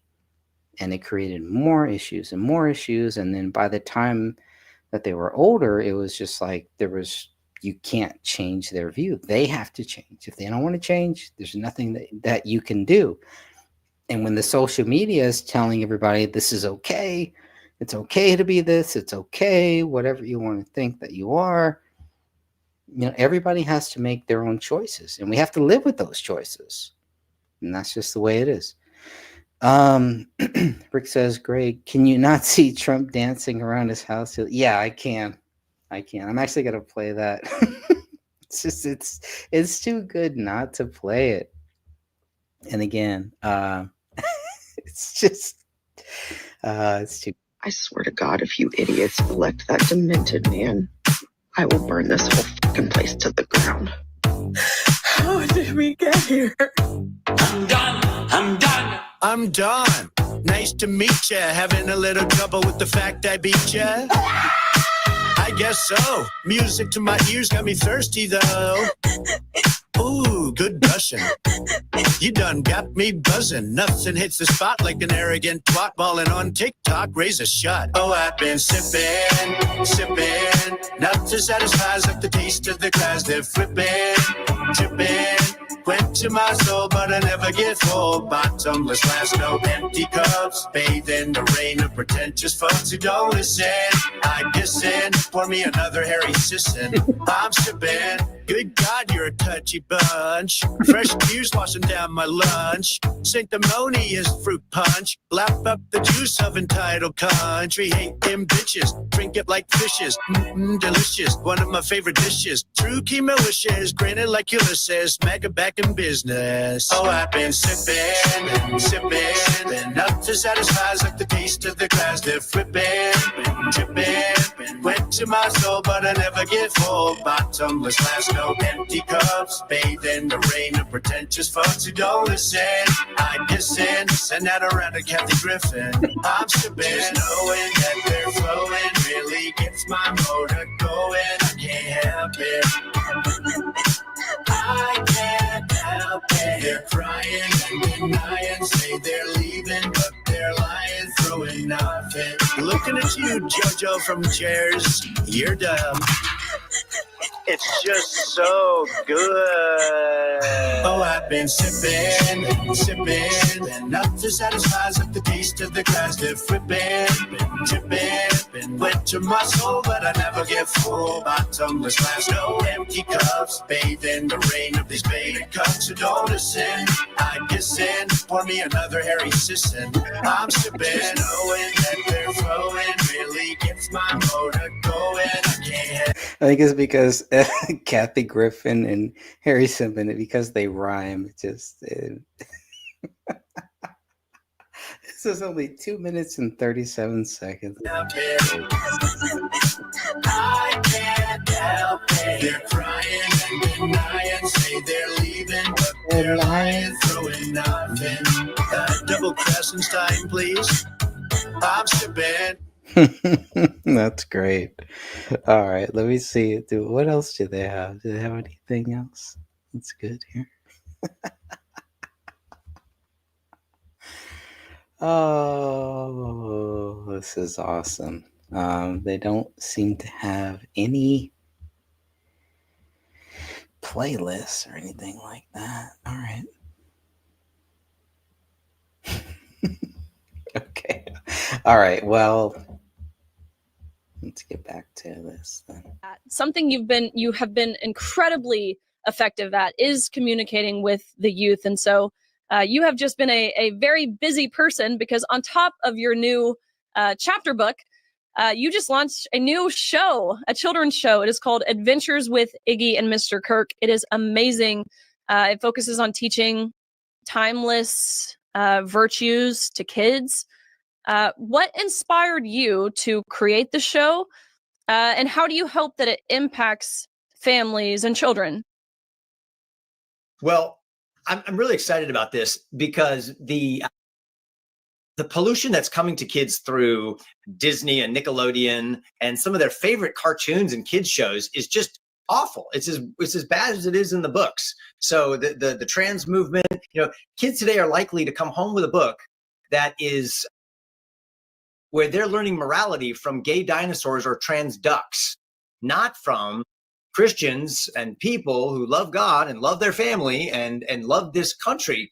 And so parents are just yearning for a time where TV can actually be a support to the things they're trying to teach them at home. Shows like Mr. Rogers' Neighborhood, that was a little before my time even, but Mr. Rogers was somebody that embodied a man who cared about the souls of children. He would listen to you and he would deal with difficult questions that kids are wrestling with. And so that's what we have created. Our version of a modernized Mr. Rogers' Neighborhood, or think of Sesame Street, that is faith forward, that teaches kids to love God, to love their family, and warns them about the dangers of gender queer theory, that warns them about socialism and communism and teaches them the value of humility rather than pride, about teamwork and family and facing your fears, and standing up for the truth, like Riley Gaines. And it's all done in the context of Mr. Kirk, that's me, raising a 5-year-old iguana named Iggy, and he is a little green puppet. And we actually got one of the world's best puppeteers from Jim Henson's Sesame Street to make and operate the puppet, and he's absolutely adorable. And he has a relationship with this colorful cast of animals on Freedom Island, and we have finished 2 seasons, 20 episodes of adventures with Iggy and Mr. Kirk, and children and parents are just raving about it. We had our green carpet premiere. Iggy insisted that we change the red carpet to green. It's his favorite color. And it was awesome. So it's coming out this spring. It's going to be everywhere. We'll even give it away for free if we have to. And we're asking people who want to support this kind of children's television programming to go to watchbrave.com, and there's lots of ways to get previews of the show and ways to support the movement. That's right.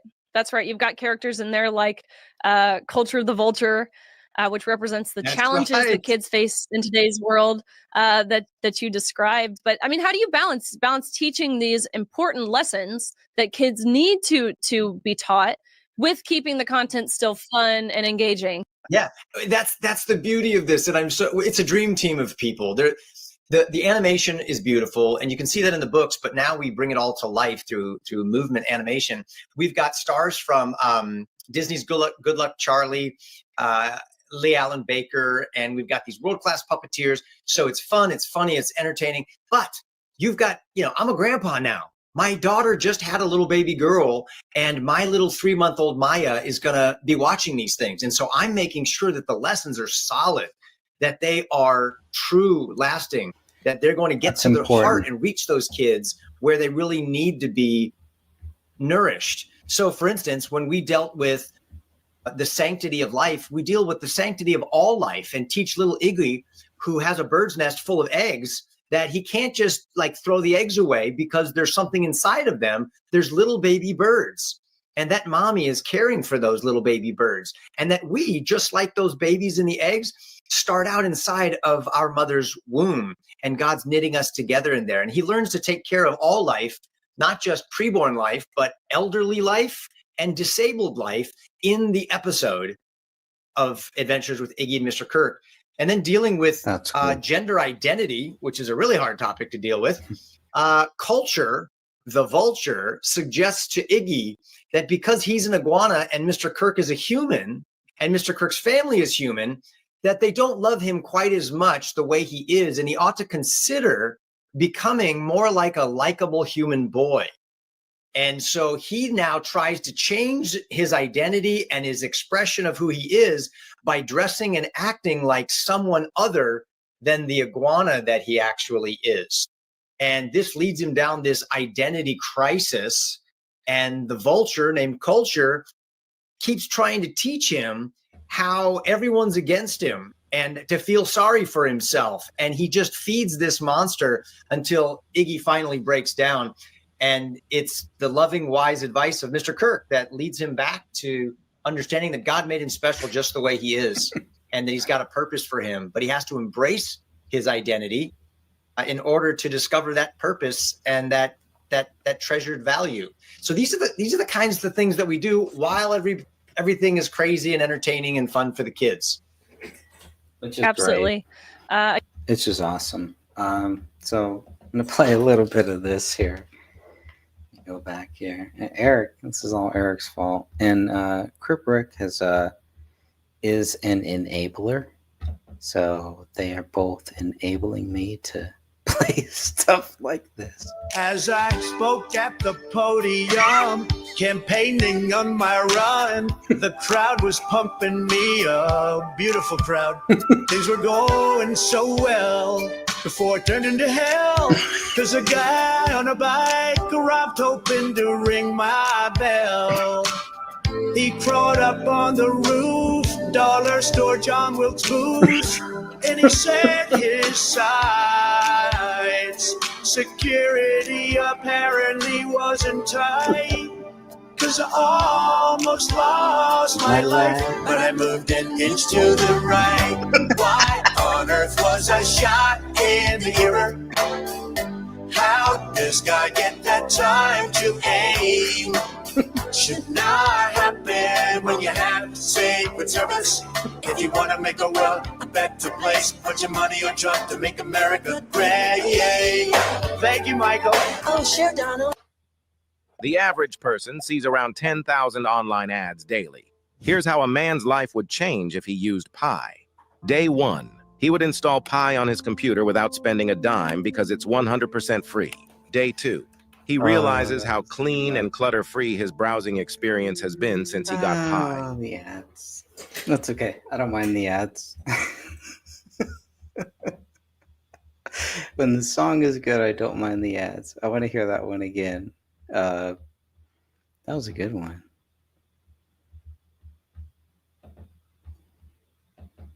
As I spoke at the podium, campaigning on my run, the crowd was pumping me up. Beautiful crowd.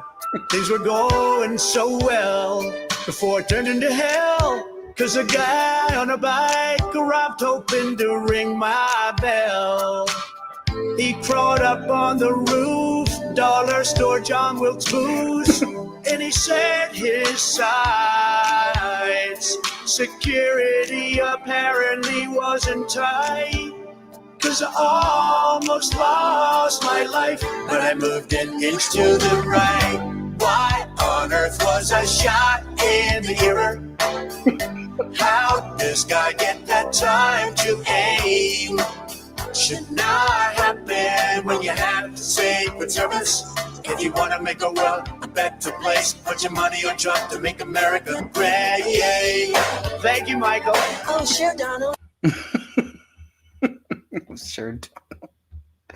Oh boy, they don't have a playlist, so it can't like just play everything in order. What's this one? It won't even be closed from 2024. Getting them nuclear codes, cause Kamala's never winning. Liberal heads are spinning, MAGA's taking shade over, and this is just a beginning. Sipping on Diet Coke, I'm like, so what, you're woke? You're so freaking weak, and everybody thinks that you're a big joke.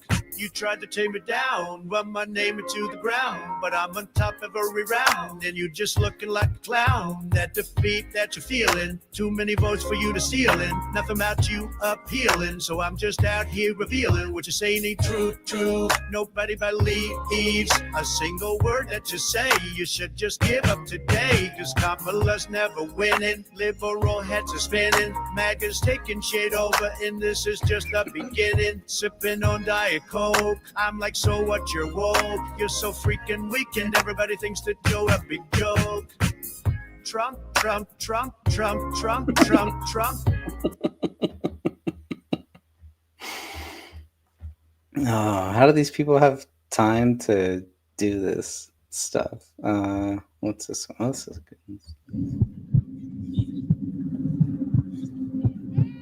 My pilot said, no, Mr. Trump, this is something you shouldn't do. What was that? Is that a dog? Uh-oh. It's Hillary.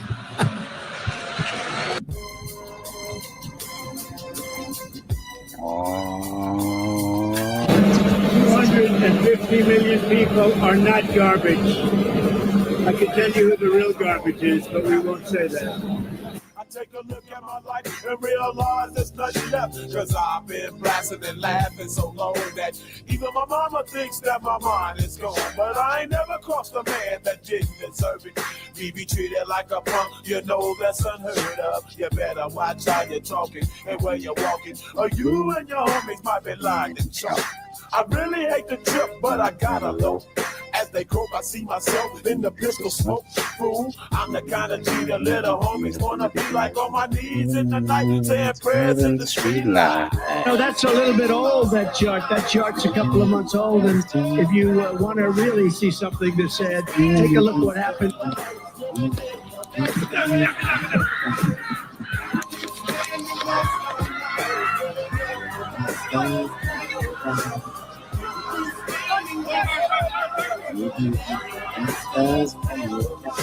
A tough business. Oh, yeah. Oh, I know you're a tough guy, Jim. And we need to have a leader that is real tough. You're never going to be president of the United States by insulting your way to the Let's see, I'm at 42 and you're at 3, so Doesn't far matter. I'm doing better. Doesn't matter. So far I'm doing better. Got my 10 in my hand and the gleam in my eye. I'm a loped out gangster, set tripping banker. And my homies is down, so don't arouse my anger. Fool, death ain't nothing but a heartbeat away. I'm living like. I think the Democrats have done a very poor job. We're leading in every state. We're leading big. I don't know.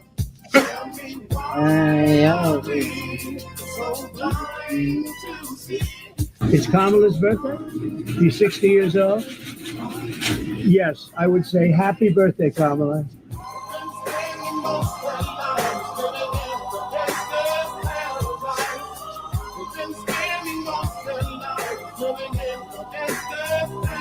It's just awfully good that someone with the temperament of Donald Trump is not in charge of the law in our country. Because you'd be in jail. Secretary Clinton. Money and the power, minute after minute, hour after hour. Everybody's running, but half of them ain't looking what's going on in the kitchen. But I don't know what's cooking. They say I got to learn, but nobody's here to teach me. If they can't understand it, how can they reach me? I guess they can't, I guess they won't, I guess they front. That's why I know my life is out of luck, fool.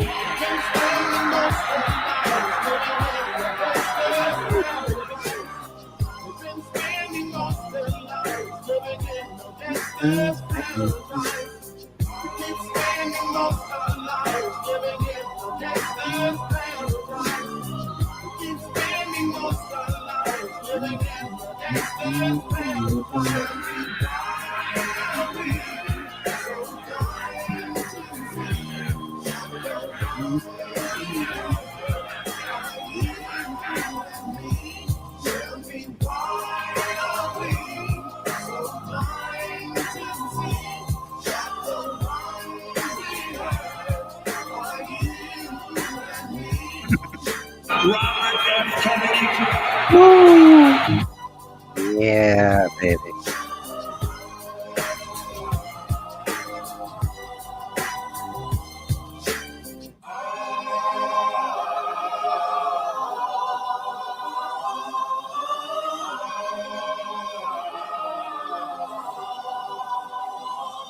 Wow. Paying your bills on time raises your credit score, right? That was great.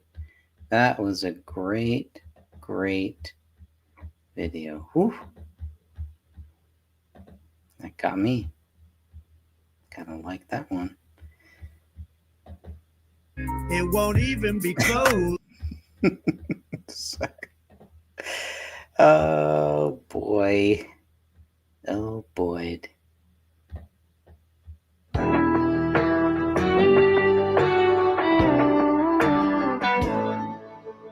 Master debater versus master inflator. Trump's gonna win, make America greater. Even with the bias CNN moderator, cause Biden's got the brain of an old mashed tater.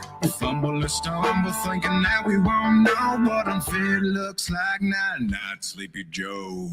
November can't get here soon enough. Red wave's gonna drown those dams. Sleepy Joe, won't you please pack up your stuff? 45's about to move back in. Missing so much, it ain't even funny. Stormy D's nuts, hush about the money. Crooked Joe, nobody buys what you're selling. We rather vote for the family. Don's gonna wipe up the floor real nice after Sleepy Joe's bladder wins another fight. He could pass away by the end of the night. Handful of uppers just to keep him upright. Joe's on the phone saying we got him all wrong. Like, where's the matter? Where's there? Come on. November can't get here soon enough. Red wave's gonna drown those dams. Sleepy Joe, won't you please pack up your stuff? 45's about to move back in. 45's about to move back in. That's good. What about this one? It won't even be closed from 2024. Not that one. Master debater versus master inflator. Okay. Oh, there's just too much. There's too much. Yeah. Trump the Don. There's a new dance move going on. Check it out. Everybody move your arms like this. There's a dance other people do and I think it's a hit. Don't be shy, go and get up on the dance floor. Have the time of your life, I'm the man, do the trap. Do the trap. In the school, in the pool, or in the club. We don't got no time for haters, they just that way. We're about to turn the country to a red state. Do the trap. Do the trap. Do the trap. Do the trap. Do the trap. Do the trap. Kamala thought she had me, that's a funny fact. We could celebrate now and just laugh at that. America the beautiful, home of the brave. Ask them why they hate me, they got nothing to say. They say I'm not a politician, I'm just here to have fun. Yeah, I golf a little bit, but I get the job done. I got respect all over the world. Donald Trump is the name and I'm taking your girl. Everybody move your arms like this. There's a dance other people do and I think it's a hit. Don't be shy, go and get up on the dance floor. Have the time of your life, I'm the man, do the trap. Do the trap. In the school, in the pool, or in the club. We don't got no time for haters, they just that way. We're about to turn the country to a red state. Do the trap. Do the trap. Do the trap. Do the trap. Do the trap. Do the trap. Made America great before, I'll do it again. For a nation that used to hate us, wanna be friends. You ain't see Donnie T up on the dance floor grooving it. Every time I move around, the girls start losing it. I'm the boy to make America great. DNC can't compete, it ain't up for debate. I ain't lowering gas, now I'm making it free. Even if I do, my haters still be hating on me. Everybody move your arms like this. There's a dance other people do and I think it's a hit. Don't be shy, go and get up on the dance floor. Have the time of your life, I'm the man, do the trap. Do the trap. In the school, in the pool, or in the club. We don't got no time for haters, they just that way. We're about to turn the country to a red state. Do the trap. Do the trap. Do the trap. Do the trap. Do the trap. Do the trap. 2024. 4 years more.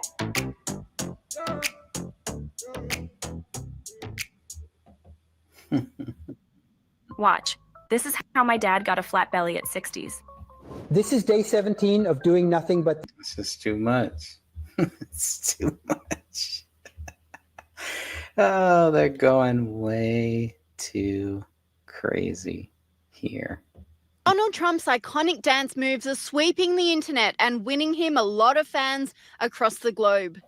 Trump's dance moves were on show throughout and even after his election campaign.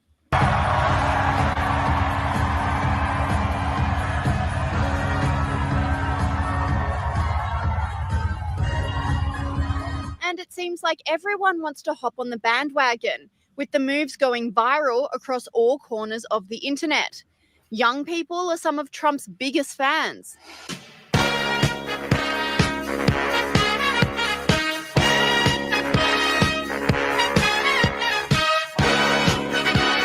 And he even used Kamala's Beyonce endorsement to his advantage. Joe Biden is asleep. Kamala is at a dance party with Beyonce. Beyonce. Dance party with Beyonce. University fraternities are also getting involved. There was never any doubt, Kamala. You're fired.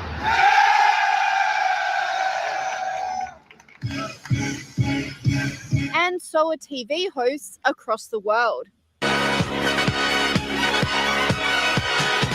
man, there's no need to feel down. I said, young man, pick yourself off the ground. I said. This Sky News host couldn't help but laugh at Trump's daggy dance moves.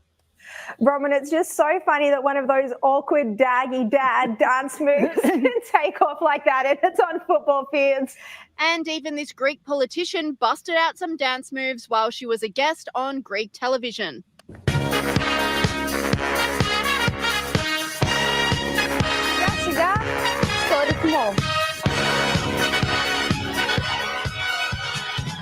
And with his dancing going viral, it's no surprise Trump decided to break out into dance during his election victory party at Mar-a-Lago.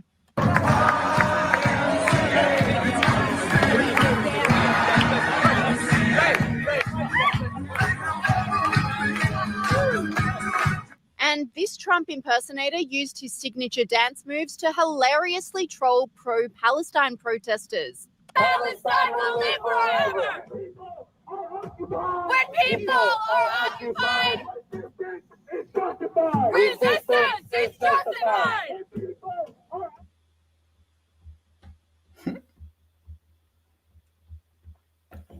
Oh, there's just way too much.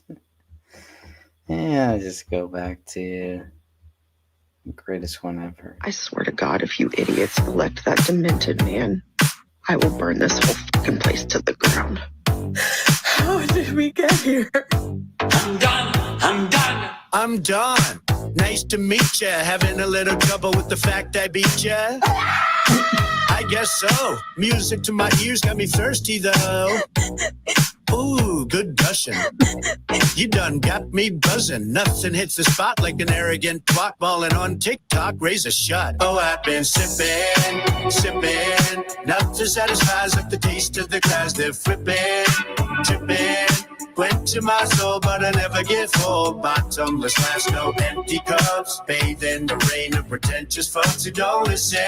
I guess in, pour me another Harry Sisson. I'm sipping. Good God, you're a touchy bunch. Fresh juice washing down my lunch. Sanctimonious fruit punch. Lap up the juice of entitled country. Hate them bitches. Drink it like fishes. Delicious. One of my favorite dishes. True chemo wishes. Grinning like Ulysses. Mega back in business. Oh, I've been sipping. Enough to satisfy like the taste of the glass they're flipping.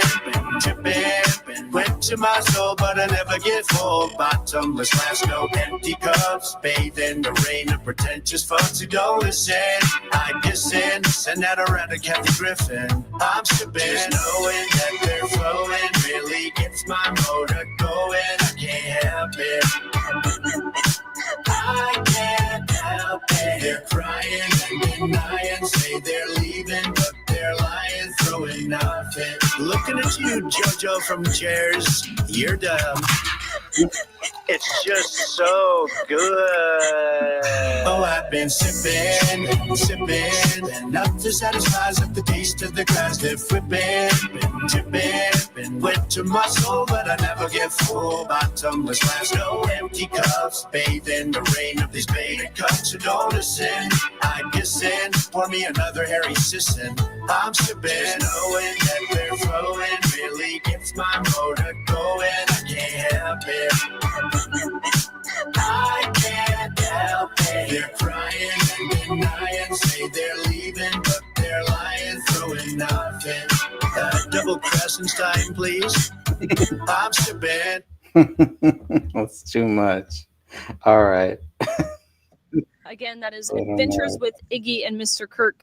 I encourage everyone to check that out when it's dropped. I saw clips of the premiere and it looked amazing. But I mean, last thing for you. I mean, it seems like more people are willing to speak out, whether it's against the gender ideology movement, whatever the cultural chaos that plagues this nation might be, that at one point, I mean, really held people, and even still, it has held people hostage, for lack of a better word. You have people like, I think in Hollywood, your realm, you have people like, of course, yourself, Rob Schneider, people who are now bold and brave and unapologetic in stating the truth. You've got athletes who, people like John Jones, who we just saw. I mean, how amazing. He won this UFC title, UFC 309. The first thing he does, he says, look, I want to honor God, my Lord and Savior, because without him, I am nothing. I thought that was amazing. People, of course, like Harrison Butker, we're seeing this, I think, to really highlight how cancel culture has lost its grip. We're seeing people do this silly little Trump dance, which has taken over social media. It's being done by collegiate players, professional players, even female golfers, which is amazing. But I think it's more than just this embracement of Donald Trump. I think it's a rejection of absurdity, as we as a society, again, have been placed in a chokehold by. And so it just shows me that cancel culture is losing its grip. Do you feel like we're on the winning side of this and that our culture is shifting? Absolutely, we're on the winning side of this. And I think in order to not be nervous about saying that we're on the winning side, we have to really rightly frame our optimism. And to rightly frame it, we have to recognize that, as I mentioned earlier, we're not fighting for victory. We're fighting from victory. And by that, I mean the ultimate victory of the gospel. When our founding fathers and mothers gave us this country, they didn't have delusions that their children would all follow the precepts and the guidelines of God found in the Bible and in the Constitution. They hoped that they would, but to the degree that we get away from that stuff, we will suffer, and we can absolutely implode and disintegrate. But the kingdom of God goes on, and I don't know what's going to happen here in America. I'm very hopeful. And the next 4 years, I think, could be our finest hour as the family of faith and those who love God and love the country. But there is massive global shifts. The winds shift and change. And in South America and in Africa and in Asia and in the Middle East, there is revival and awakenings that are taking place underground and in unexpected places. And to the degree that we in America and Europe walk away from God, rip the 10 Commandments out of our legal system and prayer out of schools, we may see a terrible decline. But here's my theory. My theory is that God is a God of grace and second chances. And we see that kindness and mercy over and over in the scriptures and throughout history. What if the current cultural setback in America is really a divine setup for a cultural and spiritual comeback led by the family of faith? I firmly believe with all my heart that it is. And it's not going to happen because God's going to drop it out of the sky. His spirit works in your heart. And then you begin to heavenize your home, your community, your state. And from the local grassroots level, we begin to change everything from the inside out. And I think we're at the heart of the beginning of a new awakening in America. I love it. I love it. If you want to hear more about America's spiritual and cultural comeback, you can check out, again, Kirk's new book. It is called Born to be Brave.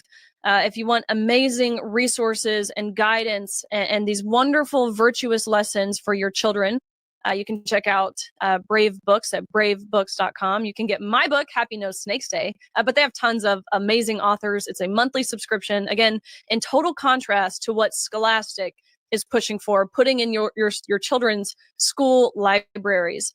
And furthermore, for your children, check out Adventures with Iggy and Mr. Kirk. Really, really great things that you're doing, that you have done, that you will continue to do.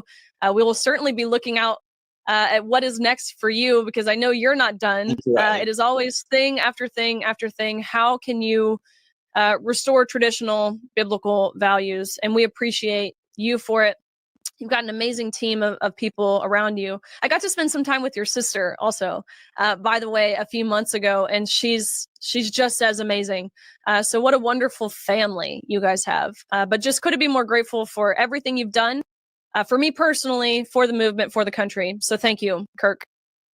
Well, thank you. I'm grateful for you, and I'm grateful for your parents and the guidance that they've given you over these years. And now you're passing that on to everybody who's listening to you week after week after week. So Keep up the great work. Let's Bring go it on. fight, win. Amen. All right, lots of action items for you. Make sure you check out Amen. Kirk. Yeah, Kirk keeps moving forward. And I'm just always impressed. It's a very strong Christian, and we need that in this world. We need strong Christians to help us. I need that. And it's so great when you find them. Whew. All right. Now,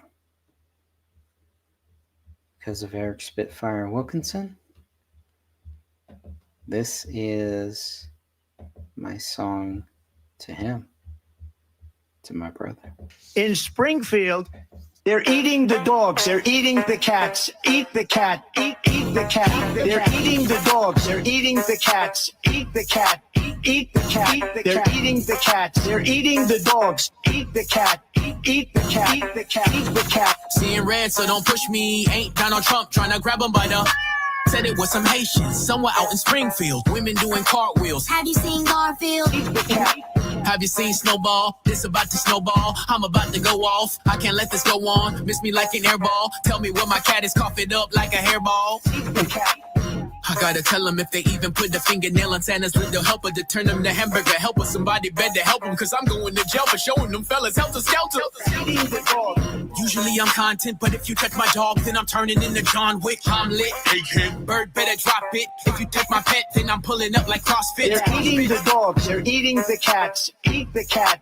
Eat the cat. They're eating the cats. They're eating the dogs. Eat the cat. Eat the cat. Eat the cat. Eat the cat. It's a shame, it's a pity. Thought overseas where they said Hello Kitty, but it ain't there, it's right here in your city. When I turn my back, now the cat goes missing and where my peoples is at. Does anybody know where he flipped with that? Cause I heard they putting claws on felines, I'm mad. And my cat disappeared just like Felix the cat. And got paid back.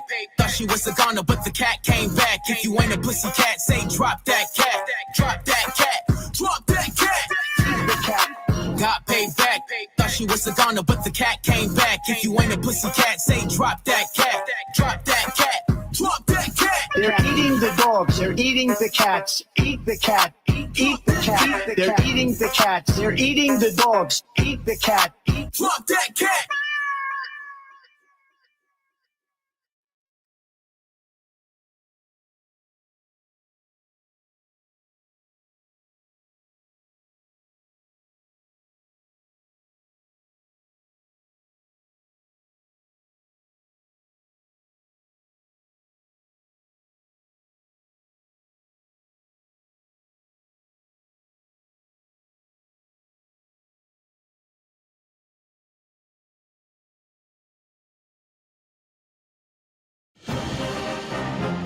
Town Hall 17 and Clash of Clans. You might want to sit down for this. This is the new Star Spangled Banner.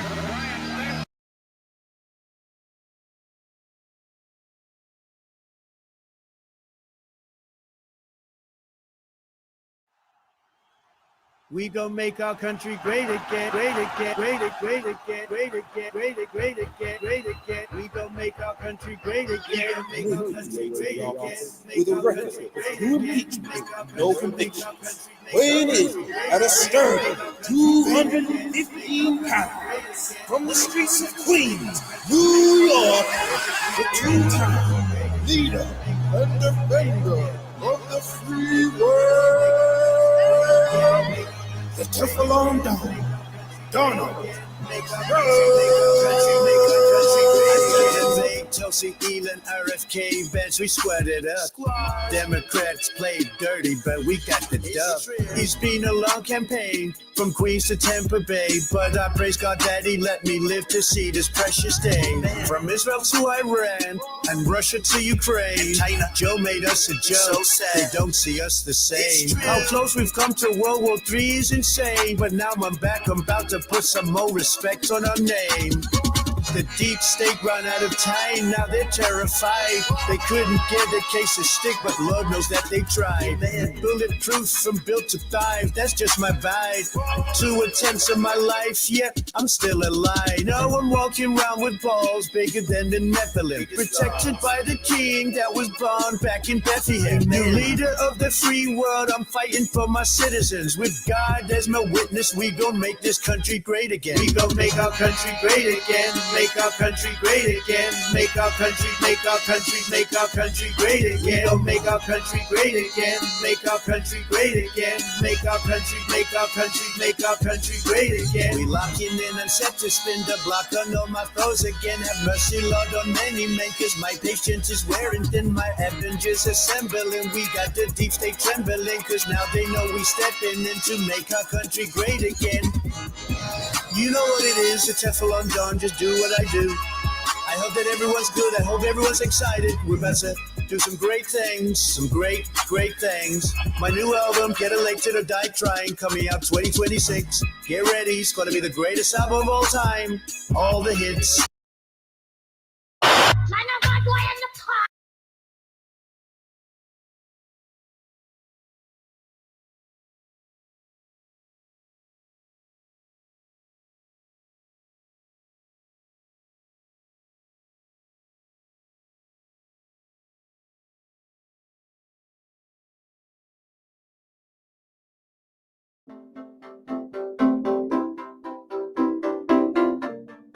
They tried, they sued, they threw the book. They thought they'd keep him down. They used the courts, tried every trick, but he's still coming round. They schemed, they fought to make him fall, but all their plans fell flat. They took their shots, he took them all, and now he's coming back. Don't you ever think we just walked away? We'll always fight through. We can't fake a smile, the stakes are high. We'll always want truth. He's coming like a wrecking ball. He's never hit so hard before. Now he's gonna build the wall, and he's gonna make you see. Yeah, you're gonna see.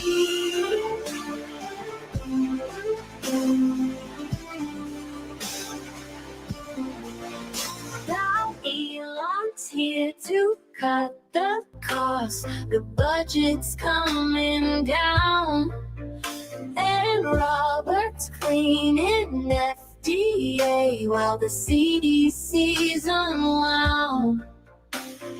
Don't you ever think we just walked away? We'll always fight through. We can't fake a smile, the stakes are high. We'll always want truth. He's coming like a wrecking ball. He's never hit so hard before. We're drilling for the fuel we need and raising terrorists high. Yeah, we're gonna fly.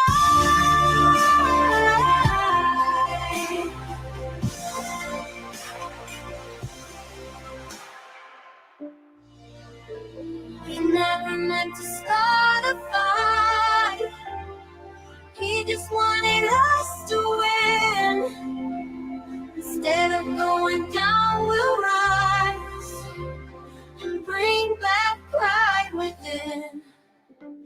Don't you ever say we just walk away. We'll always fight for truth. He's coming like a wrecking ball. He's never hit so hard before. Now he's gonna build the wall, and he's gonna make you see. Yeah, he's coming like a wrecking ball. The land he loves coming back strong, and he's gonna build the wall and bring us liberty. Yeah, you're gonna see.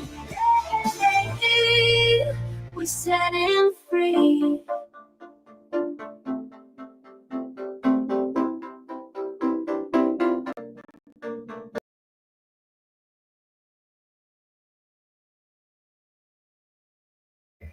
Whew, good stuff there. All right. Well, I'm going to go back to a few that set me off on a big leap. But let's go ahead and see. Let's go back.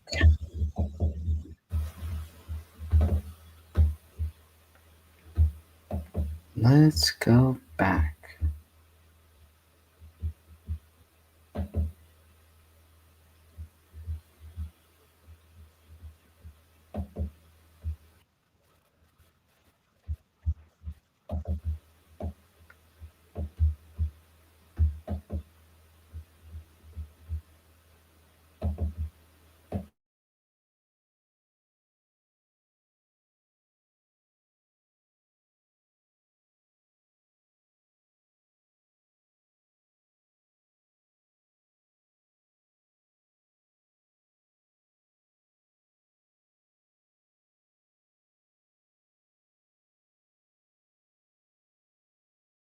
I put in tens of $millions to win, to fix this country, to do. I did not put in tens of $millions to be a spoiler candidate. I put in tens of $millions to win, to fix this country, to do the right thing. I will say that Clear Choice, this PAC, this DNC aligned PAC that was created specifically to take us out, has spent millions of dollars to take us out. They have unfortunately turned us into a spoiler. And we don't want to be a spoiler. We wanted to win. We wanted a fair shot. The DNC made that impossible for us. They have banned us, shadow banned us, kept us off stages, manipulated polls, used lawfare against us, sued us in every possible state. They've even planted insiders into our campaign to disrupt it and to create actual legal issues for us. I mean, the extent by which the sabotage they've unleashed upon us, it's mind-blowing. I mean, we're still learning new ways that they have sabotaged us. I still would love to see in the last 80 days of this election some miracle play out where we get a chance to debate. I don't think they're going to let us. And, you know, given this, I think we are taking a very serious look at making sure that the people that have corrupted our fair and free democracy do not end up in office in November.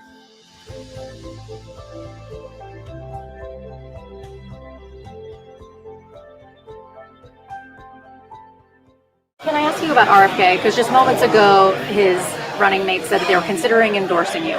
Have you considered him for a role in the administration, and what role would that be? Well, we haven't, but I would love that endorsement because I've always liked him. Would you also consider putting him in the administration? You're asking me a very unusual question. I haven't been asked that question yet. I like him a lot. I respect him a lot. I probably would if something like that would happen.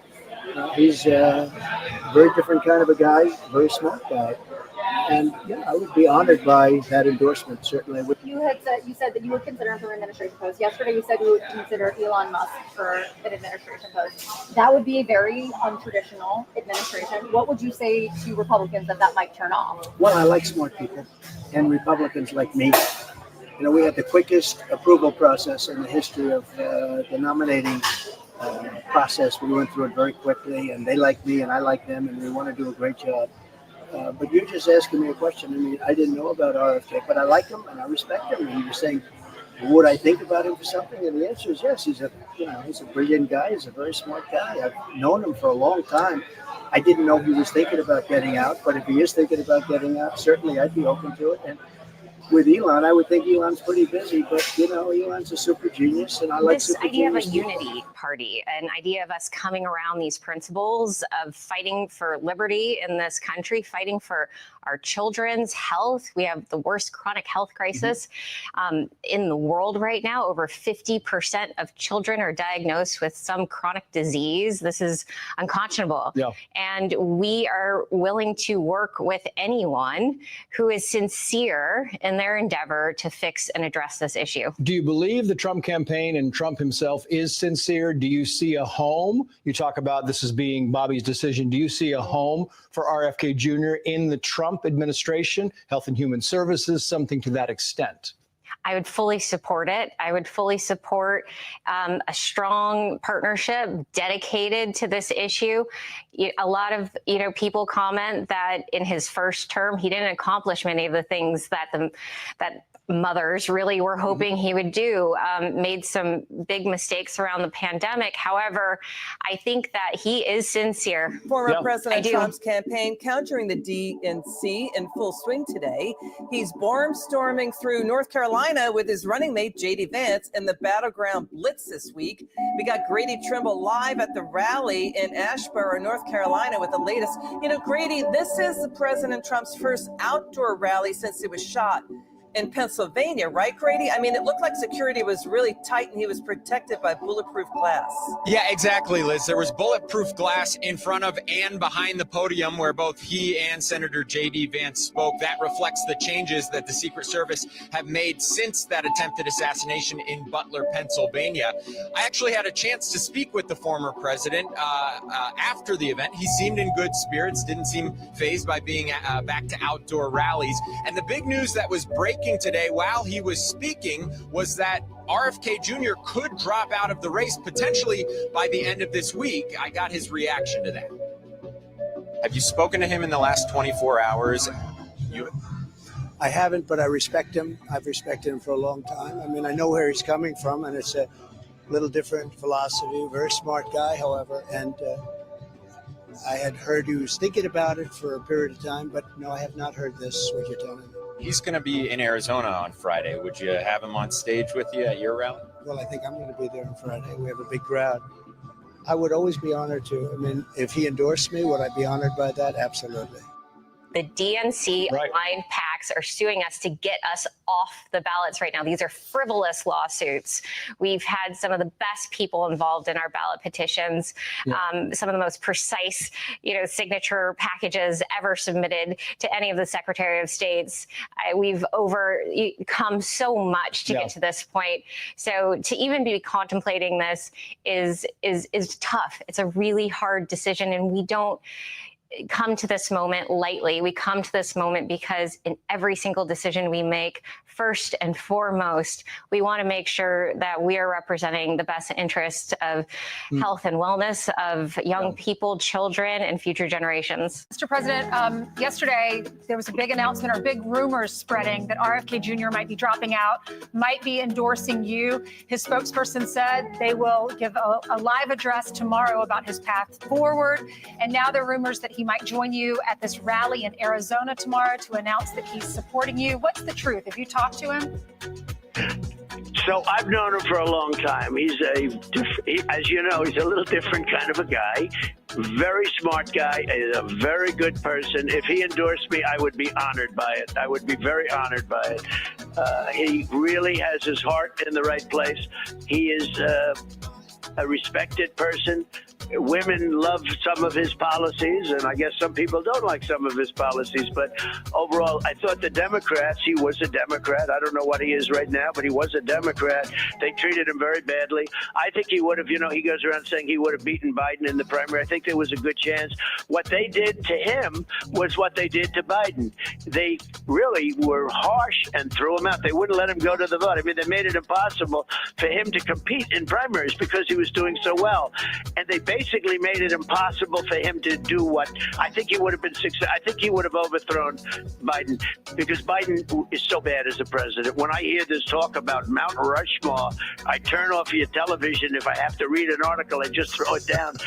Mount Rushmore for this man who is the worst president in our history.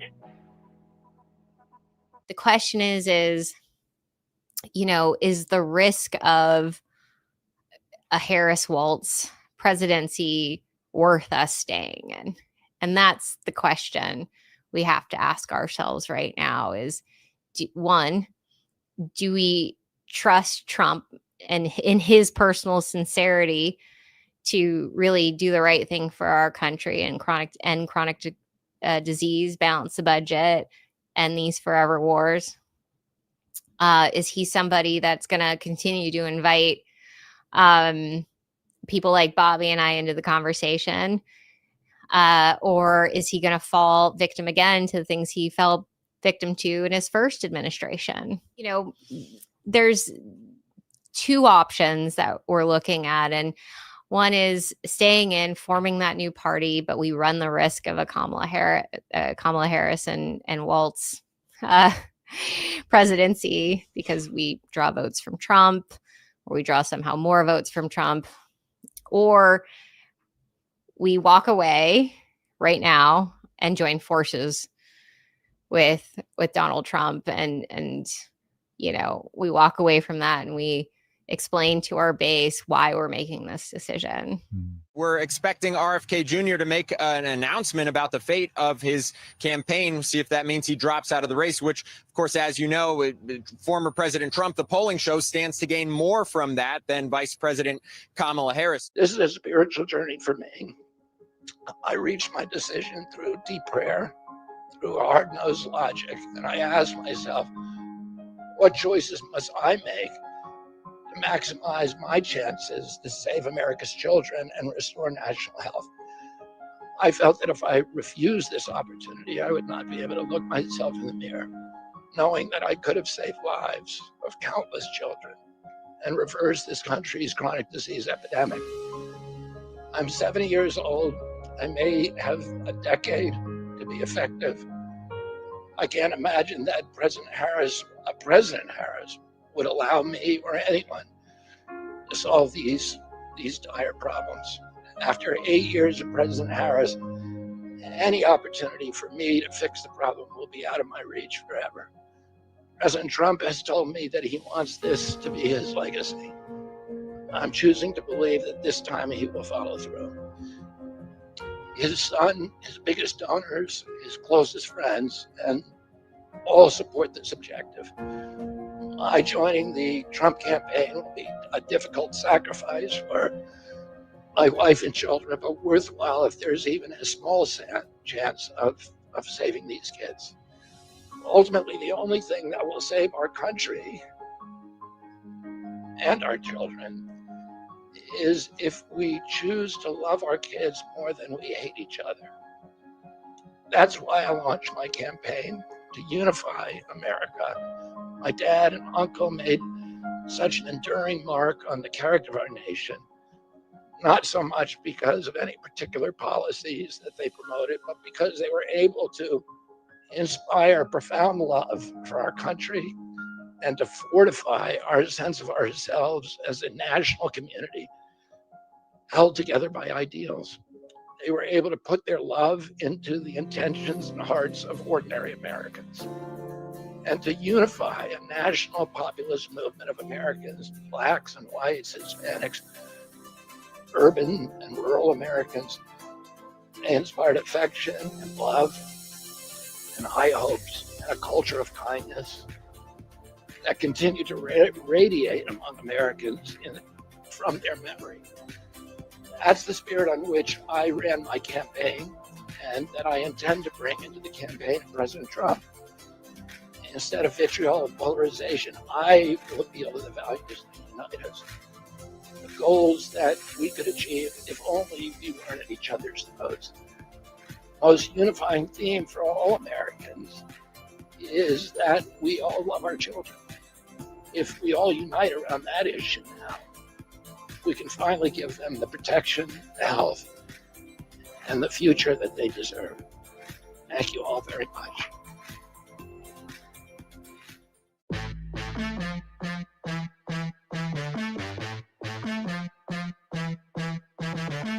We just had a very nice endorsement from RFK Jr., Bobby. And I'll be talking about that. We're heading out right after this. We're going to be going to Arizona. We'll be talking about that and a lot of other things too. But I just want to thank everybody. And I want to thank Bobby. That was very nice. That was really very nice. That's big. He's a great guy, respected by everybody. Yeah, Mr. President, what kind of cabinet or advisor positions are you considering for RFK Jr.? Keep you at the microphone. I'm just going to go right now, and we're heading out to Arizona. But he's really a terrific guy, and I've had a long-term friendship with him. He's a very talented person. It's an honor. He just announced, and it's a great honor. It really is. He's very popular. He's very smart. He has a great family, wonderful family, and so I'm going to say hello to him now. He says he's going to stay on the ballot in 40 other states. Is that sufficient? Do you think he should try to get off the ballot in all states? Well, I think they're trying to get off ballot. I mean, we'll see. I mean, they're going to have to work that out.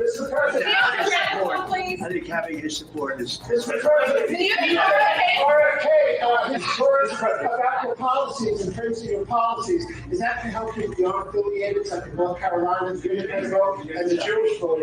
Well, I think so. He's just a respected person. Not everybody agrees with everything he says, but that's true with everybody.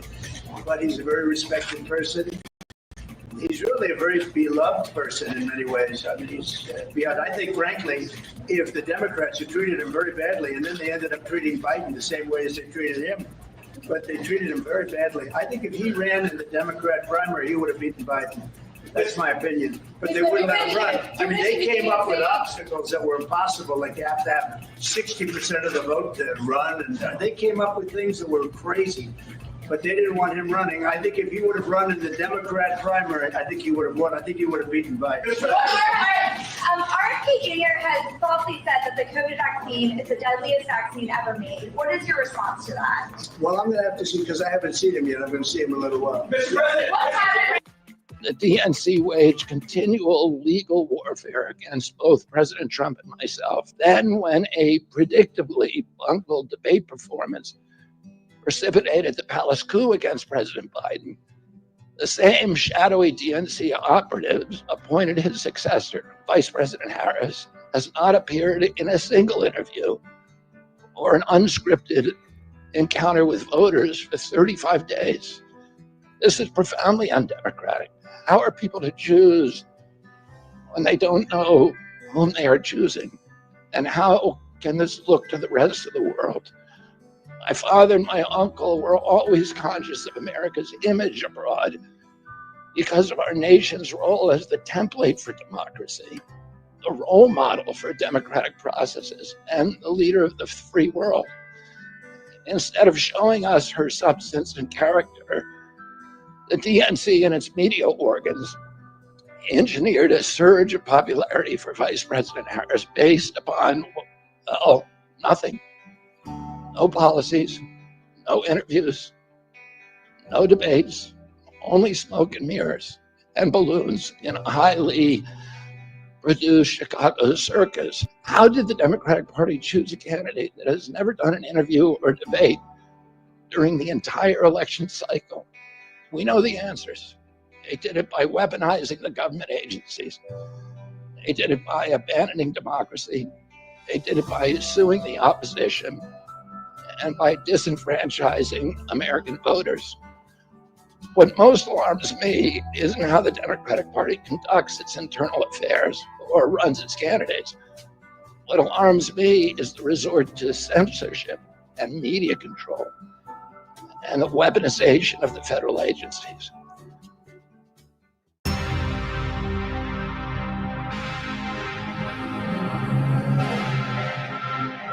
Tonight, I'm very pleased to welcome a man who has been an incredible champion for so many of these values that we all share, and we've shared them for a long time. I don't think too many of you people have heard of him. He's very low-key. He's a very low-key person, but he's highly respected. He is a great person. I've known him for so long. For the past 16 months, Robert F. Kennedy Jr.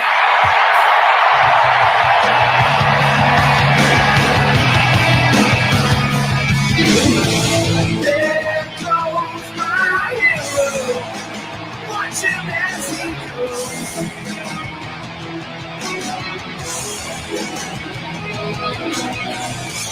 There goes my hero. Sergeant Mary.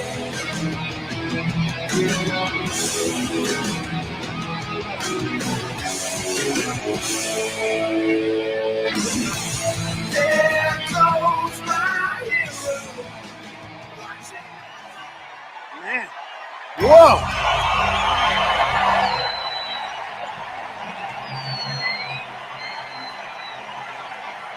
And he deserves it. He deserves it.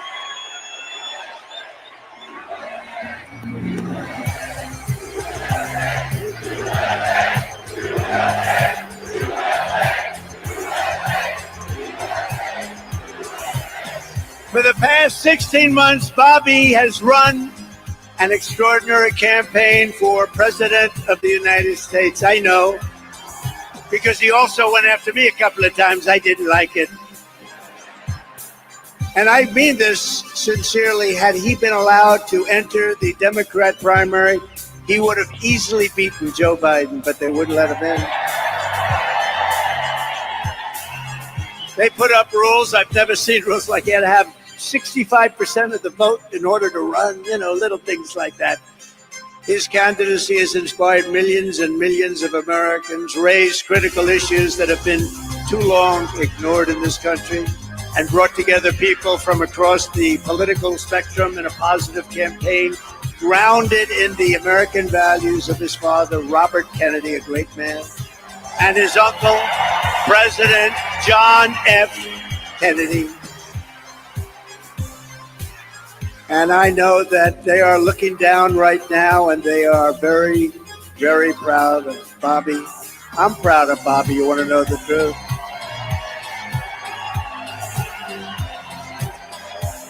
And I also want to salute Bobby's decades of work as an advocate for the health of our families and our children. Nobody's done more. Millions and millions of Americans who want clean air, clean water, and a healthy nation have concerns about toxins in our environment and pesticides in our food.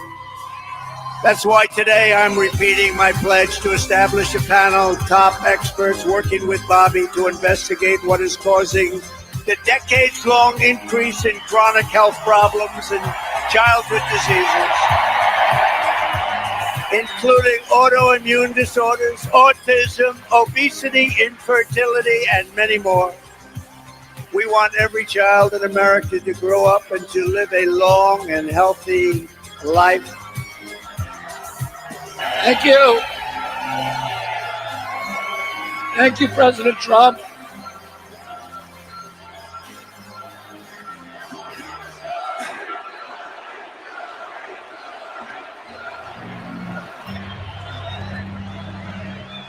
Thank you. A few hours after the assassination attempt at Butler, I got a call from a safe food advocate named Kelly Means, who's been fighting for many years to try to end the corruption at CDC and FDA and USDA. And these institutions, these regulatory agencies, are actually run by the big food processing companies, the big ag and the chemical companies that they're supposed to regulate. And he said to me that he'd been advising me for many years and on my campaign. And he told me that night that he was also advising President Trump. And he asked if I would talk to President Trump. And I said, of course. And about a few minutes later, I got a call from the president. And we talked. We had a very good talk.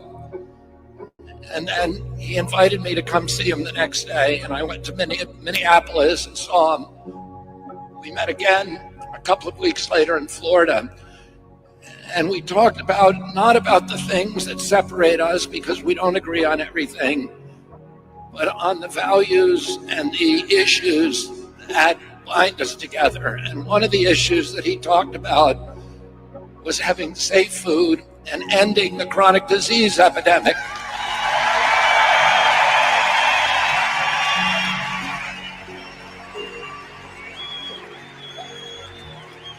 Our children are now the unhealthiest, sickest children in the world.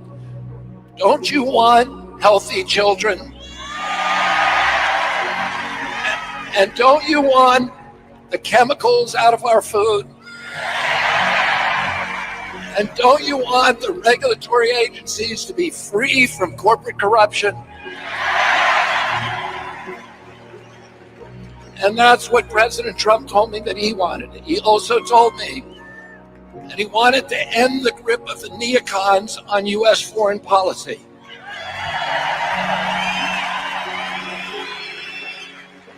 He said he didn't want any more $200 billion wars in Ukraine, that we could use that money back here in the United States.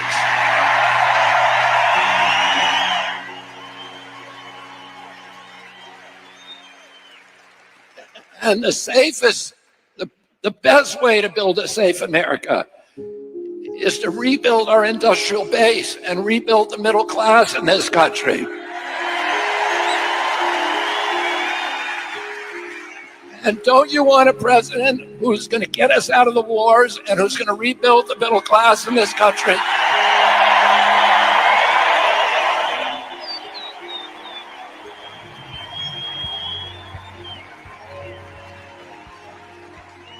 And he told me that he wanted to end the censorship because the whole basis of American democracy is the free flow of information. And we know that a government that can silence its opponents has license for any kind of atrocity. And can you think of any time that you can look back in history and say that the people who were censoring were the good guys? They're always the bad guys, because it's always the first step down that slippery slope to totalitarianism.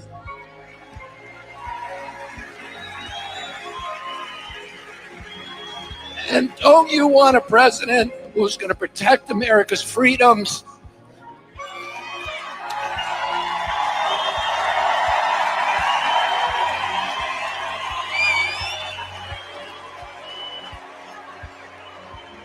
And who is going to protect us against totalitarianism?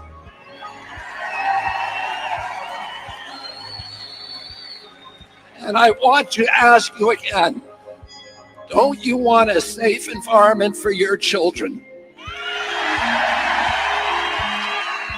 Don't you want to know that the food that you're feeding them is not filled with chemicals that are going to give them cancer and chronic disease?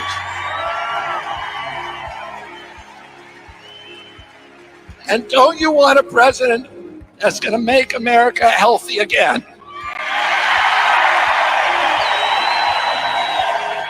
Thank you all very, very much, and God bless you, and God bless America.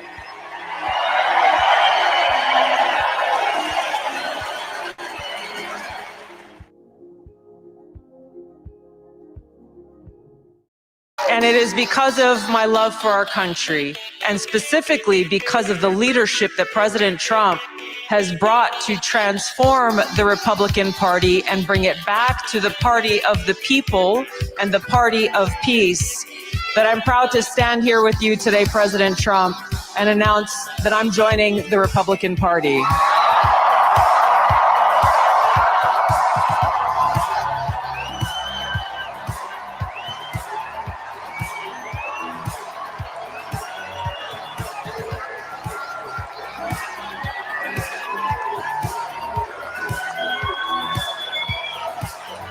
I'm joining the party of the people, the party of equality, the party that was founded to fight against and end slavery in this country. It is the party of common sense, and the party that is led by a president who has the courage and strength to fight for peace.